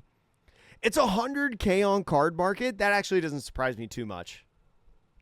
I knew it was going to be like a bajillion dollars. But 100,000, that's a huge jump. I know that Jonas said that he undersold his Luffy at Mesquite. Or is it 100,000 euros? Because I'm talking USD. So I don't know what that conversion is. But 100K anything is a lot. Now he's going to go 5K lead with leader. You're not worried of dying here, right? At this point? Oh, is going to get rid of the Brook. Oh, super interesting that he got rid of the Brook there. Does he have another one in hand? Shura is going to be a rush body. Shura, even though dropped out of a lot of Enel lists, is going to be huge in this situation. Attaching the 2 Dawn onto Shura is going to be another 5K swing with the double Dawn. Is that a 1K in hand? It might not be. Is going to go ahead and use leader effect for the plus 2,000 power. And we'll see. He could go like another Shura if he has another Shura in hand. And then like do some shenanigans. Is going to go ahead minus 1,000 power. The Sanji putting back 1 Dawn. Can't tell if he's going for lethal right now or he's going for board. He could do either. Yeah, I mean, no matter what, it's a large sum of money that I do not have. Like, either way, whether it's 30 or whatever. Like, honestly, if I had a cereal, I'd be happy selling it for 30. Because that means that's a lot of months for rent. That's a lot of months for it. It'd be hard. I'm a very sentimental guy when it comes with my cards. But it'd be tough to keep a cereal for what they're going for lately. It'd be tough to keep a cereal. Looks like is going to attach 1 to lead. Looks like 12,000 power at lead. So is going to take that life. Is going to be a Luna. It's going to rest the Reiju. Luna rests any card. And so now he doesn't have lethal at this point unless he has another Shura. Oh my goodness. No way. So at Mesquite a couple weeks ago, the cereal Luffy that's given out at tournaments sold for 30,000. I know they gave out the cereal Luffys at this Red Bull tournament, but I don't know what they're going for. Right now it's 100K on card market, but I think that's euros. So is going to go another minus 1,000 power from the Lightning Beast Kitten right here to draw 1. Oh, and I think he just scoops. Doesn't have another rush character. That Electrical Luna was huge. So wait, what was the power that he could have done if Luna was not the trigger? Right? Let's just say that this was another Sanji card right here. Right? Let's just say that it was another Sanji card.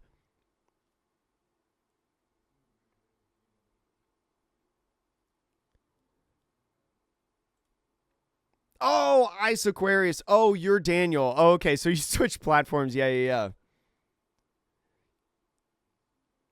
You sold your Zoro for 30K? Dog, that's so sick.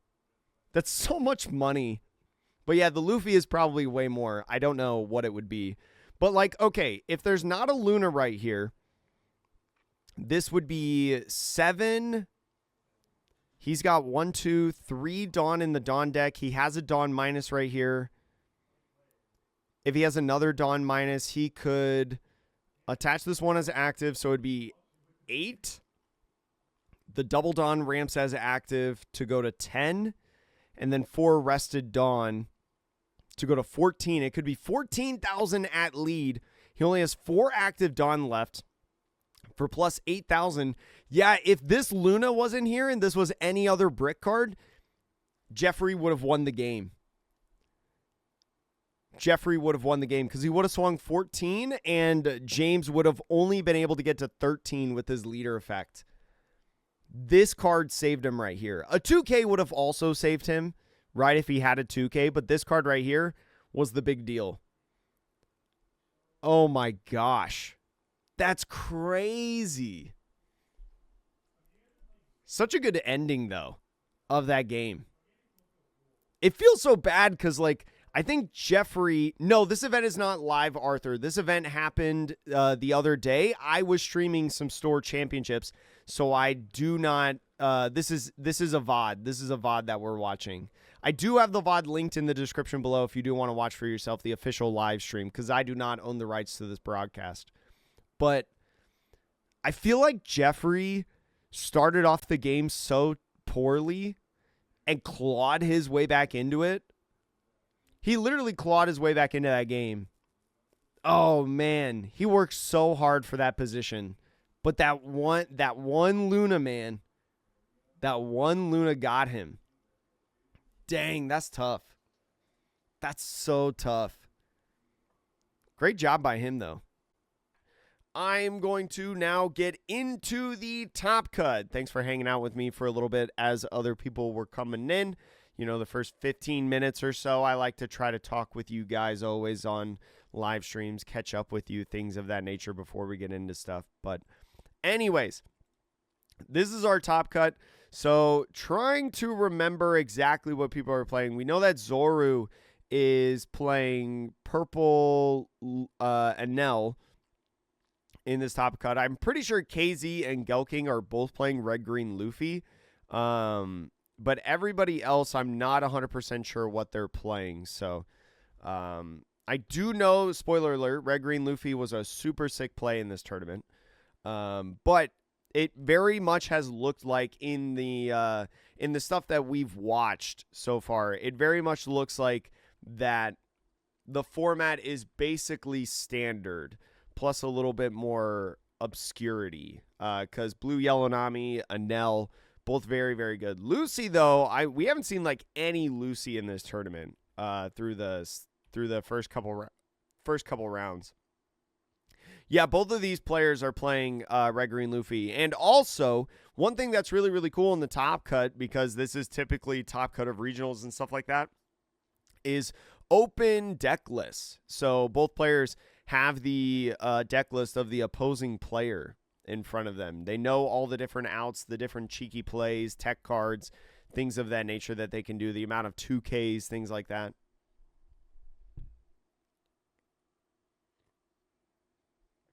Oh, yeah, purple is so high right now. I mean, Senior Pinks are like now a $25 card or something like that. And it's like, I remember buying that card for like $3. And like Frankie as well. Frankie also used to be super low. So it's kind of crazy.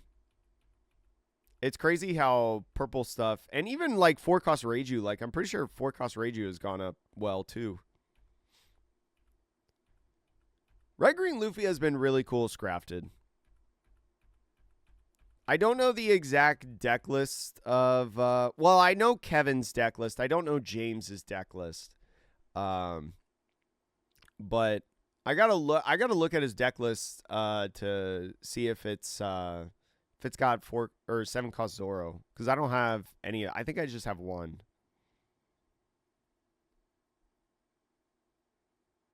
Oh yeah, like there's plenty of cards, David, that I'm not buying because of price right now.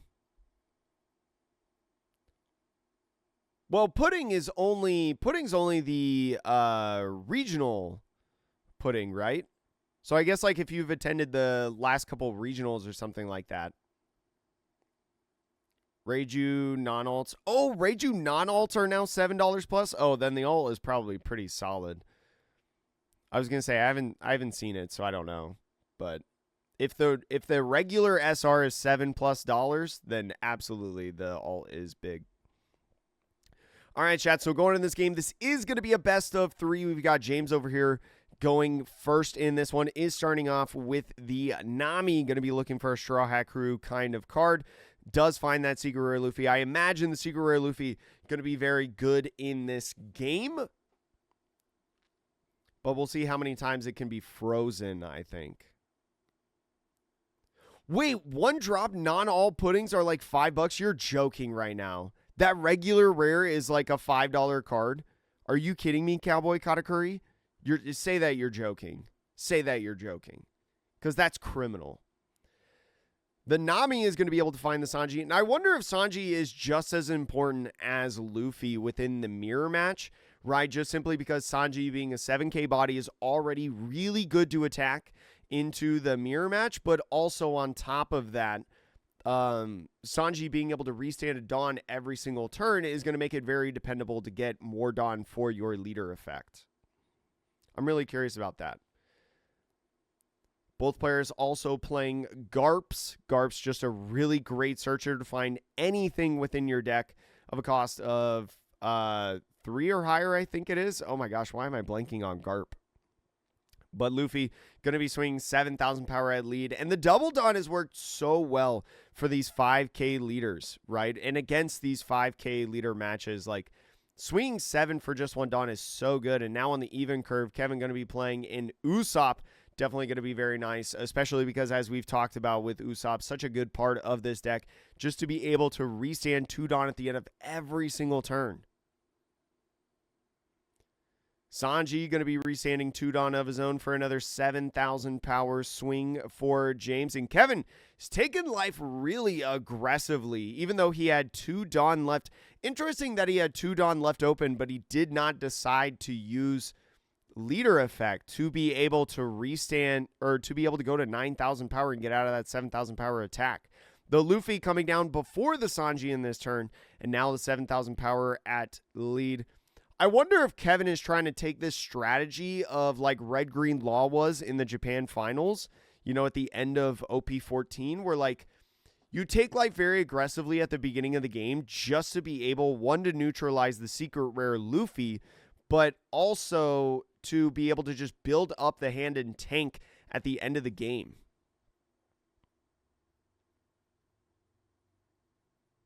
He can't. Oh, wait. No, he didn't have a Dawn attached to leader, didn't he? My bad. My bad, Haig. You're right. He didn't have a Dawn attached to leader. I'm just so used to Red Green Luffy having a Dawn attached to leader. Never mind. It makes sense why he took it. Still, though, 2 7s both going through. Still very aggressive in the game. I need to wake up.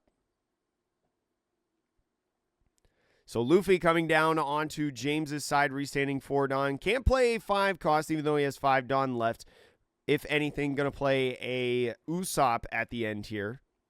Now the 7,000 is going to, because there is a Dawn attached to lead, go ahead and go to 9 and restanding 1 Dawn from Sanji, ending the turn. Not getting down to double body. I would assume that Usopp would have probably been a pretty decent play if he had it. Just simply because he would be able to restand 3 Dawn, which is still a respectable amount of Dawn. But also, I'd imagine that you want to get your board wide fast, right? In the mirror match.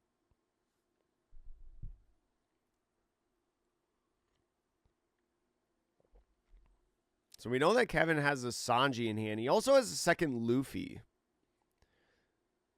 The second Luffy could still be good, and I think he's playing that down right now. Or no, looks like he's going 5 for the Sanji. Yeah, it looks like he is going to play that Sanji down, restand 2. Does still have 5 left to go. If he had another Sanji, he could play it down. He could play one over his searchers or just another body in general. He's got a couple searchers. Looks like he has an unblockable Sanji, but I don't think he needs this. I know the red bubble mat looks so good, Nate.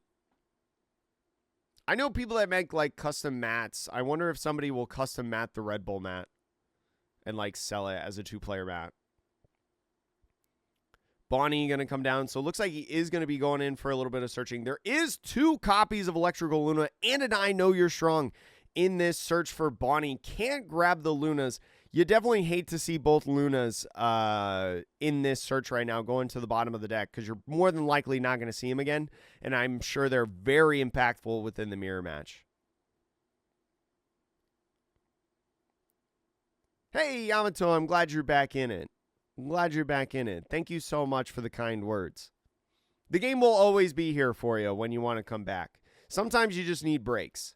7-cost Zoro grabbing that off of the Garp. I wonder if 7-cost Zoro is also like super good in the mirror, right? Obviously, he can't play this turn, but he can play it in the next turn. After this 7K swing is going to be a leader effect here.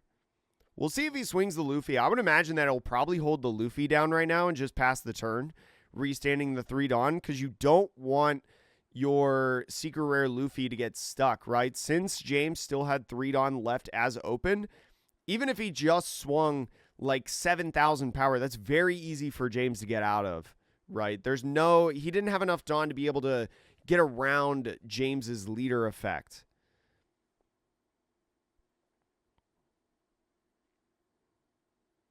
There's still some cheap decks in the format, I feel like, Nate.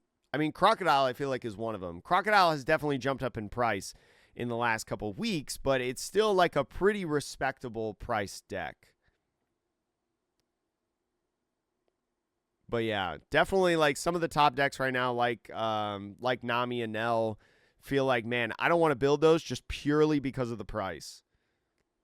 Like, Chad, I play this game full time and I'm not playing those decks. I'm not buying those cards. On the Bonnie search is going to grab an Usopp of his own to be able to play out onto the field, maybe. At least a 1K in the hand. You've got a lot of searchers, but these searchers aren't going to really do much.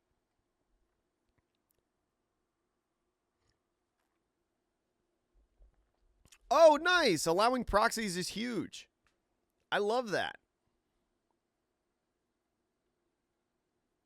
I'm really curious on those binders, Cowboy Katakuri, because like I don't know how much better Croc gets. I would assume that it gets better, but I don't know how much better it'll get.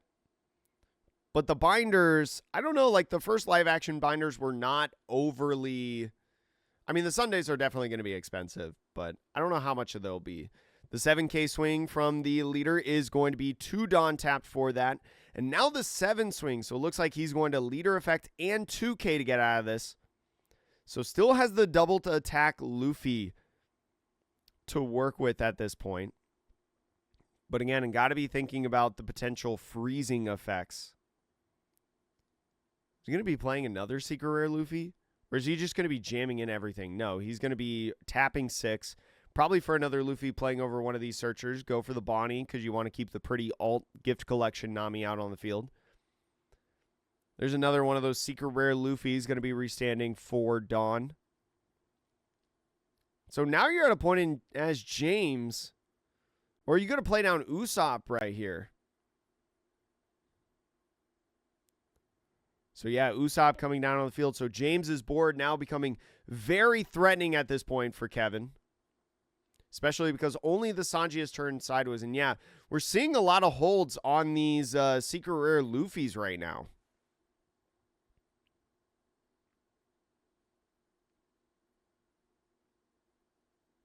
How have the Lucy or the 7-cost Sabo prices, Chad? Are those pretty calm, I believe? Is Lucy about a cheap deck right now? So starting off with a 7 at lead, trying to see what James is going to do. I assume this is at lead. I assume you don't want to swing at the Sanji.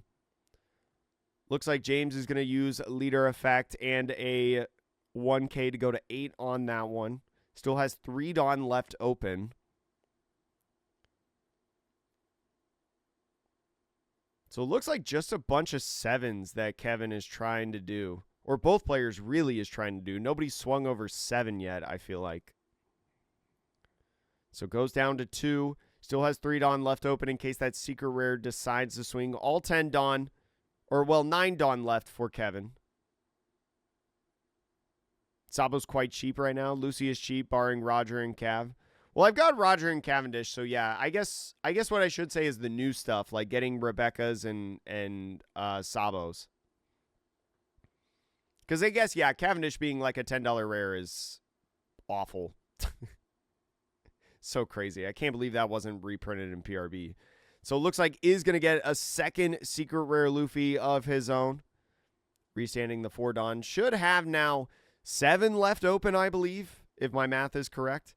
Ooh, he may just jam like 11 with this Luffy. Now going aggressive with the 11k swing. Still has 3 Dawn left as active and will be able to stand up to 3 of them with his end of turn effects. So using the 3 Dawn and a 2k out of hand, now this 5k swing is guaranteed to get something out of hand right now. And I really like this order of swinging for Kevin. I really like this order of swinging. Just simply because now you know that there's no free leader effect that can happen. I'd imagine that hand control is going to be very good in this matchup. But interesting that Kevin didn't play the 7-cost Zoro this turn after he searched for it earlier. We know it's in his hand.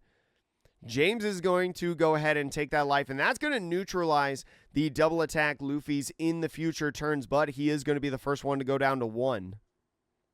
Now at his first full 10 Dawn turn, I believe. Does have a Charleston in hand we just saw there. It's a little hard to tell their hands. Also for Top Cut, Chad, they fixed the glare on the cards. Has anybody else noticed that? They fixed the glare on the cards for Top Cut. Love that. Looks like they turned off one of the lights because it is considerably darker on these cards. So it looks like tapping 7 for a Zoro right now is going to get that Zoro on the field, plus 2,000 power for the leader, making the leader a 7,000 power leader through Kevin's turn. So that's going to be really nice, especially as you've got the ability to restand 3 Dawn at the end of every turn. It's going to start off with a 7 at Usopp. So now instead of going for life, is going to try to control this board a little bit. I mean, Usopp has been so good, right? As something that can effectively restand 2 Dawn every single turn. That's a free 4,000 power.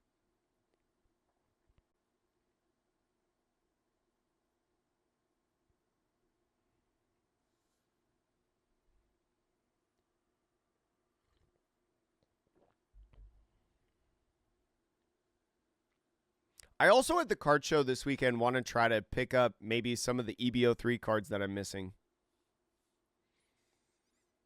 Or no, I think I'm going to wait on the EBO3 cards actually until the reprint this summer. Never mind. I won't get those. Maybe some OP14 stuff that I don't have.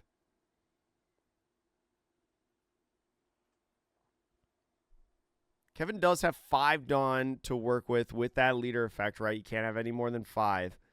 I think he's trying to think about how much he wants to utilize to keep this Usopp alive. Because the more that you spend on this Usopp at this point, whether it's cards from hand or leader effect, the less that you have maybe to keep something like the Luffy alive or whatever. So doesn't decide to give up anything for it. James went first in this game. Cactus, if that's what you're asking. Yeah, the Zoro is crazy. I just, man, I don't know if I want to get Zoros. I mean, your Zoro is so good. But I don't know, man.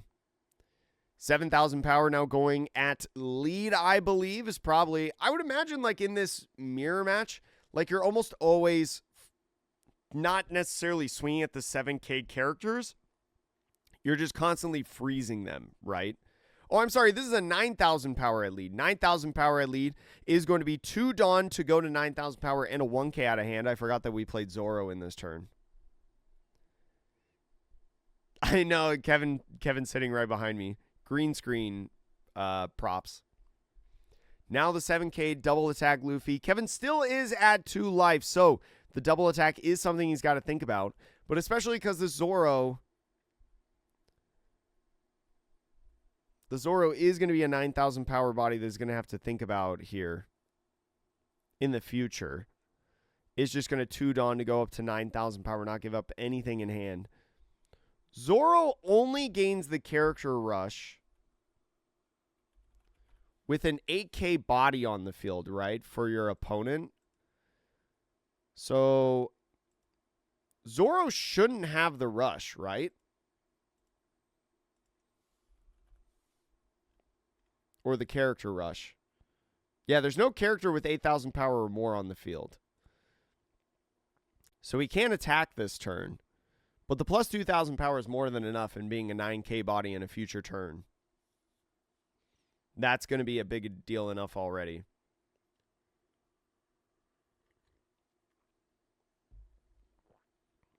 Only 2 Dawn up as active. You now know as Kevin that all your stuff is going to restand at the next turn.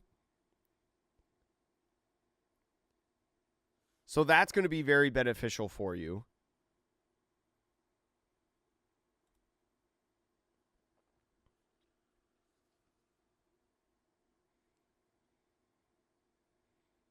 Do you try to go to 9? Is he going to go 9? You do get 3 Dawn to restand, which is a respectable amount because you do have Charleston in hand. No, just passes. Goes a little bit more on the passive route. This is a very interesting, like, mirror match. I don't envy these people.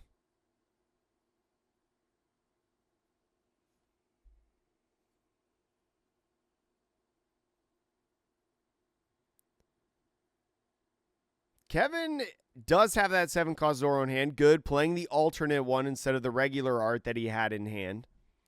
But now his Zoro is going to be able to have rush character. Because James was the first one to play Zoro. So now 9,000 power going in, I believe at lead, is going to be 2 Dawn 4 leader effect. And it will get out because remember, James's leader is 7,000 power base because of that Zoro that he played in the last turn.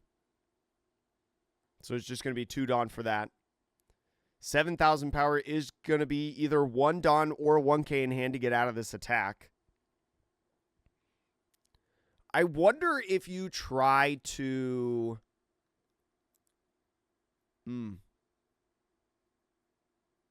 I wonder if you try to just give a 1k in hand and leave the Dawn for... Yo, what up, Carlos? How are you? What up, Bigglesworth? Picked up 2 for 20. Oh, yeah. Good price. 4-cost Nami gets rested. Gets used as a 1k.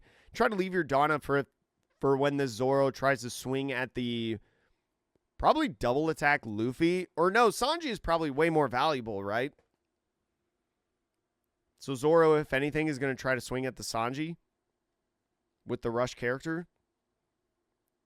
And so once again, because of the 7 Dawn for playing Zoro and the 1 attached to lead, you know that there's going to be no freezing that happens. And Kevin can only restand 1 Dawn. So kind of getting punished, I guess, for...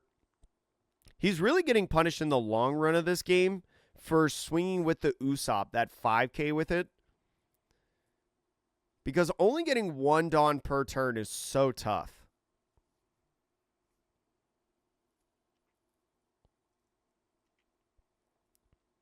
So I wonder if the 5k with Usopp was incorrect.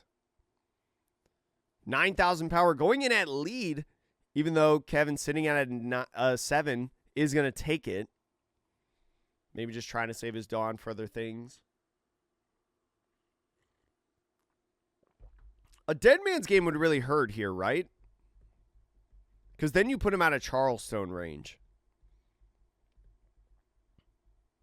But I don't know if he wants to go that aggressive right now. 7 is just going to be plus 2k. I think I got 1 Zoro from my 3 boxes or whatever that I had. And then in the box tournament that I topped the other day, we actually split the box, but I was the #1 seed. I was the only undefeated. We split the box because it was super late and I want to go home and eat dinner. Did not get a Zoro out of that. So this is a 9,000 power swing at lead. 2 from the Red Bull Dawn, 2 regular Dawn.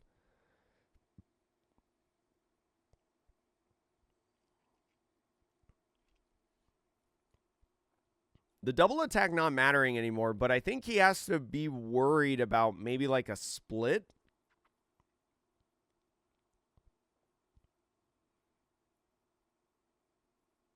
I guess I could look in between games to see how many Zoros Kevin was playing. Because I know Kevin's deck list was public. I follow him on Twitter.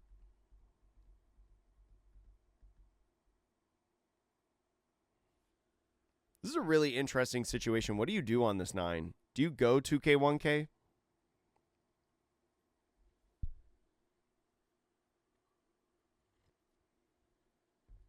I think he's thinking about going down to 0.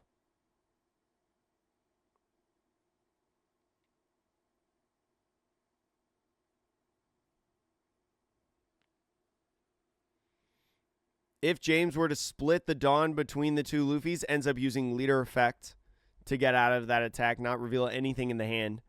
Splitting the Dawn between the two Luffys, you have 7 left. It would be a 10-11. I don't like those numbers against a 7K leader. Well, actually, maybe 10-11. No, that's just 2K, 2K to get out of an attack. It's pretty reasonable, I think, to get out of.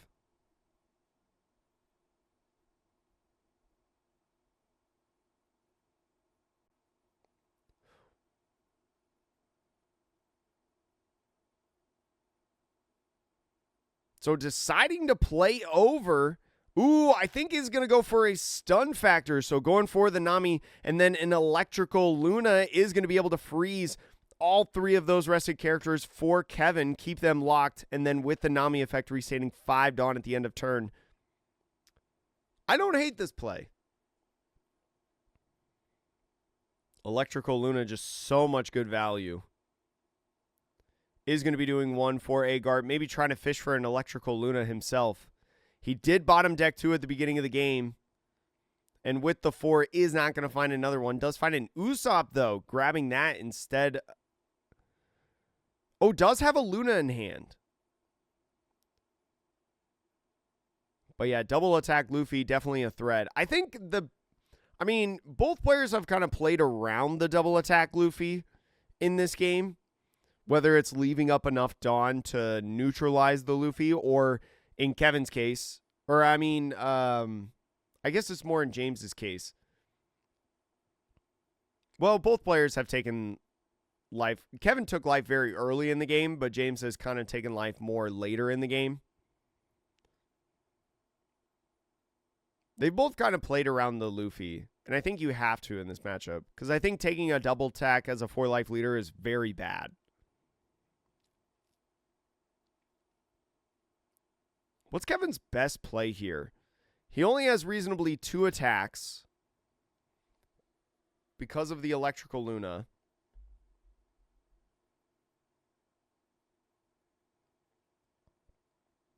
If he had a 4-cost Nami of his own, he could go in with 4-cost Nami, rest both of the Luffys, then electrical Luna to freeze all 4 of the impactful bodies on the field.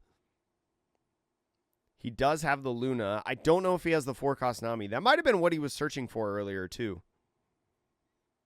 On the Garp.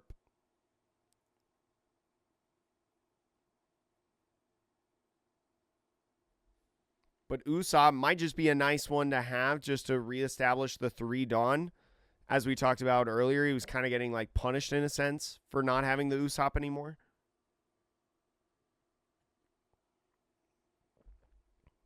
Is going to go for the I know you're strong, the 3 on those 2 to make sure that they cannot restand. Since it rests or keeps frozen 7 costs or less. And especially if you don't have the 4-cost Nami, like not using electrical Luna is a good idea. I think. Just passes off with 5 Dawn. Doesn't even want to, well, I guess swinging doesn't make sense when James leaves up 5 Dawn. So, yeah. You don't want to swing your Secret Cross Luffy if you don't have to. You want to force him to have like another Nami play to rest it and freeze it.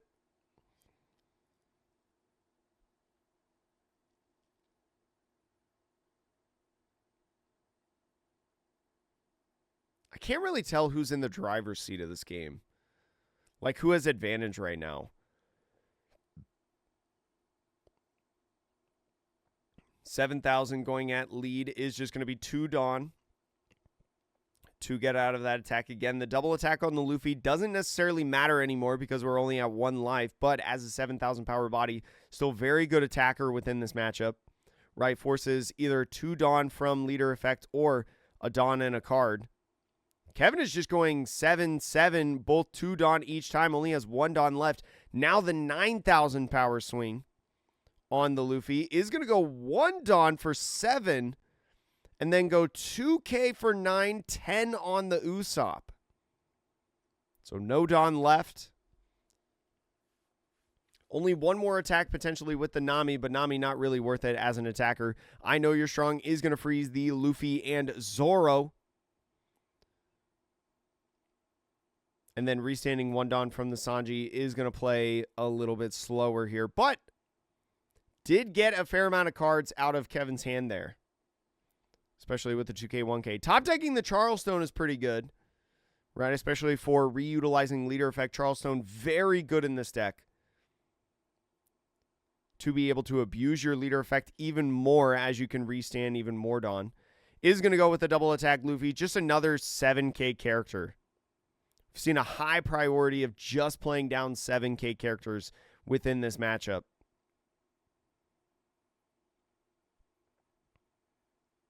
James, only about 5 cards in hand, I think. Maybe 5 or 6 at most. A little hard to tell. But with the 7,000 power swing, is going to 2 Dawn for the leader effect. Now going in with Electrical Luna, is going to freeze the 4 rested bodies right there. That's going to be a big turn for Kevin. And he's just going to pass with the 5. So now here's the crazy thing for James. He only has 1 attack that he can utilize on this turn. Only 1. I mean, I guess in theory he could use the 4-cost Nami, but I don't think that's a good idea. Is 7-cost Zoro like a good play if you have it right now?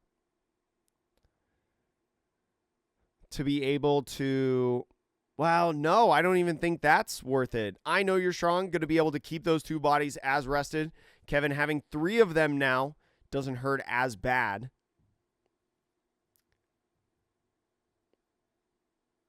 Is going to attach 3 Dawn, including the double Dawn to leader, and pass off the turn.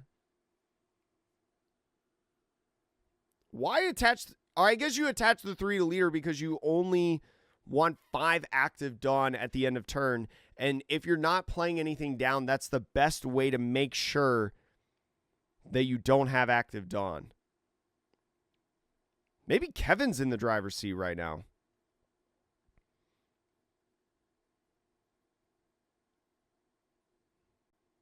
But still with 5 Dawn left and a blocker, I don't know if James is going to lose on this turn. And all it takes is for Kevin to turn his body sideways, try to go really, really aggressive with these 4 swings that he has, and then an Electrical Luna just ruins his day. I don't think Kevin has any more freezing effects anymore either. So all this stuff is going to restand. So maybe playing down Zoro is what he's eyeing up just to become a 7,000 power leader and maybe help him out in the turn. He would only have 3 Dawn left as active if he didn't play over the Sanji. Does have Charleston in hand, so that's a little bit of power.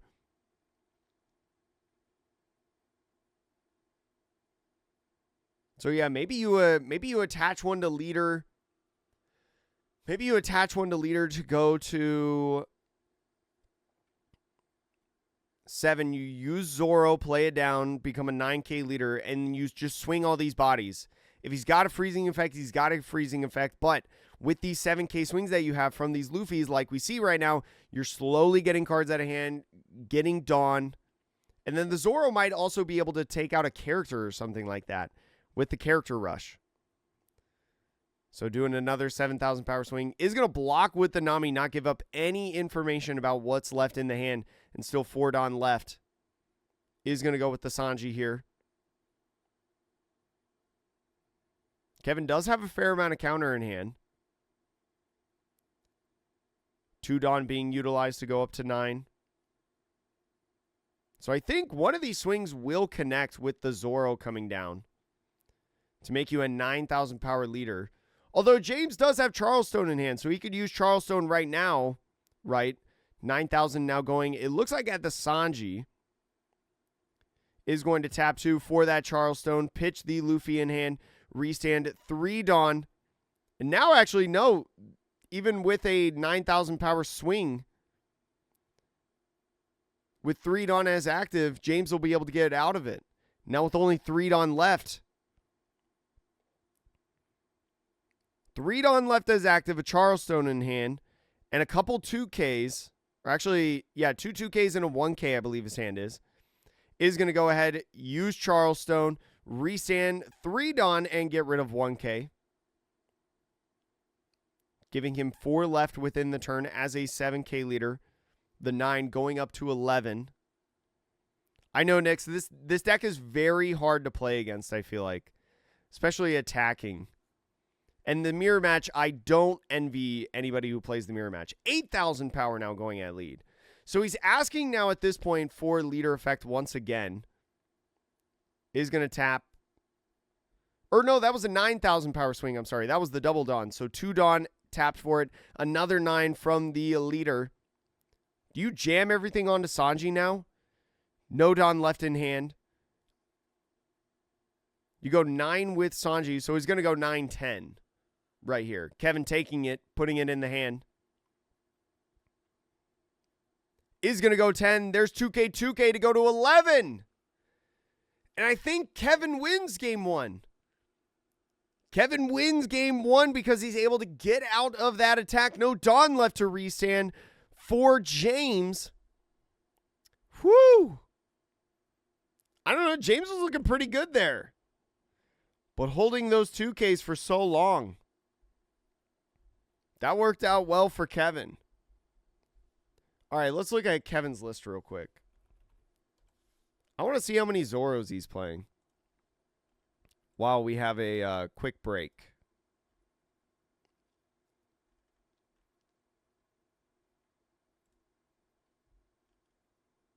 Oh, he's playing 4 Zoros. What? I don't have 4 Zoros. The decks you play are 70-30, 90-10 into it. Well, at least like it's not an overly popular meta deck, right? It's definitely more of a like, well, it's not rogue, but it's on the lower end of popularity of a low end of popularity in the meta. Like in terms of the top decks. Oh, it's popular at your locals? Yeah, that's a big F. Metagaming for locals can be tough sometimes. 4 or 5 of them. That's so many. Oh. Okay, going into game 2. I don't know who won the die roll. Or, actually, I don't know who was seated higher in this. So whoever was seated higher had the choice to go first or second in game 1. And then game 2, James will choose first or second. It'd be interesting if James it was the higher seed and chose to go first in that game and still lost. Because if so, you got to be feeling good for Kevin, right? Because if he managed to get a win going second in a matchup where he wants to go first, then all he's got to do is just do it again. Ooh, looks like it is. So James is the higher seed. Ooh, looks like Kevin accidentally put out 5 life. I mean, this is very easy to fix because you haven't drawn a card yet. So you just put this card on top of the deck. Kevin hasn't drawn a card for turn or anything like that, but good catch. Good catch by the judge or Kevin or James or whoever saw that. No, the double Dawn does not count, Stuart. It does not count like that.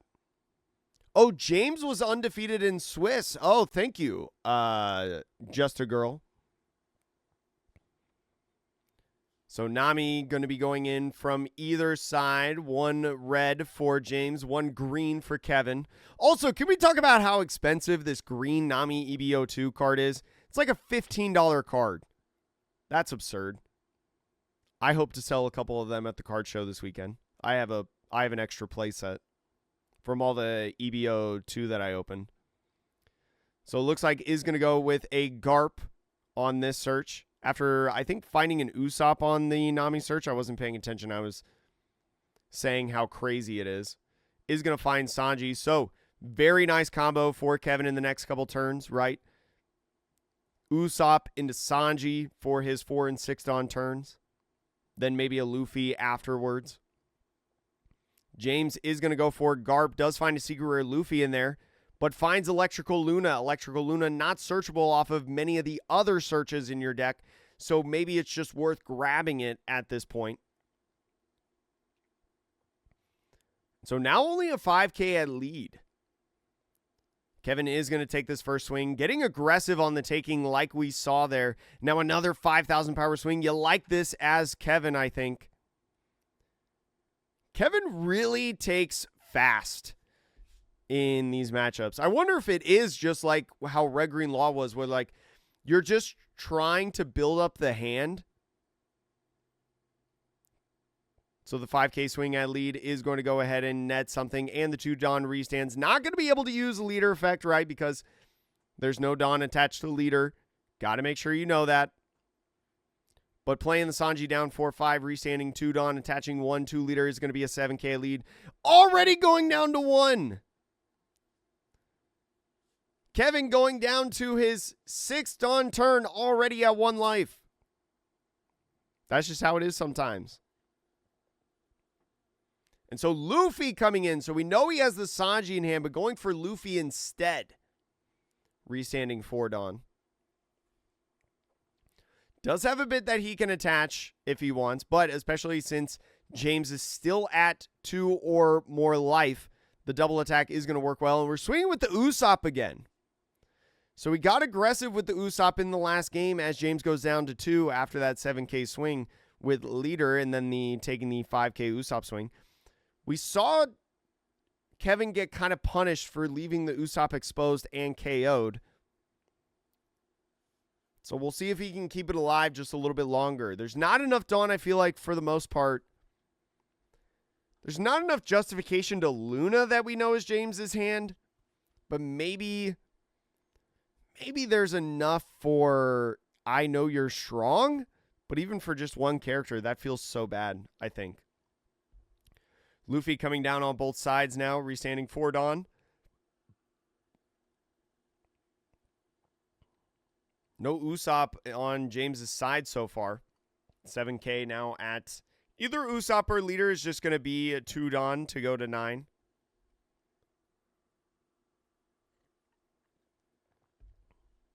And restanding 1 at the end of turn. So Usopp lives. That's going to be a big deal. Right? The more times that you turn Usopp sideways and he can live, the better for you as Kevin. Kevin does have card advantage. Is going to go with the Luffy. Restanding 4 Dawn yet again. Luffy just being such a good card.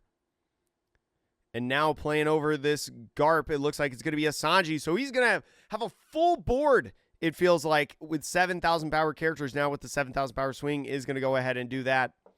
You always you don't always have swing 7, but you're always attaching the double Dawn to leader and swing 7 maybe. Just because you need a Dawn onto leader. And with the Sanjis and Usopp, you can restand now 4 Dawn at the end of every turn. Holy smokes. Now we're kind of getting in those turn ranges where Electrical Luna is a little bit more valuable. So I like holding right here as Kevin. Not turning his character sideways, just being patient in this matchup. You have to have a lot of patience, I feel like, in the mirror.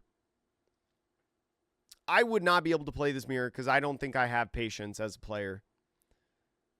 The 7 at lead is just going to be 2 Dawn, still 3 left standing. Does have a couple 7K bodies that he can swing with, the double attack not necessarily mattering. He's going to go aggressive. 7,000 power now at lead. Ooh, is going to go 2 Dawn instead of a Dawn and a 1K. It's going to be another 6 for a Luffy. Restanding 4 Dawn. Just Luffy's everywhere, chat.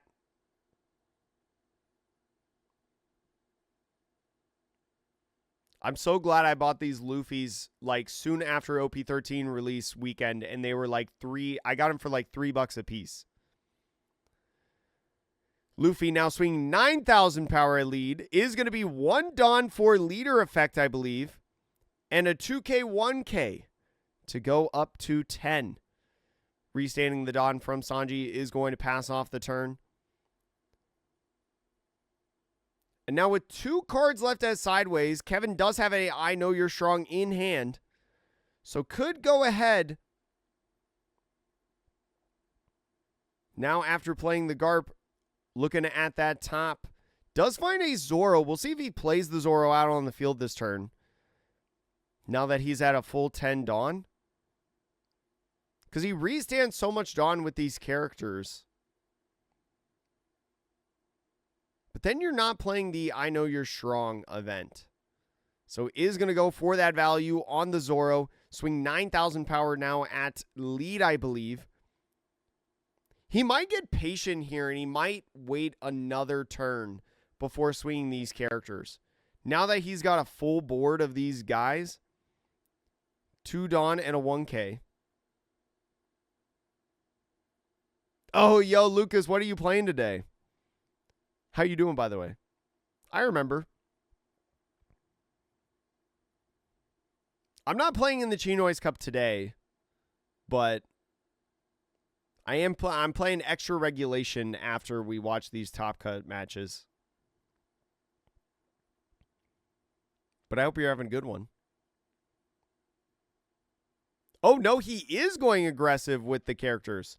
So now here's the question as James of how aggressive is Kevin going to go? Especially because there is knowledge that Electrical Luna is in hand. So he's going to go, ooh, for the I Know You're Strong event. That's a really good sign for Kevin, right? The more of those 4 counter that you see James utilize, probably the better, because that's less freezing effects that James will have. Yo, Relic, what's good? I'm doing all right. How are you? My voice is giving out a little bit because this is the 5th day in a row that we've been streaming, but it's doing all right. It's doing all right. Hope you're doing well. Thanks for coming in. So is on that 7K swing, going to utilize 2 Dawn to go to 9. The 7K Sanji swing, though, connects. Doesn't have to take 2 life and not going to swing the Zoro. So especially, well, actually, no, can't swing the Zoro. Never mind. Not going to swing the Usopp is what I should say. So bringing up those 4 Dawn as active is going to have 5 Dawn in total. Definitely Electrical Luna playing down this turn, right? Being able to freeze those 3 bodies is so good. Or do you wait until he turns the Zoro sideways? You could also just I Know You're Strong the Sanji and Luffy, maybe. But a Nami coming down, bottom decking a Luna. Can't grab that because it's not a Straw Hat Crew. Can only grab it off of Garp. Maybe trying to find a 2K or a Usopp. Maybe he's thinking about playing Usopp down on the field this turn. Right? Could go into like a Luffy Usopp angle. That would leave 3 Dawn left in your turn. You could attach 1 to lead, swing 7. Or just have the 1 Dawn on lead. You would have a full board at that point. So yeah, Luffy Usopp here might not be a bad play. So going to be playing that Luffy, like I said, and we'll see if he does that Usopp. Because then he can restand 3 Dawn every single turn. Yo, Gum Gum, thanks for following over on Twitch. Ooh, no, is going for the Luna play. So did go ahead and play that Luna, restanding 1 from the Sanji. So now Kevin only having 3 attacks potentially. Still no Zoro on James's side, so a 7-cost Zoro, if he played another one down, would not have that character rush. But now that you see that the Luna's gone in hand, are you then more persuaded to swing with the Zoro at this point? The Luna on your own doesn't do anything, especially because you don't have that 4-cost Nami. Kevin does have a playset of 4-cost Namis in his list. So starts out with the 9,000 power swing over at lead. 2 Dawn going up to 9 for leader effect on the 5,000 power leader. Does have to give up something in hand. But actually the 2 is used for Charleston. So Charleston is going to go to 9,000 power. And then a 1K out of hand, that Usopp that we knew of. Got rid of the 7 cost Zoro. Interesting. 1 Dawn being attached to leader is going to go ahead, play over the Usopp now. For the Nami is going to go ahead, rest the 2 characters right there. Sanji and Luffy. Maybe going for I know you're strong angle because you'll restand 5 Dawn. And yeah, is going to do exactly that. Does opt to only restand 3 Dawn from the Nami. Because Nami and Sanji's both say up to, you're not mandatory to restand. And especially with the leader effect that is red-green Luffy, you can only use your leader effect if you have 5 or less active Dawn. So you don't want to go any higher than that at the end of turn. Lucci's pretty cool. I think Lucci is interesting. I don't know how viable it is right now. But with the 9,000 power swing now going in at lead, now that Kevin is back to a 5,000 power leader, it's going to put him in an interesting spot. Can't use Charleston at this point. Is just going to block, doesn't want to give up any information. Another 9. So when your board gets kind of pretty full, you start swinging the 9, is going to use 3 Dawn for leader to go up to 11. Another 9 is going to go 2 Dawn for Charleston, more than likely. But no, is going to go 2 Dawn for 9 and a 1 to go to 10. Electrical Luna stunning the entire board. I think James has got this game. Maybe. I mean, Kevin has a Luna of his own that he can utilize. But I think Kevin's in the losing position right now. Especially the more turns that James can freeze this board. So just stacking a ton on leader. I think this is going to be a 10,000 power swing. 10,000 power swing over at lead. Only 1 Dawn left open for James. So he is going to go down 2-0. The 3 for the Luna is going to stun the entire board for James. All the 7 costs or less, which is everything. And then restanding 2 Dawn from the Sanjis is going to leave him with 5 Dawn here. So now James in his position to where like he can't go for game. More than likely. Actually, no, just can't. Even if he splits between the Luffy and Usopp. Attaches the Red Bull Dawn onto lead. Is going to go for... What are you going for? Nami? Oh, no, an Usopp. And with the 3 is going to Luna again. Luna again. So tough for Kevin. Is that 3 straight turns of Luna that James has had? And he bottom decked one earlier in the game.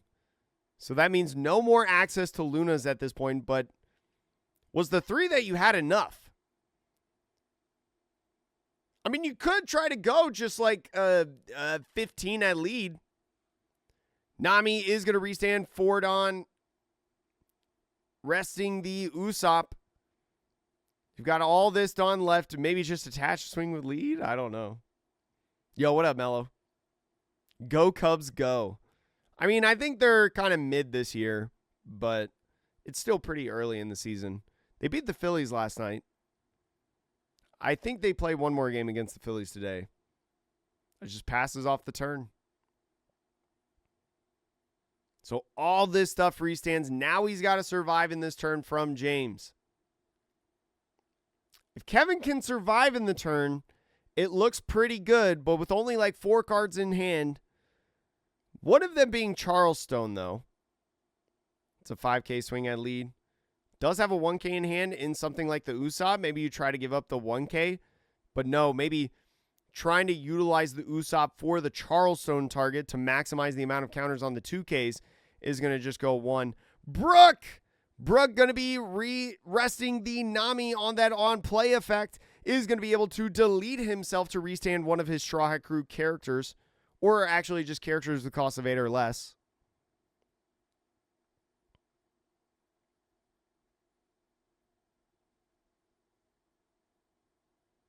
Kevin doesn't have Brook in hand, or else maybe he would have done that, yeah.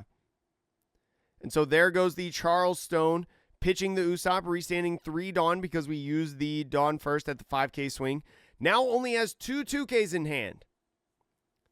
So there's 1, 2, 3, 4, 5 attacks that now he has to deal with because of the Brook. The 7K swing is just going to be 2 Dawn. Another 7K swing, another 2 Dawn right here.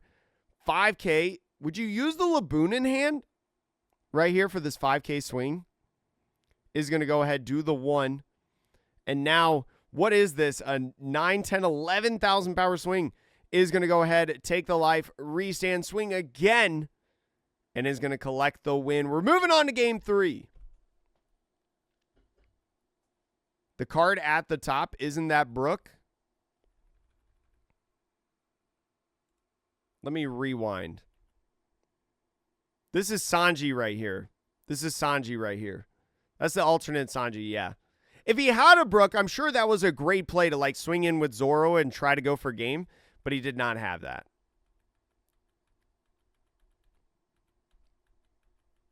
But yeah.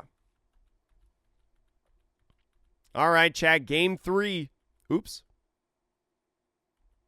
Oh, it looks like they start the game looking at this angle. Whoopsies. Whoopsies for the production team. Anyways, going in here, not sure what James grabbed off the first one.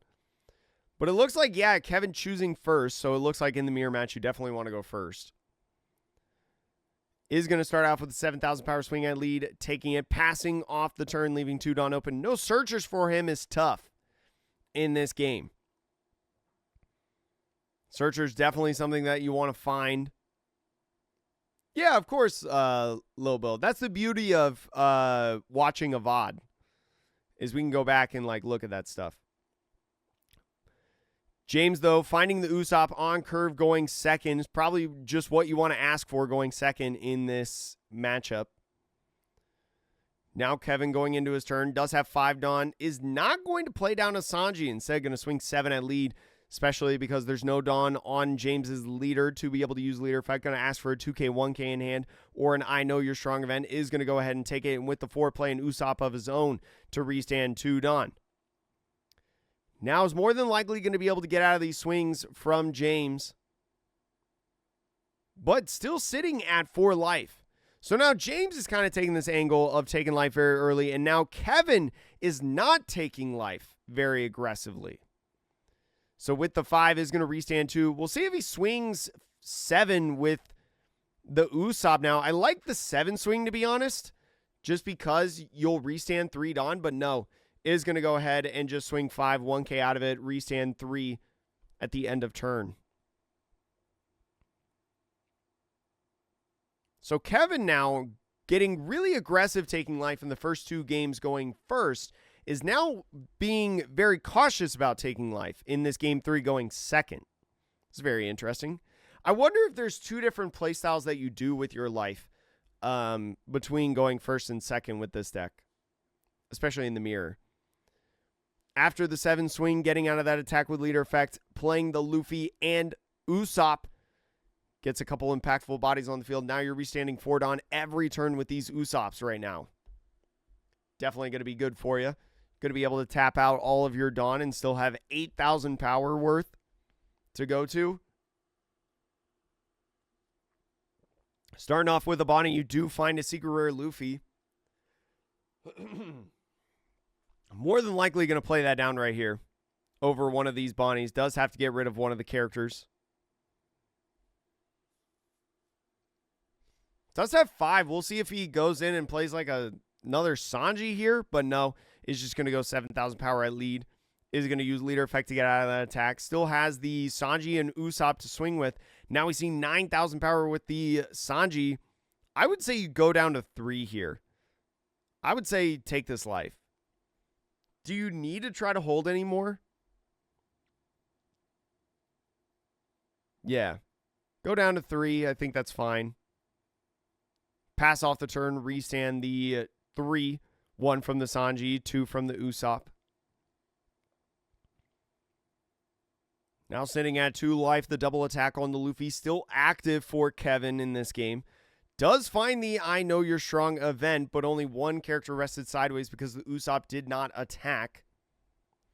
Is going to go with the Zoro, so is going to try to establish the Zoro on this turn. Even though does not get the character rush, is going to make this a 9,000 power swing at lead. Is going to be 3 Dawn utilized for James to get out of this attack. So I was thinking about swinging now with these different characters. You restand 4 Dawn at the end of every turn, so could go ahead and swing 5/5/7, but not trying to expose himself from any freezing effects. Is just going to try to build the board up as a 7K leader now.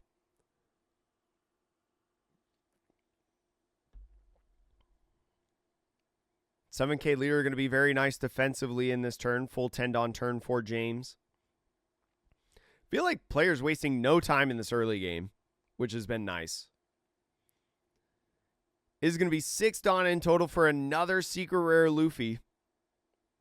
Secret Rare Luffy, so good, right? Not only just restanding 4 Dawn, but also a very present attacker for that double attack. Is going to go ahead for 5? You can't tap. You can't play anything for 5 because of that Secret Rare Luffy effect. Ooh, so maybe a mistake going for James going out of order. Is going to tap 4 for an Usopp. So maybe grabbing 5, but instead wanted to grab 4. Remember that Luffy condition. If you play that Secret Rare Luffy, you restand 4 Dawn, but you cannot play a base 5 cost or higher for the rest of the turn.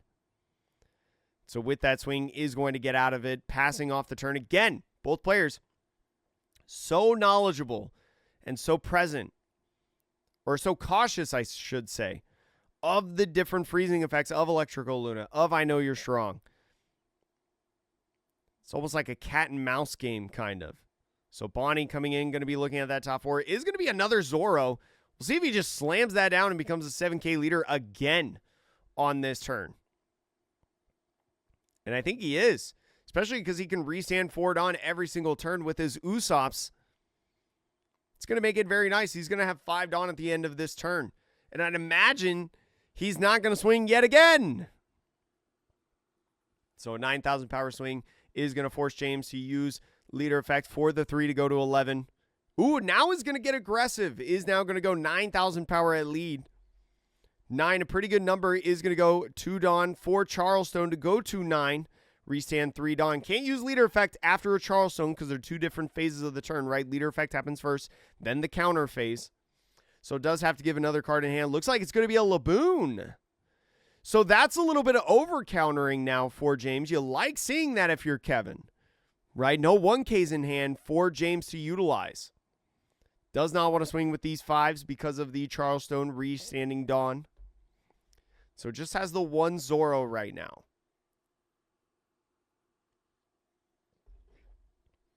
You could go in and get a lot of value off of like a 4-cost Nami here. 4-cost Nami and then something like Electrical Luna. And it looks like 4-cost Nami is going to be utilized. Zoro and Luffy, the 2 biggest threats on Kevin's side of the field that are still left as active. The 3 coming in for an Electrical Luna is going to freeze those 3 rested bodies on Kevin's side. Attaching 1 on to lead is going to be 7. He might not swing, and he's not going to. He's going to restand, so he has 5 left at the end of turn. It's going to be huge against Kevin's aggression, right? Especially neutralizing that 1 Zoro. But now as Kevin, what do you do? Especially because no cards are rested for James's side. Electrical Luna, even if you had a 4-cost Nami of your own, doesn't necessarily feel good, right? Not only because you'd have to play over one of the Usopps, but you'd only be stunning 1 body. Or actually, it would be stunning 2 bodies because Nami rests 2 8 costs or less. But it's just going to go with another Zoro. Playing over this Luffy, he's just going to go to 7 as many times as possible right now. Now swinging 9 once again. Is going to go ahead, tap the 3 for 11.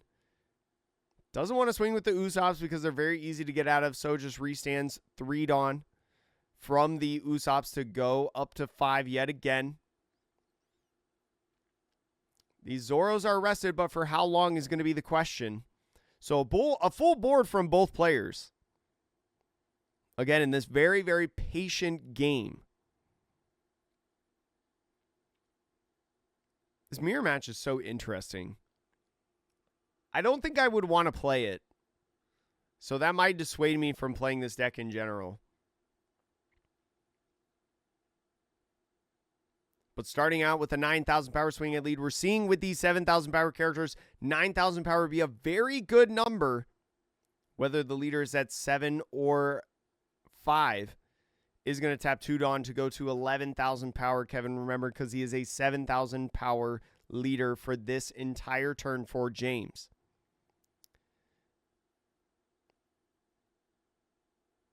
Does it matter if you swing the Luffys first or the Sanjis? I don't know if it does. Does it?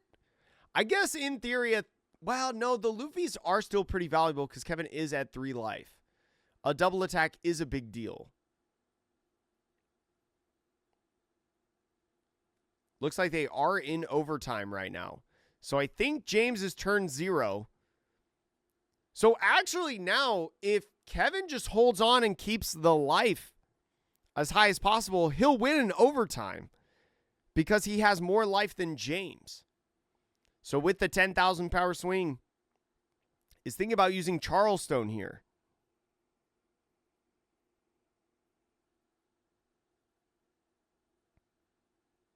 Charleston would go up to 11, would get out of the attack and restand a bunch more Dawn.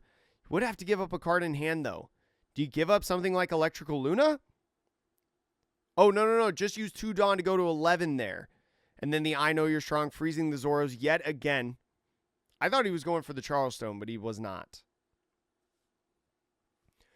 Kevin does have an I Know You're Strong in the hand, so he can freeze these 2 Luffys. That'll be huge for him. Especially because he does have a 9,000 power swing over at lead. There is 5 Dawn over on James's side, so could rest 3 to go up to 11. Also has a blocker Nami if he wants to use that.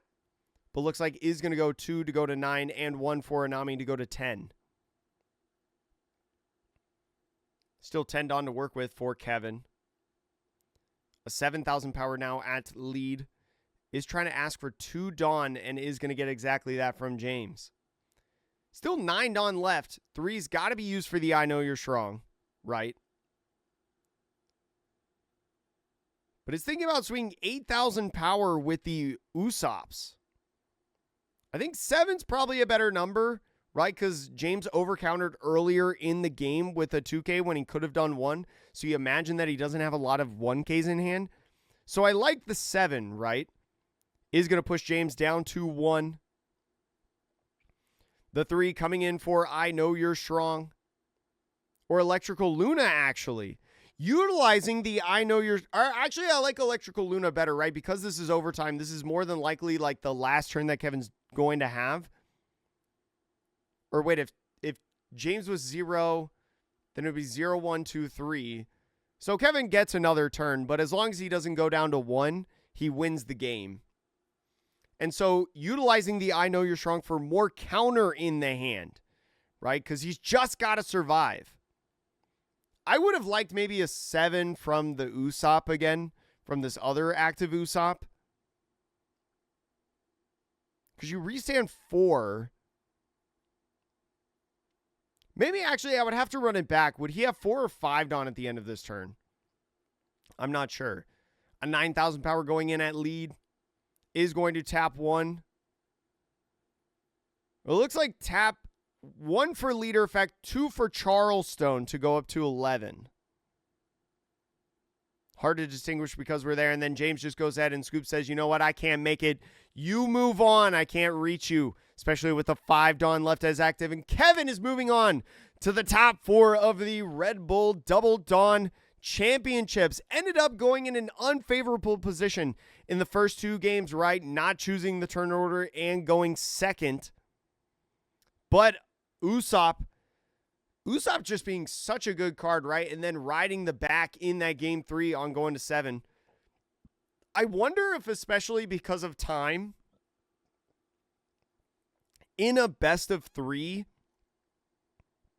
I wonder if because you play a best of 3, right? You obviously know because you're playing 2 games prior to that there's probably not a lot of time on the clock. So I wonder if Kevin was playing in a situation to where he's just kind of waiting for overtime, right? He's established 2 Usops. He plays down to Zoro as many turns as possible just to become 7 and be able to really just hold as long as possible on his life, right? To try to get himself into a situation where, okay, when we do hit overtime, because I've hit 7 so many times in this game and I'm able to counter and keep my hand as much as possible, I can win if we go to overtime and not finish game 3. So I wonder if he had that in the back of his mind. It's not slow playing, right? There's nothing wrong with the way that you play like that. It's more of like knowing how it's being aware how much time is left on the clock. He's not wearing a watch or anything, so he doesn't know exactly unless there's a timer visible that he can see. But like, I don't know. I think there's a really interesting thought in like this best of 3 where like as the Red Green Luffy mirror match, maybe you don't take life and you try to hold as long as possible, because if game 1 and game 2 go a considerable amount of time, which they did, that eats up most of the clock and you're more than likely not going to finish a game 3. I don't know. I think there's some fascinating play that you can gauge from that with what Kevin did. All right, so it looks like top 4 is going to be Daniel Masso with Nami and Alexander Gonzalez to Anel. Now, I've heard that this matchup is favorable for Nami. It's not impossible for an Anel to win, but it's a little bit harder. Oh, wait. No, top 8 semifinals? Uh-oh, somebody on the graphics team messed up on this one. This should say top 4 semifinals. Because I don't think Alexander was playing. I don't think Alexander was playing Daniel in. Yeah, Alexander was not playing. Oh, wait. What? How does this bracket work? Wait. If Daniel's on this side of the bracket and Zoru, Alexander Gonzalez is Zoru. If he's on this side of the bracket, how do they meet up? And this bracket can't be right then. It's either that or these 2 players that they have are not who they are. But no, this is Daniel. This is Daniel and Zoru. Yeah, so how do they meet up in the bracket? What? So is Zelcom and Zoru on this side? It has to be this way, right? This top section needs to be right here for this bracket to like make sense. That's so weird. That's weird. Cuz there's no way how these 2 can meet. The Snoopy gang, right, wearing that Snoopy shirt. And this Anel deck was so good.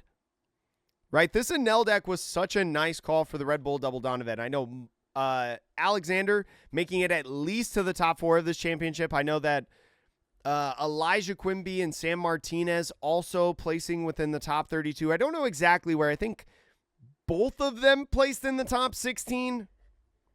I think another one of their teammates made it within the top 8. I think lost within the top 8 round, but made it within the top 8 of this tournament with their deck list. I mean, their deck list, I think the final number Elijah Quinby said, if you add up all the prize money of this purple Anel deck and how it did, was $900,000. If you added up the total of all their pricing, if they sold everything with the cereal Luffy's, with the top 32 Red Bull Luffy's, which I think we're selling for like $35K. Top 32, $35,000 at least. That's crazy. That's so insane.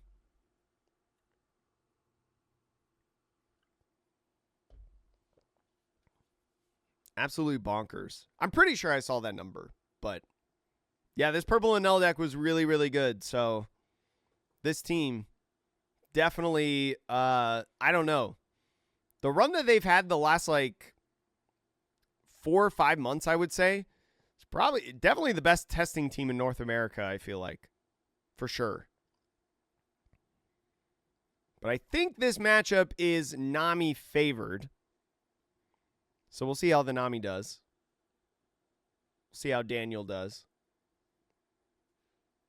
Daniel piloting this pretty well so far in this tournament. Ends up going first in this one. I don't know who the higher seed was, so I don't know who chose. But I feel like probably Daniel was the higher seed, right? Choosing first, because Enel typically likes going first in most matchups, to my understanding. Alexander having a Ohm to start out. No other 1-drops to play. And Nami just going 9,000 power at lead. Alexander taking a life, so Daniel is going to draw a card off of the leader effect. Now is going to go to Alexander's 3-Dawn turn. We'll see if he plays a Holly on this turn. It's just a bare 5 swing is going to be a Perona. Holly coming down on the field. Holly, such a good card, right? And now using leader effect to attach Dawn onto the Ohm. This is going to allow the Ohm to have double attack. And so it's going to be 4, 5, 6, 7,000 power right now. He's thinking about going up to 8. If he's got a 1-drop in hand, that's going to be tough. But this is why Enel was such a cool deck in this tournament, right? Because now your 1-drops on this do so well. Wait, hold on. That was just a 2K right there, right? Oh, no, leader affected on this one and then 2K'd out of that. Never mind. There was no die, so I forgot about leader effect. That's my bad, chat. Leader affected off of the Perona and then 2K'd out of that attack.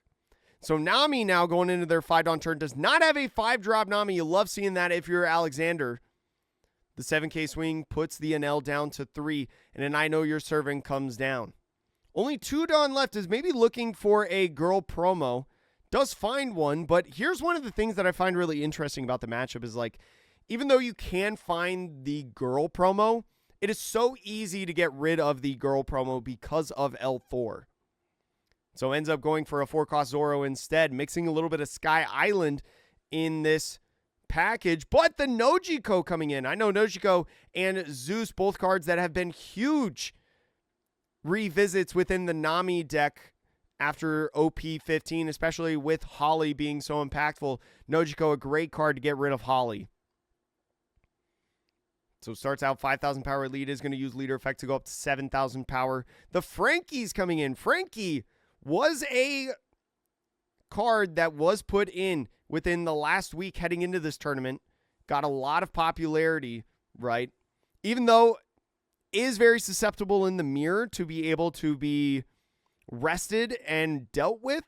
Just being able to Dawn -2, which you don't really care about, filter the hand, draw 2 cards is so impactful. And if they don't do anything about it, well, it's a blocker.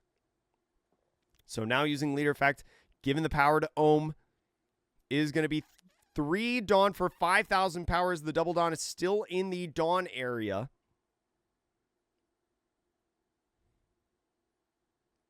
And a Mamaragon coming in. So is going to go ahead and do the Nojiko. So he's going to deal with this Nojiko right here. Interesting. Controlling the board. Does Nami have bounce back effects that they can do? I'm trying to think about what's the reasoning of getting rid of the Nojiko. And plays the Holly down. So Holly back onto the field. We see a Zeus in Daniel's hand, so that could go ahead and deal with the Holly. But is going to start out one with an I, or Will You Be My Servant, to look for a cost 2 to 8. Does have a couple different options in there. It's a little hard to see. Looks like is eyeing up a 5-cost Nami. Especially if he tries to go in and KO the Ohm and not necessarily go in at life. He can play the Nami in the next turn to force Alexander to go down to 2.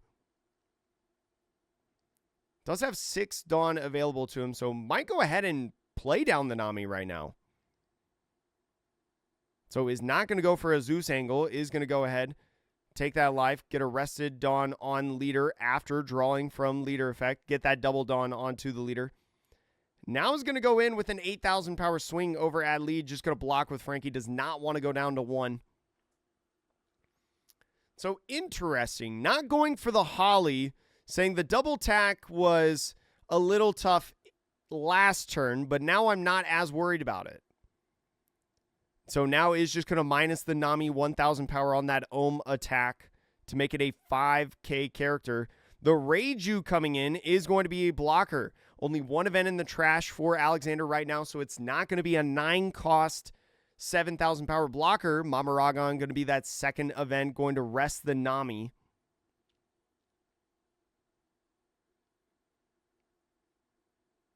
So right now, Zeus could actually hit the Reiju if Daniel wants to in the next turn.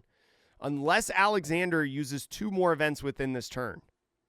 Which could actually be a huge deal. Could go ahead and like Zeus Zoro if he wants in the next turn. That could be an interesting idea. Because then it doesn't feel like you have a cost to Zeus. And you get to draw a card off your leader effect if you fulfill the hand requirement.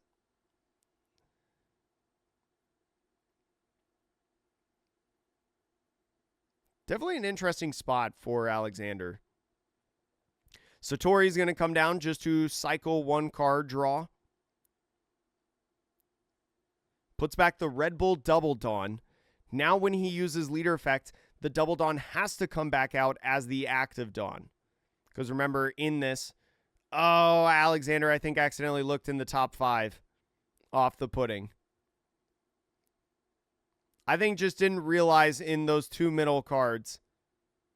Daniel telling the stream it's fine, whatever, I don't care. So I think how they're going to do this is just both players see the card. Yeah, I like this. He's going to grab Elthor, put the NL back at the top of the deck, put the rest at the bottom. Yeah, and both information is gained. Yeah. Easy. Easy fix. Honest mistake. I've done it before too, where you accidentally grab 2 cards instead of 1.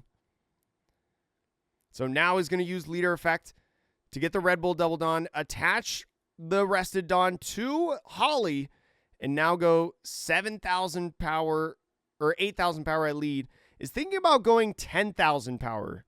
Maybe he's really trying to go for this double attack. But first, going to try to bait a card out of hand, trying to swing at this Nami. So is going to go ahead, let the Nami get KO'd, flip over the life, and play out a character. Looks like it's going to be Zeus. Zeus with the on-play effect is going to go ahead, get rid of the Holly. Ooh. There's a lot. I think Daniel's in a pretty solid spot right now. But he's going to need to try to keep a board. He's done a great job starving off the double attack. So that was very interesting. So maybe now that you're on 9 Dawn, you should be at 9 Dawn, I think, right? The Zeus going in at Ohm as 2,000 power characters is going to go for a Mamaragon. That's the 3rd event in trash. Reiju still only a 5,000 power character, or still 5,000 power blocker, 4 cost. Now the 8,000 going in at lead, I believe, is going to have more than enough events in trash now at that point, is going to go to 9. And the Robin coming in, trashing the Perona, putting the 2 life going back up to 4. Then the draw for turn, or draw for the leader effect because a life left the life area.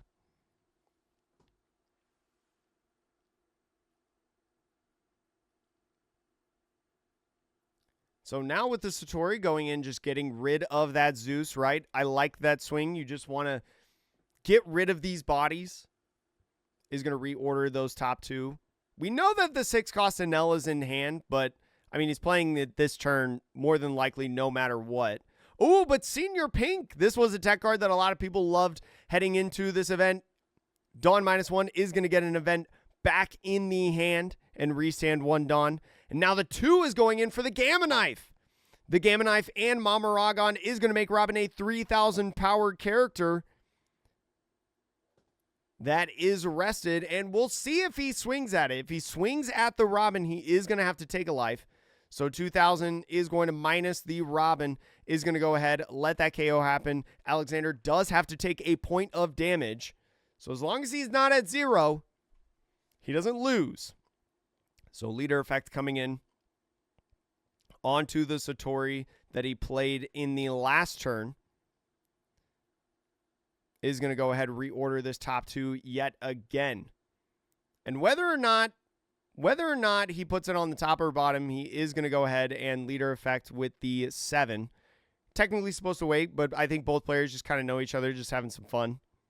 Right? This game has felt very casual, even though there's thousands of dollars on the line, it feels like.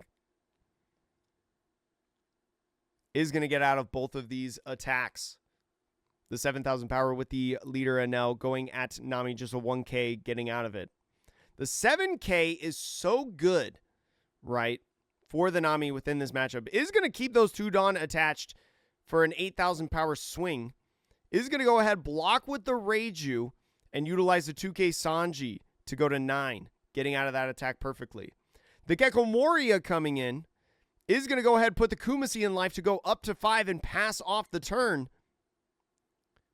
Does not draw off of leader effects because there is no life leaving the life area. There's only life gained in the life area. But this Kumasi is going to threaten potentially like a Perona on the Senior Pink or maybe on the Reiju. Right? As a body you play on the field. Satori just swinging 2 just to reorder and try to dig for something that Alexander may need. I like the Satori swings first before you play like the Secret Rare Nell, just simply because you can try to look within that top 2 to help your top 5 find exactly what you want, right? And if it's not there, all right, go to the bottom of the deck. You're still like digging 7 in a sense.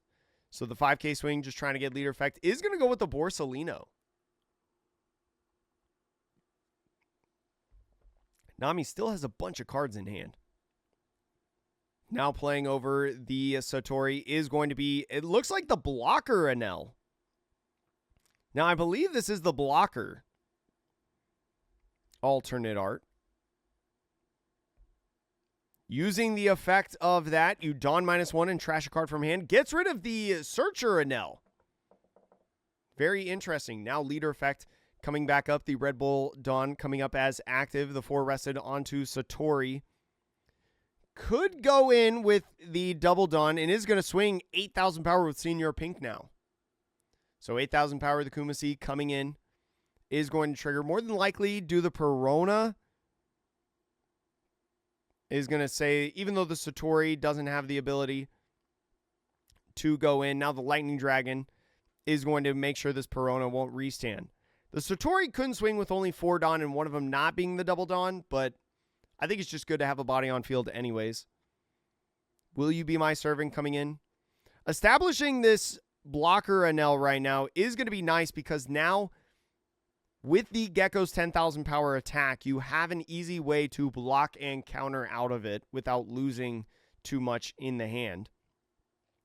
Finding a 7-cost Robin is going to be good too. 8,000 power coming in is going to go ahead, block with the Reiju and 2K out of hand or an event. 2K Sanji is the choice.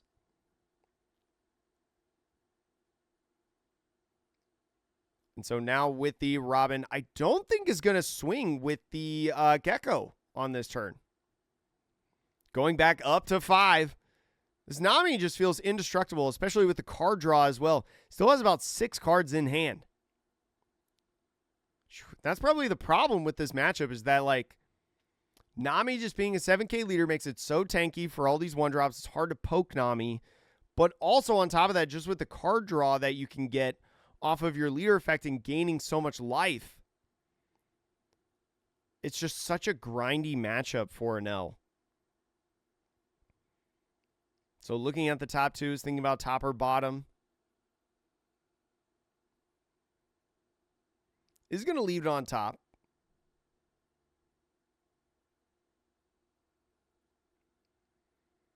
So now the Satori being played over it for a Frankie. So maybe he's just trying to dig for some events. pitching another secret rare Enel. So is just kind of going for more card draw rather than searching. Just thinking about using Gamma Knife. If you use Gamma Knife again, that means that you have to combo with Mamaragon, right? And I think you've played 3 of them at this point. 3 of them are in the trash. So we'll see where it goes. It looks like, I mean, could make the Robin a 3,000 power, or it looks like the Gecko is the option to make it a 5. So now it can be rested off of Mamaragon. I think that's the 4th one. Is that the 5th one we've played? It's either the 4th or 5th one that we've played. I know we brought one back with Senior Pink.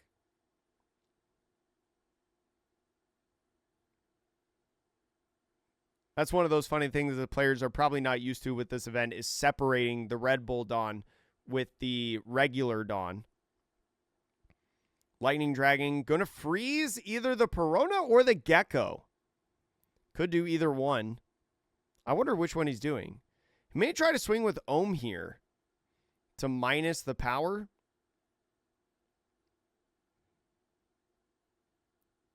So this is currently a 6,000 power swing. If it goes at the Gecko, that makes him a 4,000 power character. Daniel is just going to let it go. Does not want to give anything up for these characters. 6,000 power now going at lead is going to be a 1K in hand to get to 7. And is going to do exactly that. Not keeping the Borsalinos. And another 7,000 power swing could just be a 1K to get out of it. Is going to be a 2K. So a little bit of over countering. So now using the Enel blocker effect, that 10K blocker, getting rid of the alternate Searcher Enel. So Alexander has pitched 3 Searcher Enels. Very interesting. Not valuing them a lot in this matchup. Huh. I didn't know there were situations where you didn't want that. So learning something new every day. 10 cost Newgate coming down on the field. He'll play a big blocker of his own. Is going to pitch another Newgate, get 2 Dawn onto the Nami and the Robin.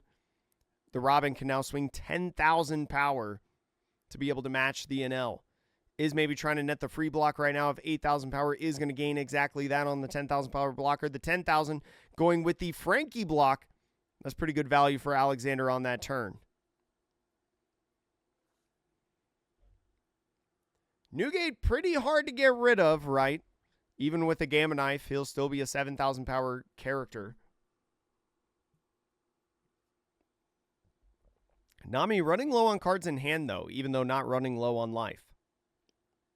He's going to have 4 life available to him.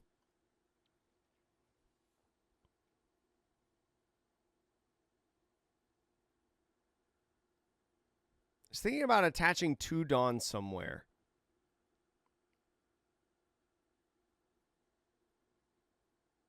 Putting it on the Reiju, maybe swinging 9,000, or wait, 10,000 power. Is it ever worth doing that because of the Newgate blocker?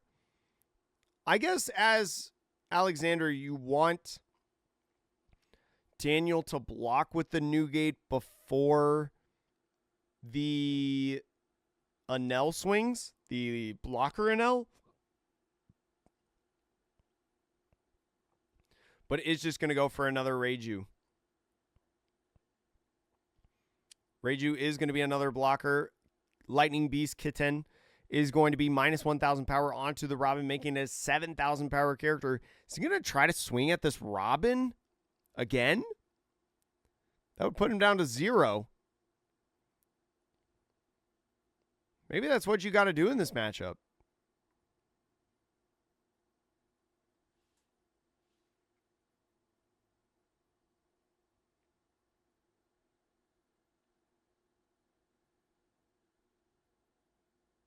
If he uses leader effect, the Red Bull Double Dawn is not going to be active. It's going to be a regular Dawn.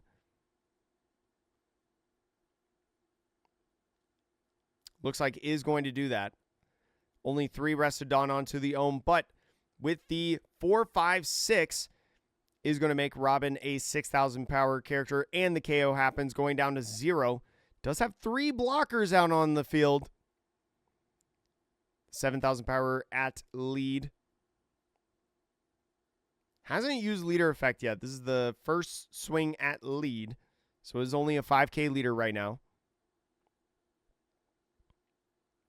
The Nojiko doesn't necessarily matter anymore, so he's going to leader effect and 1K. Another Borsalino. And another 7 coming at lead. Probably just take this. Yeah, I don't think you mind. There's a Hogback to go ahead and play a Perona. That's going to allow this. Ooh, is actually going for another Hogback. Interesting. Lightning Dragon going to freeze either the Perona or Hogback. Maybe didn't have another Perona in the trash. And using the Anel blocker effect, pitching the Holly there. So Alexander's got to be running low on cards, right? He's probably only got 4 or 5 in hand. The Perona is what is rested. 7,000 power now going at lead. Is going to go ahead, block, and 1K with the Ohm out of that attack. Daniel may just try to go aggressive now, swinging a bunch of 7s. Go ahead, block, and 1K out of that with Satori. I think Daniel trying to fish for events. And now a 12,000 power at lead.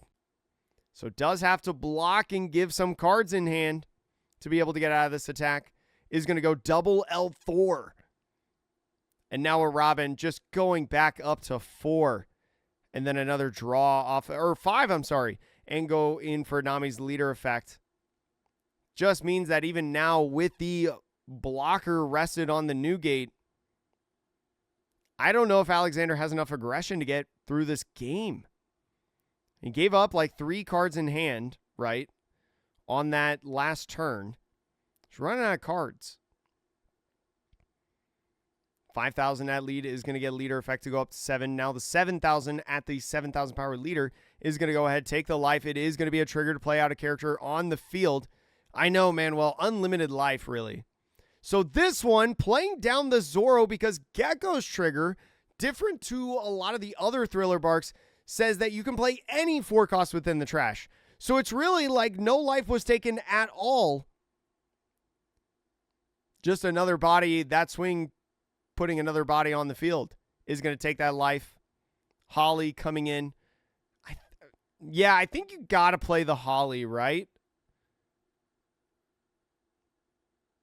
Just to be able to get your own. Well, even if you get your own with double attack. Well, there is still a world where you can win this game, actually. Because of the double attack. If the double. No, actually, no, there's no way that you can win. Because you only have 3 swings. You need 4 of them in total.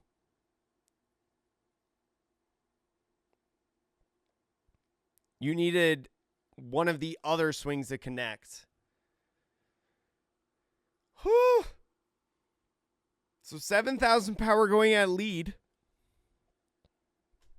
Is just going to 1K out of it right there. And Alexander just scoops. Says, you know what, let's go to game 2. Whew. That was tough. But definitely some like really interesting plays from Daniel, right? Daniel, at the beginning of the game, did a really good job of neutralizing the double attack potential that Alexander had. Especially like with the Nojiko bouncing back the Holly. Then later went ahead and used the Zeus, right? Playing it off of the 5-cost Nami. Seemed like a kind of a weird play. But playing it off of the Nami, KOing the Holly again, even before it swung, means that really there was no double attack potential until the end of that game. Yeah. Definitely. I mean, I know that this is a favorable matchup for the Nami, but that was really good, in my opinion. That was really, really good. I enjoyed that game. I very much enjoyed that game. Oop, there's game 2. Real quick, before we go into game 2, chat, I'm going to grab a drink real quick. I'm going to grab a Red Bull of my own. I know Daniel's cooking. Do they shuffle their Dawn decks, or is the first drawn Dawn the 2K? So, Manuel, that's a really good question. So if you don't know, chat, if anybody in chat does not know, your Red Bull Double Dawn has to be the first Dawn to come out onto the field, not only at the beginning of the game, but anytime that you're bringing Dawn from your Dawn deck. So like you'll see oftentimes with Alexander, right, playing an L, you'll see oftentimes that he puts the double Dawn back into the deck with a Dawn minusing effect. And then when he uses leader effect, the double Dawn is always the active Dawn. And that's just not because, you know, you want to reutilize the plus 2,000 power. That's because that's the rule. Anytime that you bring back Dawn onto the field, whether that's the Dawn phase or like from Anel's leader effect or something of the sort, if you have the Red Bull 2,000 power Dawn as in the Dawn deck, you have to bring that back first. And so with something like Roger, right, if you were playing Red Purple Roger, if you were constantly Dawn minusing, you would always have to bring back that Dawn and attach it to your leader, I believe.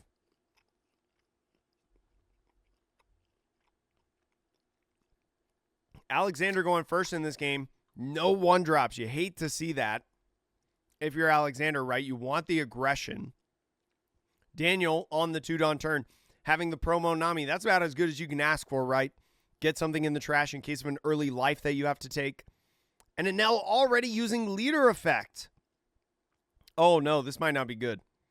But gets a Frankie on field. Okay, that's better than nothing, right? Frankie being able to cycle the hand if it's dead to draw 2 cards. After the 5K swing, use leader effect for Nami. And El Thor is going to be the choice. Interesting getting rid of El Thor, right? As that's a card that gets rid of the girl promo.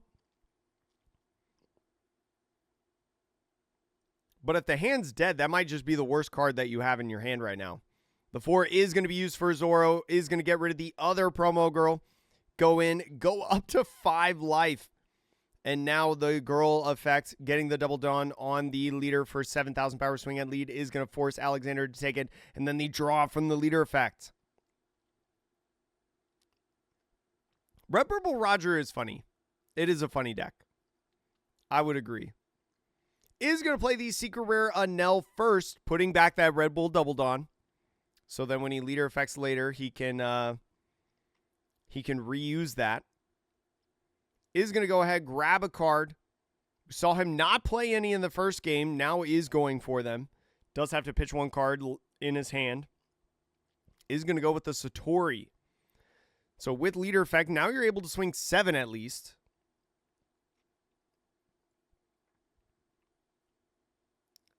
Lightning Beast Kitten is going to go ahead, minus 1,000 power. More than likely the Zoro and the Mama Ragon, resting the Zoro. And so right now we may just try to control board a little bit and just run Daniel out of cards in hand, using leader effect, getting back that Red Bull Dawn as active. Now the 9,000 power swing going at this Zoro is going to go ahead and clear it. 1 Dawn left. We'll see if he swings 7 or plays a 1-drop on the field. Looks like swing 5, so more than likely going to play a 1-drop. Is going to leader effect, get out of that attack in the Satori, drawing a card. Oh, yeah, Def Mute. I know that this is a favorable matchup for Nami, and this is a big reason why Nami sees a lot of play. The El Thor getting rid of the girl. So that might be why that Alexander got rid of the El Thor at the beginning, because he had another one in hand. He knew he was going to be able to deal with this girl promo.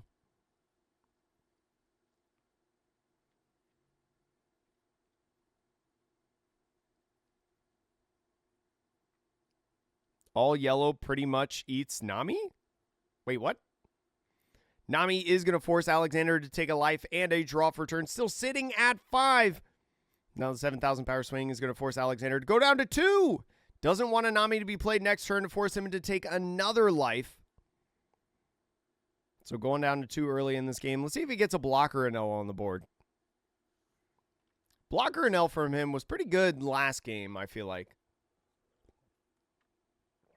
But the Frankie is the choice.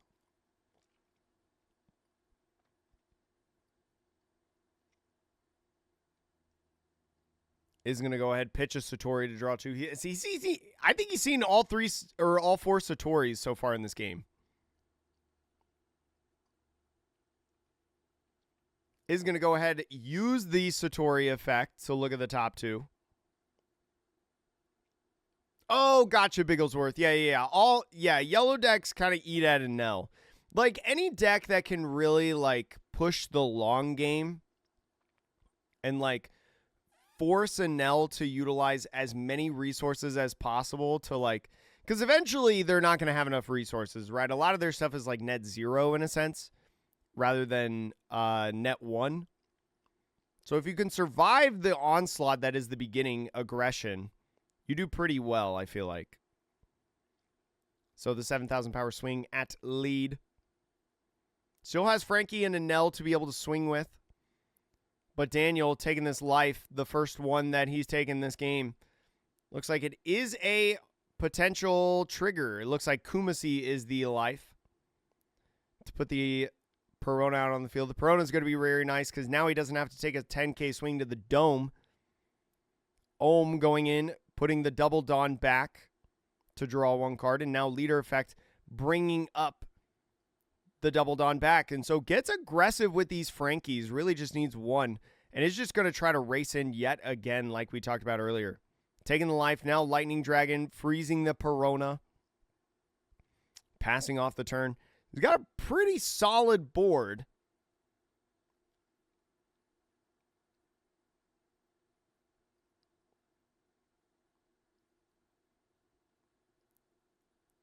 I mean, the way that Daniel's been playing this just kind of feels like that you heal, right? Just heal.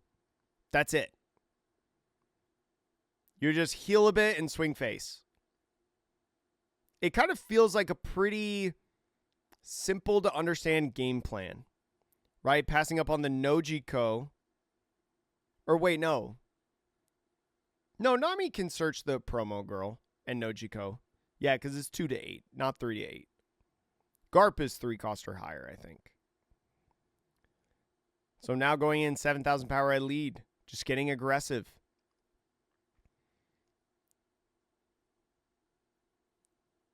One attached to lead, 2 attached for lead. 8,000 power is going to be the Frankie block. And now Perona coming in to lock that 6 cost and Nell. Especially these Thriller Bark versions, man. Perona just carries this deck, I feel like, in a lot of matchups. Perona is such a good card. It's very infuriating to play against.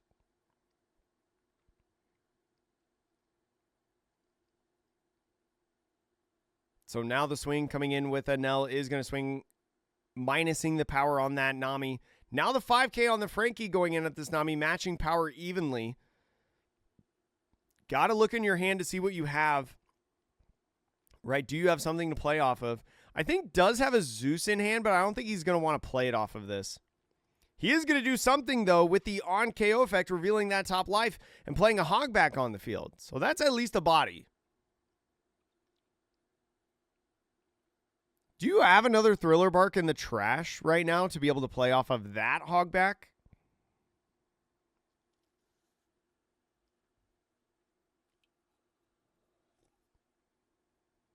Oh, yeah, it does have a Hogback. Does have a Hogback in there. Senior Pink coming in, going to be able to reutilize one of the events. It'll be curious to see what he reutilizes.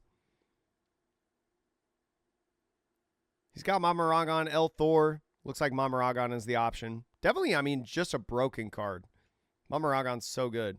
And is immediately going to use it to rest the Hogback.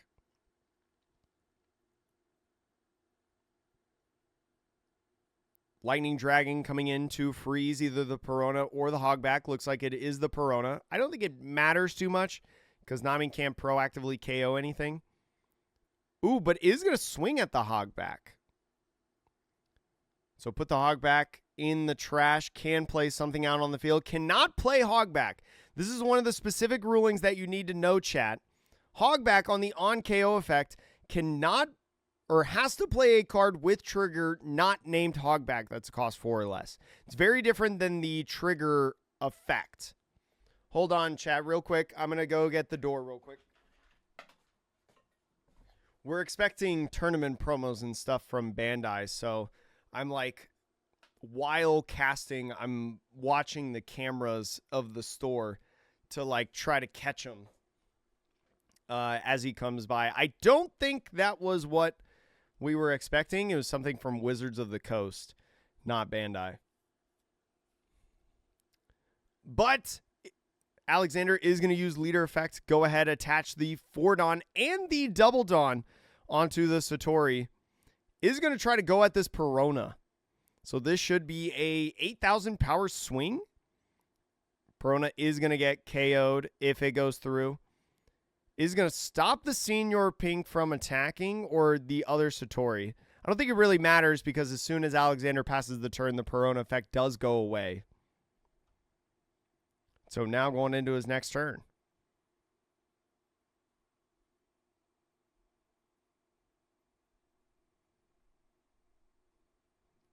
Is going to go ahead for the Perona. 6K swing is just going to 2K out of that. Now the 7,000 power swing going in at lead. Taking the life, going down to 1. Is going to draw 1 because of leader effect. And now with the 8, go in with the Gecko. Put a Perona down onto the field. Not to heal a life, but to once again continue to lock this secret rare NL.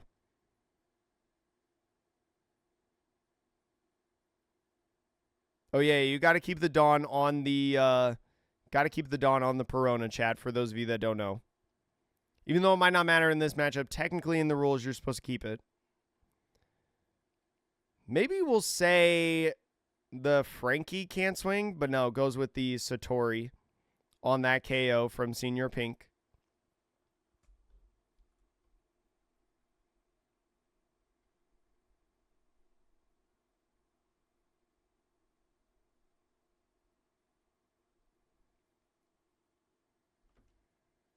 So now playing over this is going to go with a Reiju. Anel has been very, very good. I know this team. Ooh, Gamma Knife. What's going on, Tempest? Or wait. Yeah, you got to put a Dawn. Yeah. Put a Dawn back. I think he's thinking about which Dawn he wants to put back. Right. So minus 5,000 power. I think the Gecko to then Mama Ragon. We'll see how aggressive he tries to swing at this with something like Frankie or the leader. Is going to go ahead with leader effect to get the Dawn onto Satori. And it's going to be a 3, 4, 5, 7,000 power swing at the Gecko. But yeah, Anel, very nice within this, being able to reutilize the double Dawn. I mean, the group that piloted this specific deck list that Alexander is playing, they made like $900,000 if they sold all their prizing in this tournament. They did so well. And so with the 5,000 power swing, is going to take the life, actually. Trigger out the Perona, lock the NL once again.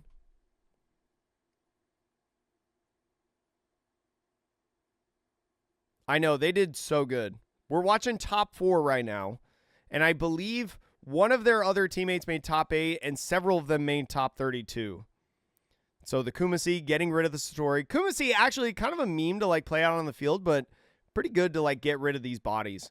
Now 7 at lead is going to be the counter or block in 1K to get out of that attack. The 7 with Nami blocking that one, and the Robin putting him back up to 3. It just never ends, right, with this Nami deck? The healing never ends. And then drawing 1 off leader effect because you manipulated a life. The Anel deck is so good, right? And just like any of these decks really utilizing the Double Dawn to always like attach it to the leader to swing 7 is good in so many different matchups.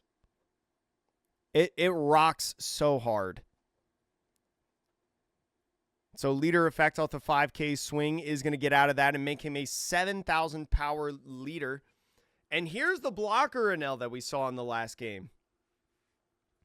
Yeah, it's really good against Nami because like you force them to use multiple cards in the hand. Just utilize Lightning Dragon to freeze one of the Peronas. Unfortunately, it doesn't help you enough, I think, in this matchup, but for a lot of other matchups, it could work. Attaching it to the Enel, yeah, I was going to say the Senior Pink. The Enel can't swing because it's continuously being locked by the Perona.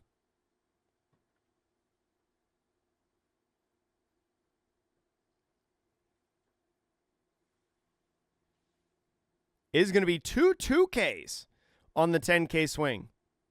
Oh, wait, no, Enel can attack. There was no Perona play last turn.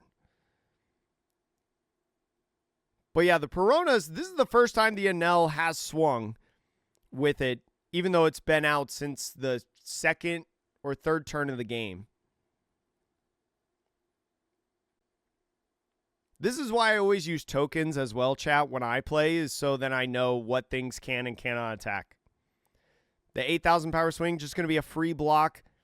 The Robin now getting the block off the Reiju and a 2K to go to 9,000 power because that Reiju being a 7,000 power blocker is going to go with a Gecko. Here comes a Perona once again. Or no, Kumasi coming out onto the field. I would have thought that he would have played Perona onto the field to lock that Enel. But I guess you're still like big chillin' right now. Electrical Luna, yeah. Electrical Luna also very, very good. Spoiler alert, chat. I know that we're going to watch Red Green Luffy in the final, speaking of Electrical Luna, if you do not know. So this is going to be the Searcher Enel that Alexander's going with.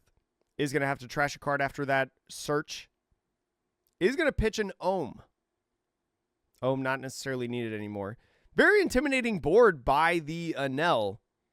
But is it too little, too late? Getting rid of the Kumasi there off of that swing. Feels silly to swing into Kumasi, to be honest. So now, since there was no Perona, is going to go ahead swing at that Robin to take a life because you get that KO. And now, the Senior Pink swinging 8,000 power at the 5,000 power Perona. Is just trying to minimize the amount. Is going to say that the blocker Enel cannot attack. And then utilizing the blocker Enel's effect to pitch the Holly in hand to make him a big blocker. And we've seen Alexander do this a ton in this 2 games that we've now watched, where he really tries to get rid of the Robins, despite having it take some damage. He's not afraid to go into it if he's got at least 1 life. So Girl is going to draw 1, trash 1.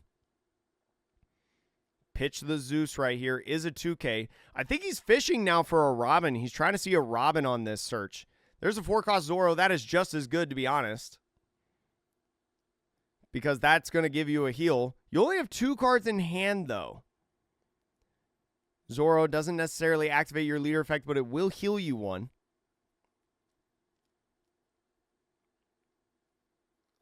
So using the Girl promo effect to become a 7,000 power leader. Is he going to try to swing and get the block KOs? Hunter, thanks for following here. So going to block and Mamaragon on the 10,000 power swing. And now with that 10 on the Gecko is going to block with the Reiju, and the 4 coming in from the Zoro is going to put him down to 1 card in hand, but 5 life. 5 life, chat. This Nami never dies. Even against an aggro deck like Enel, it's so interesting because like Enel is a super aggressive deck. So you would think that the Nami would like go low on life at some point, but we've like not seen Daniel in either of these games go lower than 3. So the Mamaragon coming in after playing the Reiju is going to go ahead, rest the Girl promo, swing at the Girl promo to get rid of it. These people weren't struggling in OP11 like I was. Hey, I won locals in OP11 with Nami. Fun fact. I remember posting about it on Twitter. I had a terrible list. Is going to go ahead, take that 6K swing. Does not want to use leader effect as of yet. Now the 11K swing going at the Gecko is going to prompt the KO.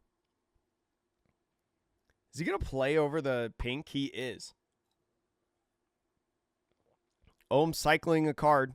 Now using leader effect. Or wait, that was a 12,000 power swing by the Enel at the Gecko. My bad, chat.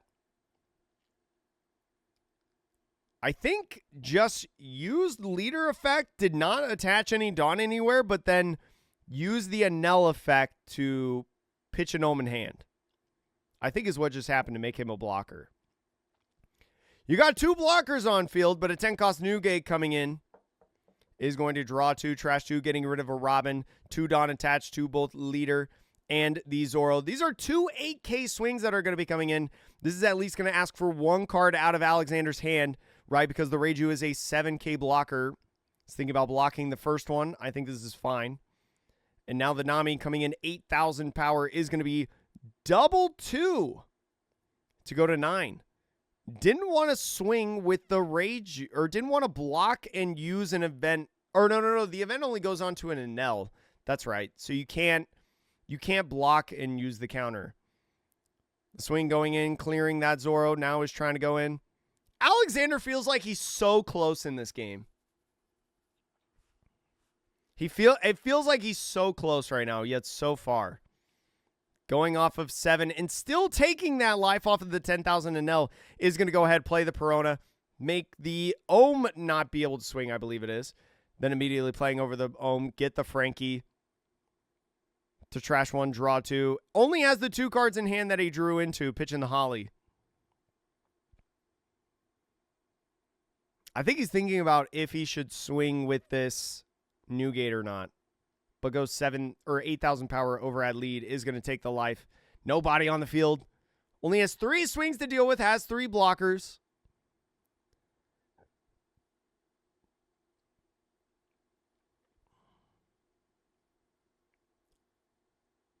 Oh, and Alexander just scoops. He says, you know what, I can't really get around it. I'm not going to be able to hit you. Just gives it up to Daniel. No GP, I believe. I think the top 4 was red, green Luffy, 2 blue, yellow Namis, and 1 purple Enel. That was the top 4 of this. Shoo! All right, chat. 1 match to go. I told you it was red, green Luffy.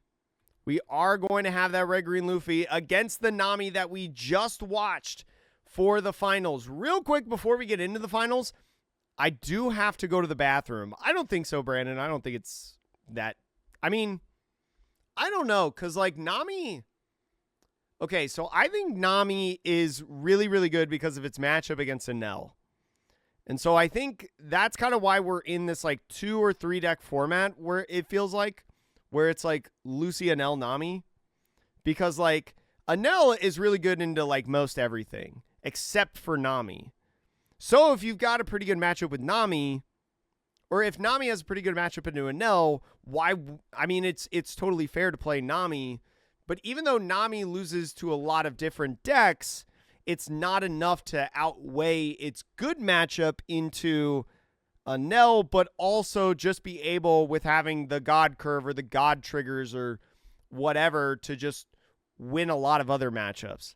So I wouldn't say that Nami is too bad. Nami is very, very strong. I've seen worse. But I think that Nami's huge surge in this format is a lot of it has to do with Enel. Is Nami worse than Sky Luffy though? She just has the best utilities. I don't know if you could say that Nami is better than Sky Luffy when Nami is way better positioned in the format than Sky Luffy. We should have Daniel's deck list. Yeah, I'll show Daniel's deck list after stream. I believe I have Daniel's deck list. I'll show it after stream. I'll show it after this match, so then yeah.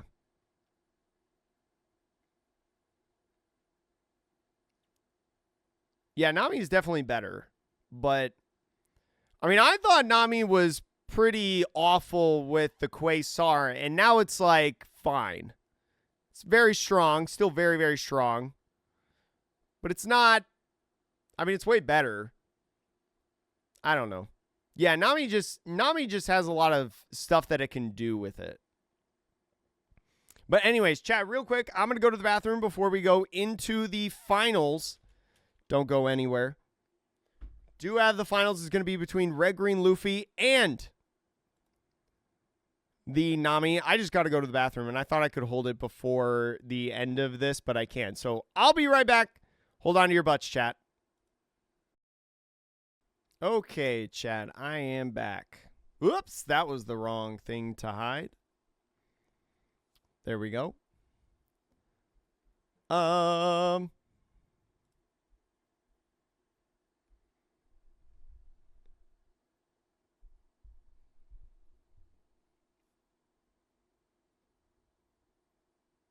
mean, anytime a yellow deck is at the top, people just hate it.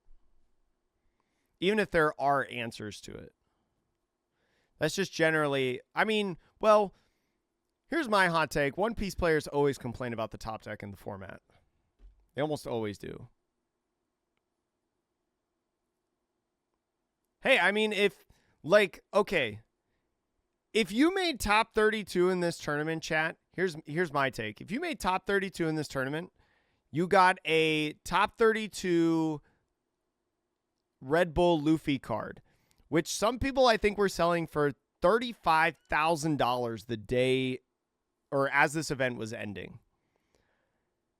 I don't play yellow decks, but if I felt confident enough to play something like Blue Yellow Nami and win $35,000 at least, dude, I'd play it every time. I play it every time. I play it every time. I think definitely I like what they did with the pair ban, and I don't think they need to do anything more, but I think what they're doing right now with the game is I think they've been riding like an interesting balance where like power creep is so real right now that like they're very close to like a lot of decks just being like insanely powered. Like right now they're already really powerful, but like crazy powerful. I know, Bigglesworth. I'm so thankful that Red Bull sent me one of the competitor kits. So, because I didn't get to compete in any of the qualifiers, so I did not have any Red Bull Double Dawn. I did not have that Luffy promo. So to be able to have that and a playmat, that's pretty sick. Looks like Daniel, I think Daniel was the higher seed in this tournament. So is going first in this one. Chose first away from Red Green Luffy. This makes sense. Yeah, I mean, people were complaining about Rayleigh. And look at Rayleigh now. Like, Rayleigh is... I haven't thought about Rayleigh in a long time. Is going to go ahead, grab the 8-cost Gecko off of that effect. Now move into Luffy's turn. We'll see if Kevin has any searchers. He has at least one in the Bonnie. Going to be looking for a Straw Hat Crew or Egghead kind of card. Does find a 5-cost Sanji. I think that was his only target. Because I don't think Bonnie can grab Bonnie. So with the other one, is going to grab Laboon. I do like the Laboon play here because of the opportunity to... for like Nojiko or Zeus. Because especially in this tournament and throughout the weekend in general, and these are open deck lists, by the way, we know that Daniel is playing Zeus. We know that Daniel is playing Nojiko. So this is actually a pretty impactful body to play out on the field because the Laboon protects 7,000 power characters and below. So it's going to protect most of Kevin's board. Oh, was Kevin the lowest seed in top 32? Dang. I mean, he's cracked. He's been cracked in the Chinois Cups. He's been cracked in, Eggman events. Just a good player. Just a good player. So he's going to take that first life. Perona being set up in the trash from the girl promo. Now swinging a 5-head lead, trying to net a leader effect. Probably has Usopp here on curve then. Getting rid of the Nojiko, that's a good sign because of that protection effect from the Laboon. Is going to get that Usopp down. Good setup, right? Especially because you have the Laboon to be able to protect the Usopp. You're not afraid of this Usopp leaving the field right now. Unless Nami were to do like a double Zeus. He is ready to take a life. Did you see how fast Kevin was ready to take this life? Hold on real quick. Look at Kevin reaching for his life starting this turn. Like, he starts reaching for it already before Daniel, like, even does anything. But he's like, yeah, 5. That's funny. So with the girl promo, is going to attach another Dawn as well as the Nami's on play effect. Is going to go ahead and go down to 1 already. We saw Kevin in the top 8 round in the mirror match take life very quickly in the best of 3. I think Kevin's missing some of his Dawn. There it is. So now on a 6 Dawn turn, is going to get the Luffy out onto the field. If he's not worried about 8 cost use as Captain Kidd, I mean, should be at 6 Dawn, I think, right? Yeah.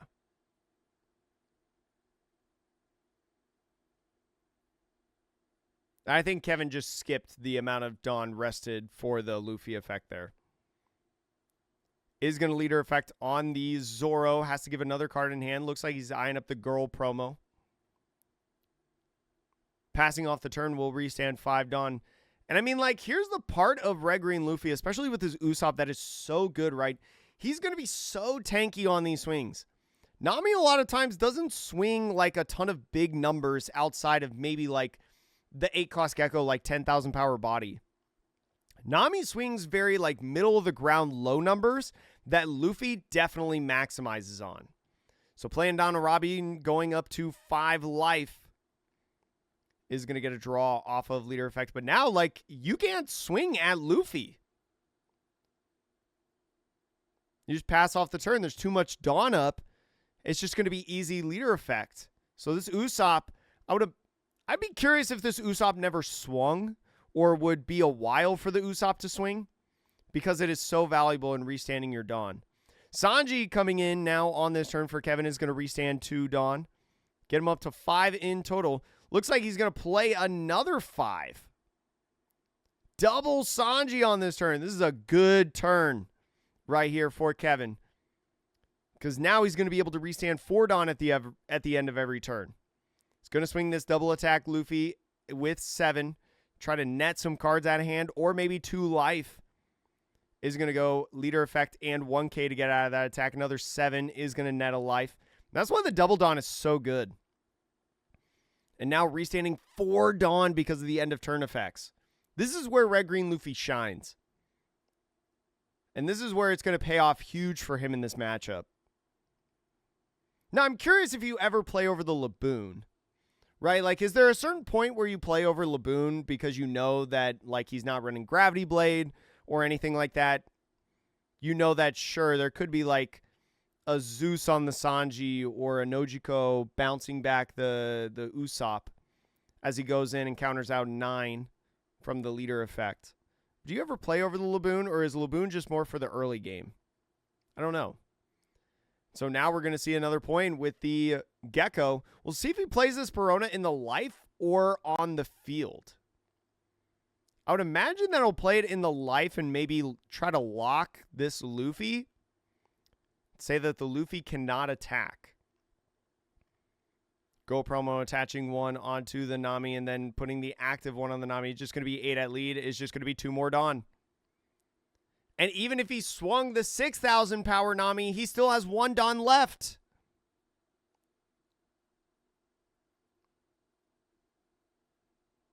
Oh, I'm sorry I missed the Def Mute. Good job on winning locals.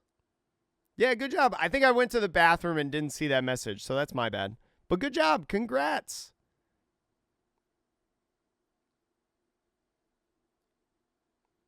It's definitely... I think the Thriller Bark package is definitely like a really interesting thing that was not intended to be in Nami. If I had to take a guess as Nami takes the first 7,000 power swing, now going up to 7, I think the design team did not expect, if I had to take a guess, how much the Thriller Bark package of Kumasi, Perona, Hogback, and Gecko would be placed within yellow decks like Nami. I don't think this was something that they anticipated. And I don't blame them, to be honest. I don't know if I would have guessed it either right away. I mean, this Thriller Bark Nami really shone at like the EBO3 finals. So after playing the Garp at the start of the turn. Oh, played over the Laboon just then. Yeah, with that Garp. Is going to get a Zoro. So now that the Gecko is on field, the Zoro is going to be active. Now a 9,000 power swing. Do you just go faces the place and just try to race him? I think you do. Yeah, it's crazy how the Thriller Bark variant's not leader locked. But there goes a Hogback, playing a Hogback onto the field. That gets the Perona in trash in case there's another sort of Thriller Bark trigger. But just going to pass off the turn. Does not decide to swing with the Zoro. Since Zoro can only rush characters and you would more than likely just want to... I think he's just going to swing at lead. I think he's going to ignore the characters and just try to rush them down in the next couple turns. Holy cow. This looks like such a good position for Kevin.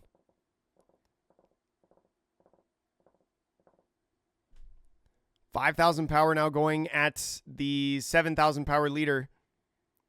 I don't think it matters too much because I don't think... I mean, oh man, going from bad to worse in this game. To be fair, I don't know if Daniel was prepared for this matchup. Because Red Green Luffy, I didn't hear a lot of people talking about heading into this tournament. There's a lot of closed doors, I feel like, heading into this tournament of people not telling anybody what they were going to do. So Nami going ahead and playing the new gate. I wonder if he's going to try to blast him with this Gecko, right? Like 12,000 power with the Gecko. Or if he's going to spread out a little bit more. Is it better to spread out like 10-10 with the Nami and... Or, I mean, the Robin and the Gecko? Or do you want to go that kind of wide?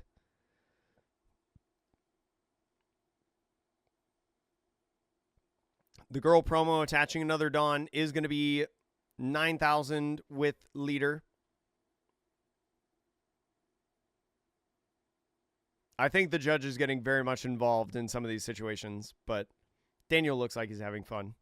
I mean, he's won like $100,000 at the end of the day anyways, regardless if he wins this game or not. I would be pretty happy too. So is going to go leader effect 1K to go up to 10. Plus 3K in power. And with 4 Dawn left, the 8 with Nami is 1 Dawn. The 8 with Robin is another Dawn. And there's still 2 Dawn left with the 10 on Gecko to go to 11. Yeah, he can't touch him this turn. Oh my goodness. Because that goes up to 11. I know, Daniel, you couldn't really see his face because it's behind me. But he was like, yeah, this seems abysmal right now.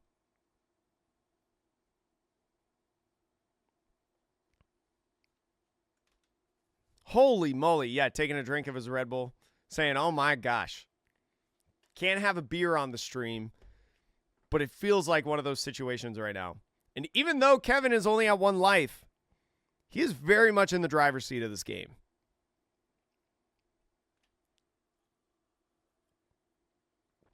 Now, it is going to be curious, too, as Daniel has now built up a board. If Daniel doesn't die this turn, it is going to be curious how Kevin can react to Daniel just spreading out the Dawn and attacking, right? Especially if he doesn't become a 7,000 power leader again in this turn. So I am curious about that. Is going to go 7,000 power with lead. Might go... Ooh, just has Newgate and a couple 2Ks in hand. So he's going to go leader effect and a 2K to get out of the attack.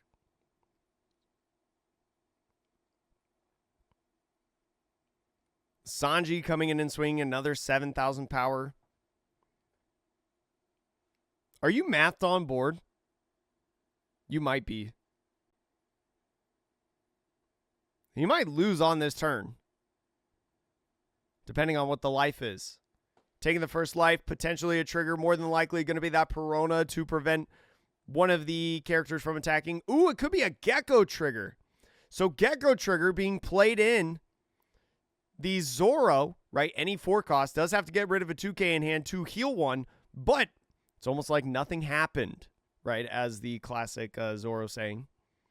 7,000 power lead with 1 card in hand. Now officially can't lose in this turn. Because he has that blocker Newgate. Takes that life. It is a Perona trigger. Is he gonna play the Perona over the Zoro? Oh, he's gonna play over the Nami. To say the Usopp can attack. As the last 6 cost or less character on the field. 7,000 power with the leader. Do you get rid of the 1 card in hand? Oh, just take it.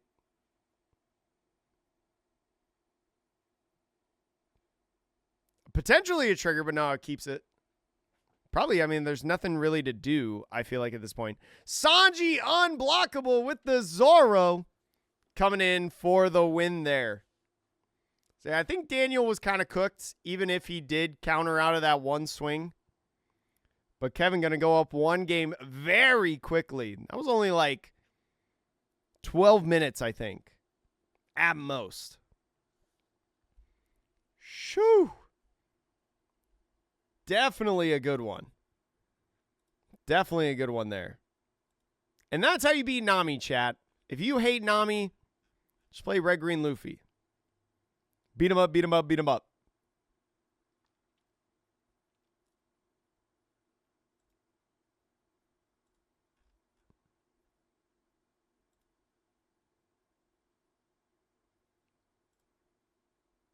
All right, let's fast forward to game 2 there.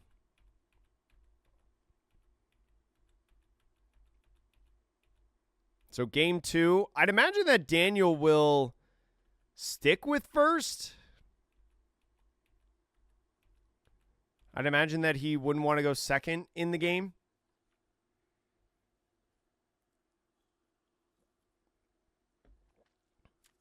Game 2 in this best of 3 of the Red Bull Double Dawn Finals. Thanks so much for joining me today, chat. I know this event happened a couple days ago, but I have not watched these games until as you're seeing me watch them right now. I do know the result of this best of 3, but I don't know how it got there, just because I couldn't escape it online on Twitter. So it looks like Nami did go first yet again, and again, the searching coming in for Kevin. I know it is very frustrating to play against Nami sometimes, especially with the Thriller Bark stuff. It is very frustrating at times, but decks that get built to lose to that is kind of just what happens, right? And that's why decks like Nami can't exist like that and be so good.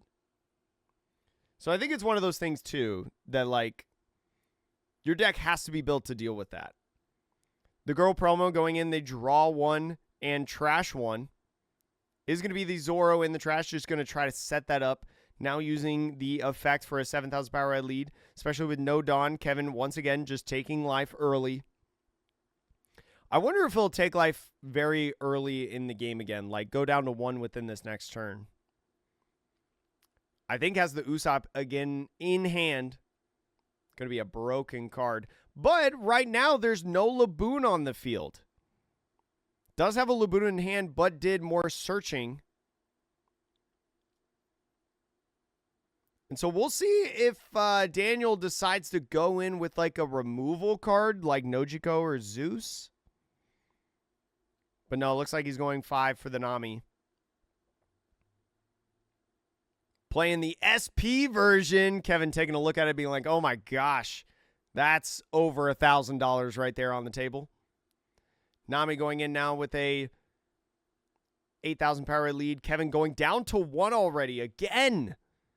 And so maybe it is like Red Green Law in the EBO3 finals in Japan, where you just go down life very, very quickly and you just try to hold on after that. Just build up the cards in hand, especially with no pudding in format. Just no hand resets that can happen. So playing down the Luffy, getting 4 Dawn to restand, attaching 1 on to lead is going to be a 7,000 power lead. You'll be able to restand 2 Dawn. Be very, very safe. Can we also talk about how blinged out Daniel's deck is? Like, this is almost max rarity. And going another 5 now at lead, just trying to ask for another card in hand, especially since Nami was not a 7K leader taking that first swing. Ooh, opting to play the Bonnie. There's a Brook. Brook could be pretty good, and we're going to grab that. Brook, about 2 copies, I think, in Kevin's list. So taking a read on this card.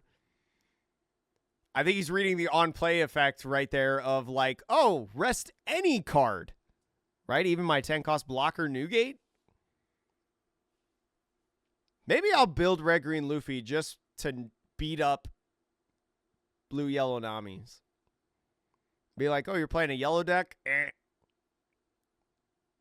Psych. Although I will say Kevin does know what he's doing. Nami going in for the 2 is going to be a girl promo. That's nice, right? Because especially on curve, now you know as Kevin that no Robin's coming down onto the field. The only heal card that's possible is a 4-cost Zoro at this point. Borsalino being pitched. Borsalino not being used by Daniel in either of these matchups. So is going to go ahead with the 2 activate mains. Get the Dawn right on to Nami for a 9,000 power swing. Is going to tap 3 Dawn for that. I wonder if he jams these 4 at lead. No, he goes in with Perona to stun the double attack. That's probably correct. That is probably correct.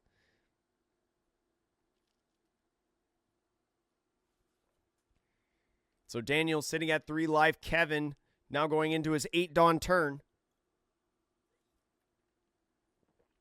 I think he has a Sanji in hand.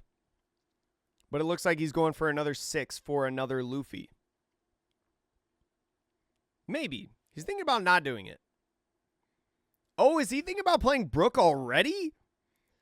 Swing. No, you can't swing the Luffy because Perona came down. So I would not swing the Brook. Is more thinking about the 4-cost Nami blocker. So playing that down is going to go ahead, rest the 2 girl promos. So now clearing those off the field with the searchers, that's going to be nice, right? Especially for Kevin in this situation. Even though it's kind of like a more awkward turn in a sense, it's nice to clear those 2 cards because those will constantly reactivate a Dawn, right? The thing that Kevin maximizes on within this matchup is that Nami plays out most of their Dawn for a character of some sort, and they swing more like mid-range numbers at Kevin, which is very easy to deal with when you restand so much Dawn. And so getting rid of those girl promos means that there's not as much Dawn that Daniel can reutilize to swing bigger numbers, and it's much easier for Kevin to deal with. I like that Nami play. You're in no rush, I feel like, at this point. Especially because this Nami says that you'll restand up to 5 Dawn at the end of turn. Dang, this is interesting. This feels very lopsided. It's going to use leader effect on the Newgate and also the Nojiko. Probably influenced a little bit because of that Brook card. And passing off the turn is going to restand 4 Dawn. So Nami's got to play out another Perona to be able to stop this Luffy. Because I'd imagine, especially on a 9 Dawn turn, can't play a 10-cost Newgate blocker, that Kevin's going to start out the turn with the double attack Luffy. I would think. Swinging the Perona, 5,000 power over at lead is just going to be 1 Dawn from leader effect. Oh my gosh, it's so crazy. 7,000 power is going to be 2 Dawn. Still has 2 Dawn left over. Now the 9,000 power swing. This is going to have to command a card out of Kevin's hand. So 2 Dawn and a 1K would be ideal here. Is going to go with the Laboon. A little bit of over countering, but I don't think it matters. And a Borsalino is going to go ahead and heal. You could go ahead with the Brook here to rest the Borsalino and then swing the Luffy. That costs 6 to utilize Borsalino. So you'd have 4 Dawn left. Yeah, just going in with this 7 and maybe threaten Brook later potentially. So kind of getting him to think about when he wants to block with the Borsalino. Is going to use leader affected, looks like, and a 2K. Getting rid of 2Ks. Is this hand just 2Ks?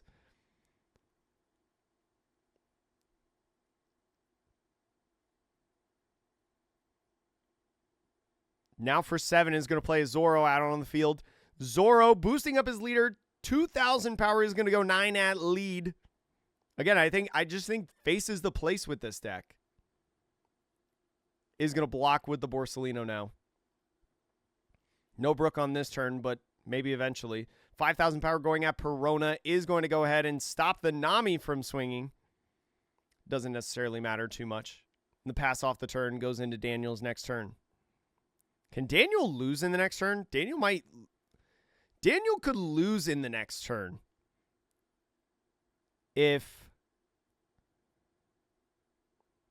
Especially with that Brook, right? Because if you like play a blocker, the double attack of the Luffy's, oh, he's just going to swing big.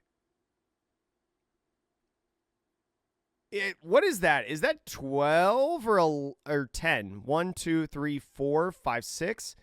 So an 11,000 power. There's 3 for 11 that Luffy, or wait, did he have to do that? Or maybe he swung at the Usopp and he did 3 and then 1. Maybe he swung at the Usopp here to try to get rid of it. Is going to go with the Zoro to heal 1. 1 card in hand. I think you could just lose right now to the Brook. The 7 double attack, you literally can't counter out of it, is going to go ahead and trigger 2 life.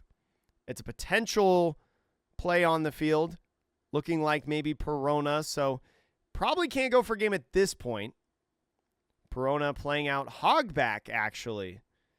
And he has to take another life. Yeah. Don't forget. No trigger. Wait, actually, that activates now the Brook. Taking it, I don't think it matters at the end of the day. Is he playing another Zoro? Oh my gosh, dude. Another 9 at lead.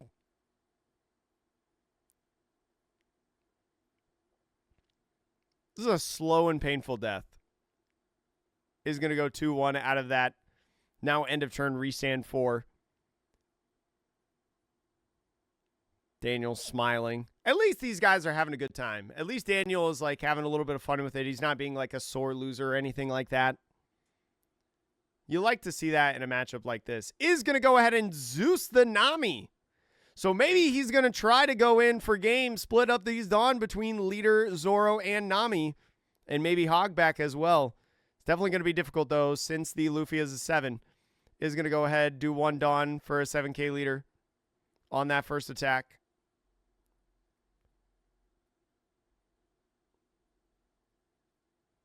One Dawn, 2 Dawn on Hogback, maybe. 2 Dawn on Hogback, going another 7,000 power at leader. Is going to get another. Dang, yeah, and you got to get both of these swings to connect. You have the Red Bull Double Dawn left, but the numbers still aren't great. I think the best you can swing is like 8, 9.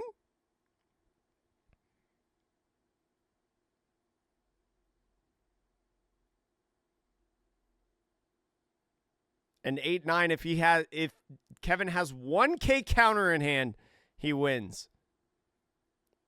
Or actually, wait, no, just getting out of 1 attack is fine. Yeah, just the 1K counter there. Still sitting at 1 life and then concedes the game. Kevin is your Red Bull Double Dawn champion from this event. The very first inaugural Double Dawn event. He was able to pilot Red Green Luffy for a win. Very cool, in my opinion, especially as Red Green Luffy, kind of a sleeper pick heading into this tournament. But with that Double Dawn, getting the plus 2,000 power and constantly swinging 7 with leader, kind of made it in a lot of situations, especially against like Nami, to be able to combat against it very easily. Because it's not just a 1 Dawn 6K swing, it's a 1 Dawn 7K swing. So very, very good. Very good in my opinion. I'll show you guys the lists from this event real quick. I have the top 3 lists here. They've been on eggmanevents.com. If you have not been there, eggmanevents.com. I input lists on this website. I don't think I didn't input these lists, but here's the top 3. First place, Kevin. Second place, Daniel. And third place, Nami. Fourth place was Alexander Gonzalez, Real Zoru. But I don't think their list is public. I think they're holding on to their list. Even though I think we might be able to gauge what it is because of the VOD. 1, because of looping, but also 2, because of the beginning when they're looking at the... because I think there's a moment where they're looking at the sheets. I don't know if you can enhance it. Where is it? I'm pretty sure I saw them looking at the sheets. Oh, I guess not. Maybe not the sheets. Oh, maybe that was the top 8. They were looking at each other's sheets. But probably you can gauge, because I know Alexander played on stream also during the Swiss rounds. And with this deck being able to cycle itself, you could probably figure out their deck if you really wanted to look back in the VOD. The VOD is public. But for anyone who's curious on the deck list, here is the deck list for Alexander Zoru.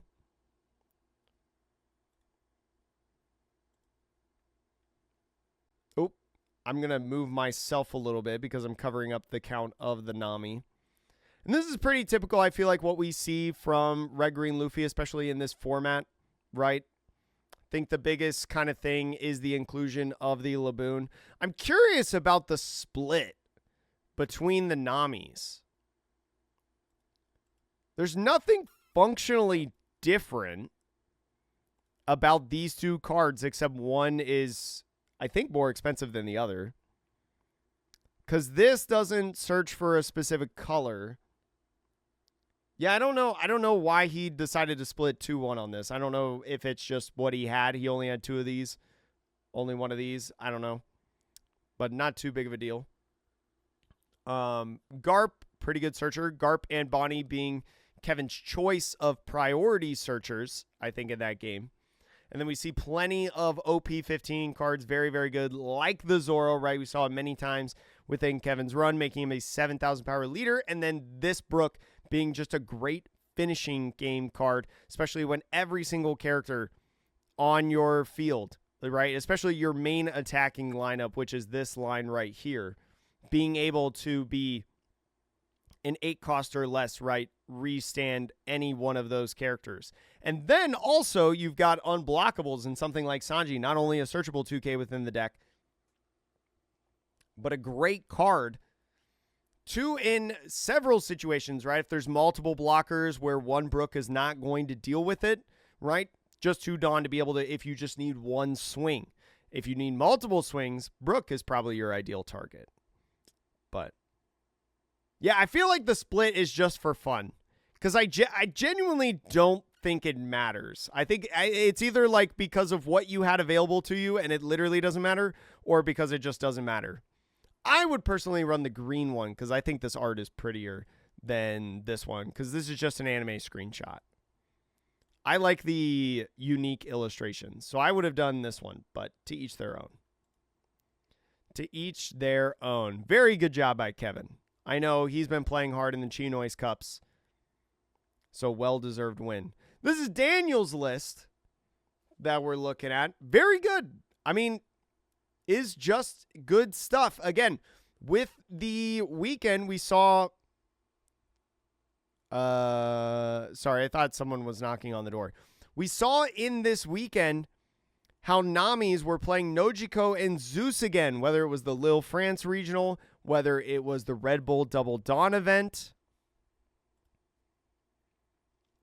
Very, very good inclusions, right? As protection effects, not necessarily overly present, I feel like. And it's a really good answer to Holly, right? Being able to either KO it or just remove it off the field, right? Because once Holly comes down, I feel like a lot of times for Enel decks, it's very hard to play it back, right?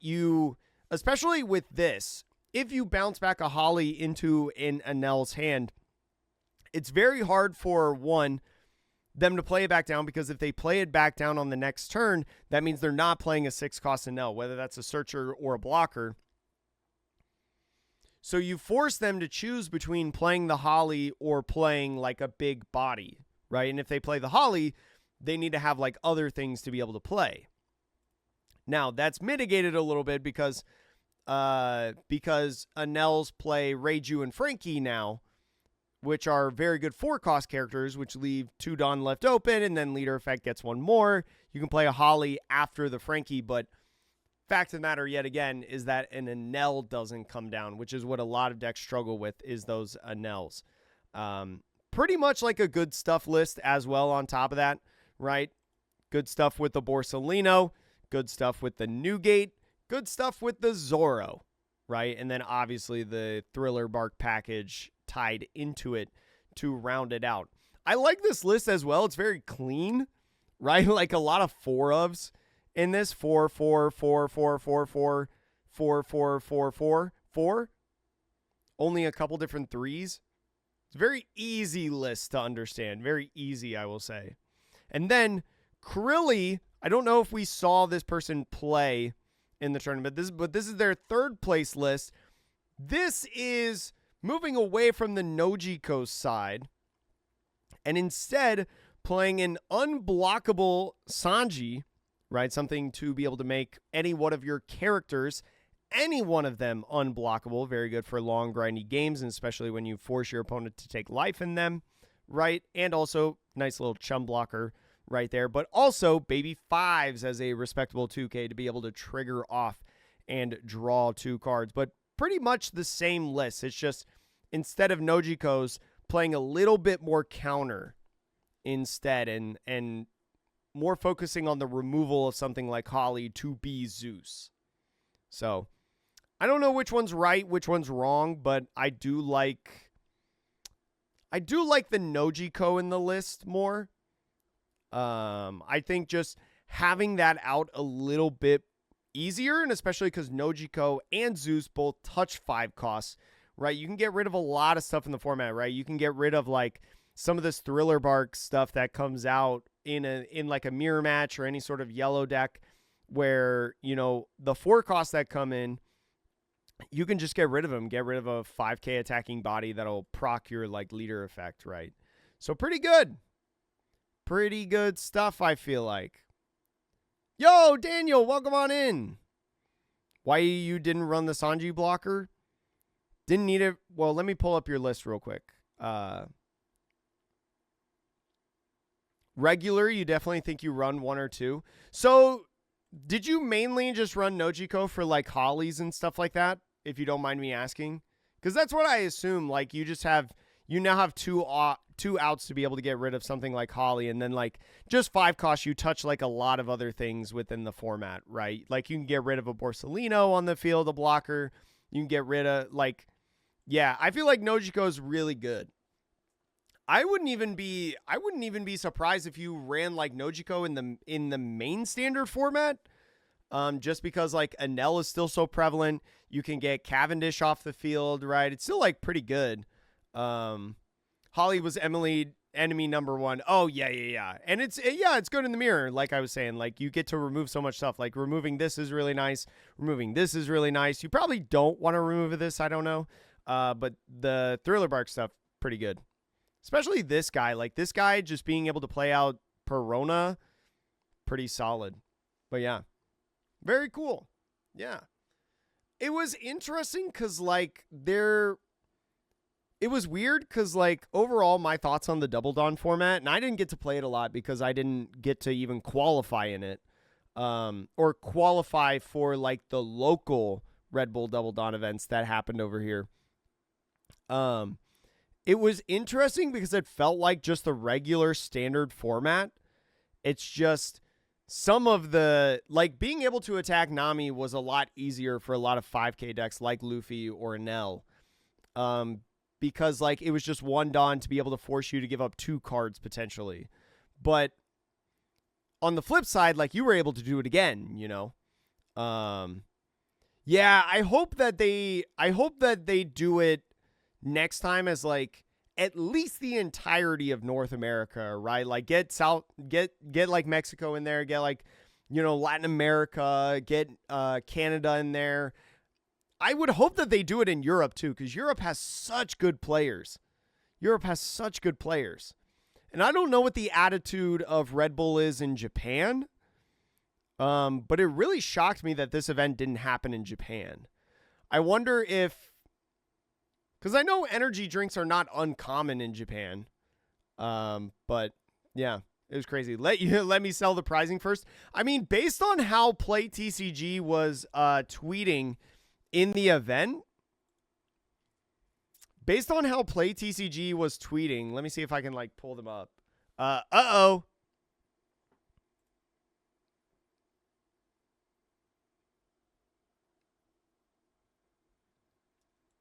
I mean, he got a PR package just like I did, so it was pretty cool. I'll go ahead and like this. But Ludwig's been a fan of the One Piece card game for a while. He's opened up product for a while. What is it? Play TCG. They've been tweeting as if, where is it?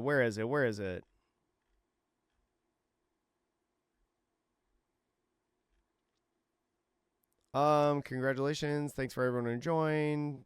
Winner.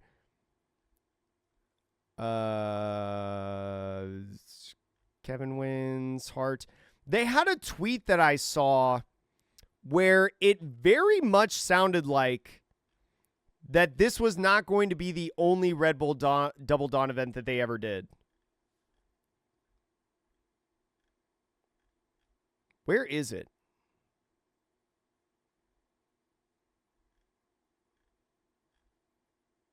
Who's taking it home? Get in here.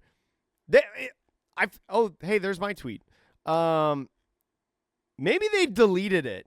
I think they deleted it. They had a tweet. I swear, I'm not crazy, chat. They had a tweet during this tournament that it was going on that made it sound like that this was not going to be the only Double Dawn event ever. And I can't find it now. So it makes me think that I wish I screenshotted it. I think they're going to do more of these in the future. Yeah, I'm pretty sure they hinted at it. Yo, what up, Abizo? Hopefully I pronounced that right. How are you doing? You want to know how Nojiko works in the Nami deck? Nojiko worked great.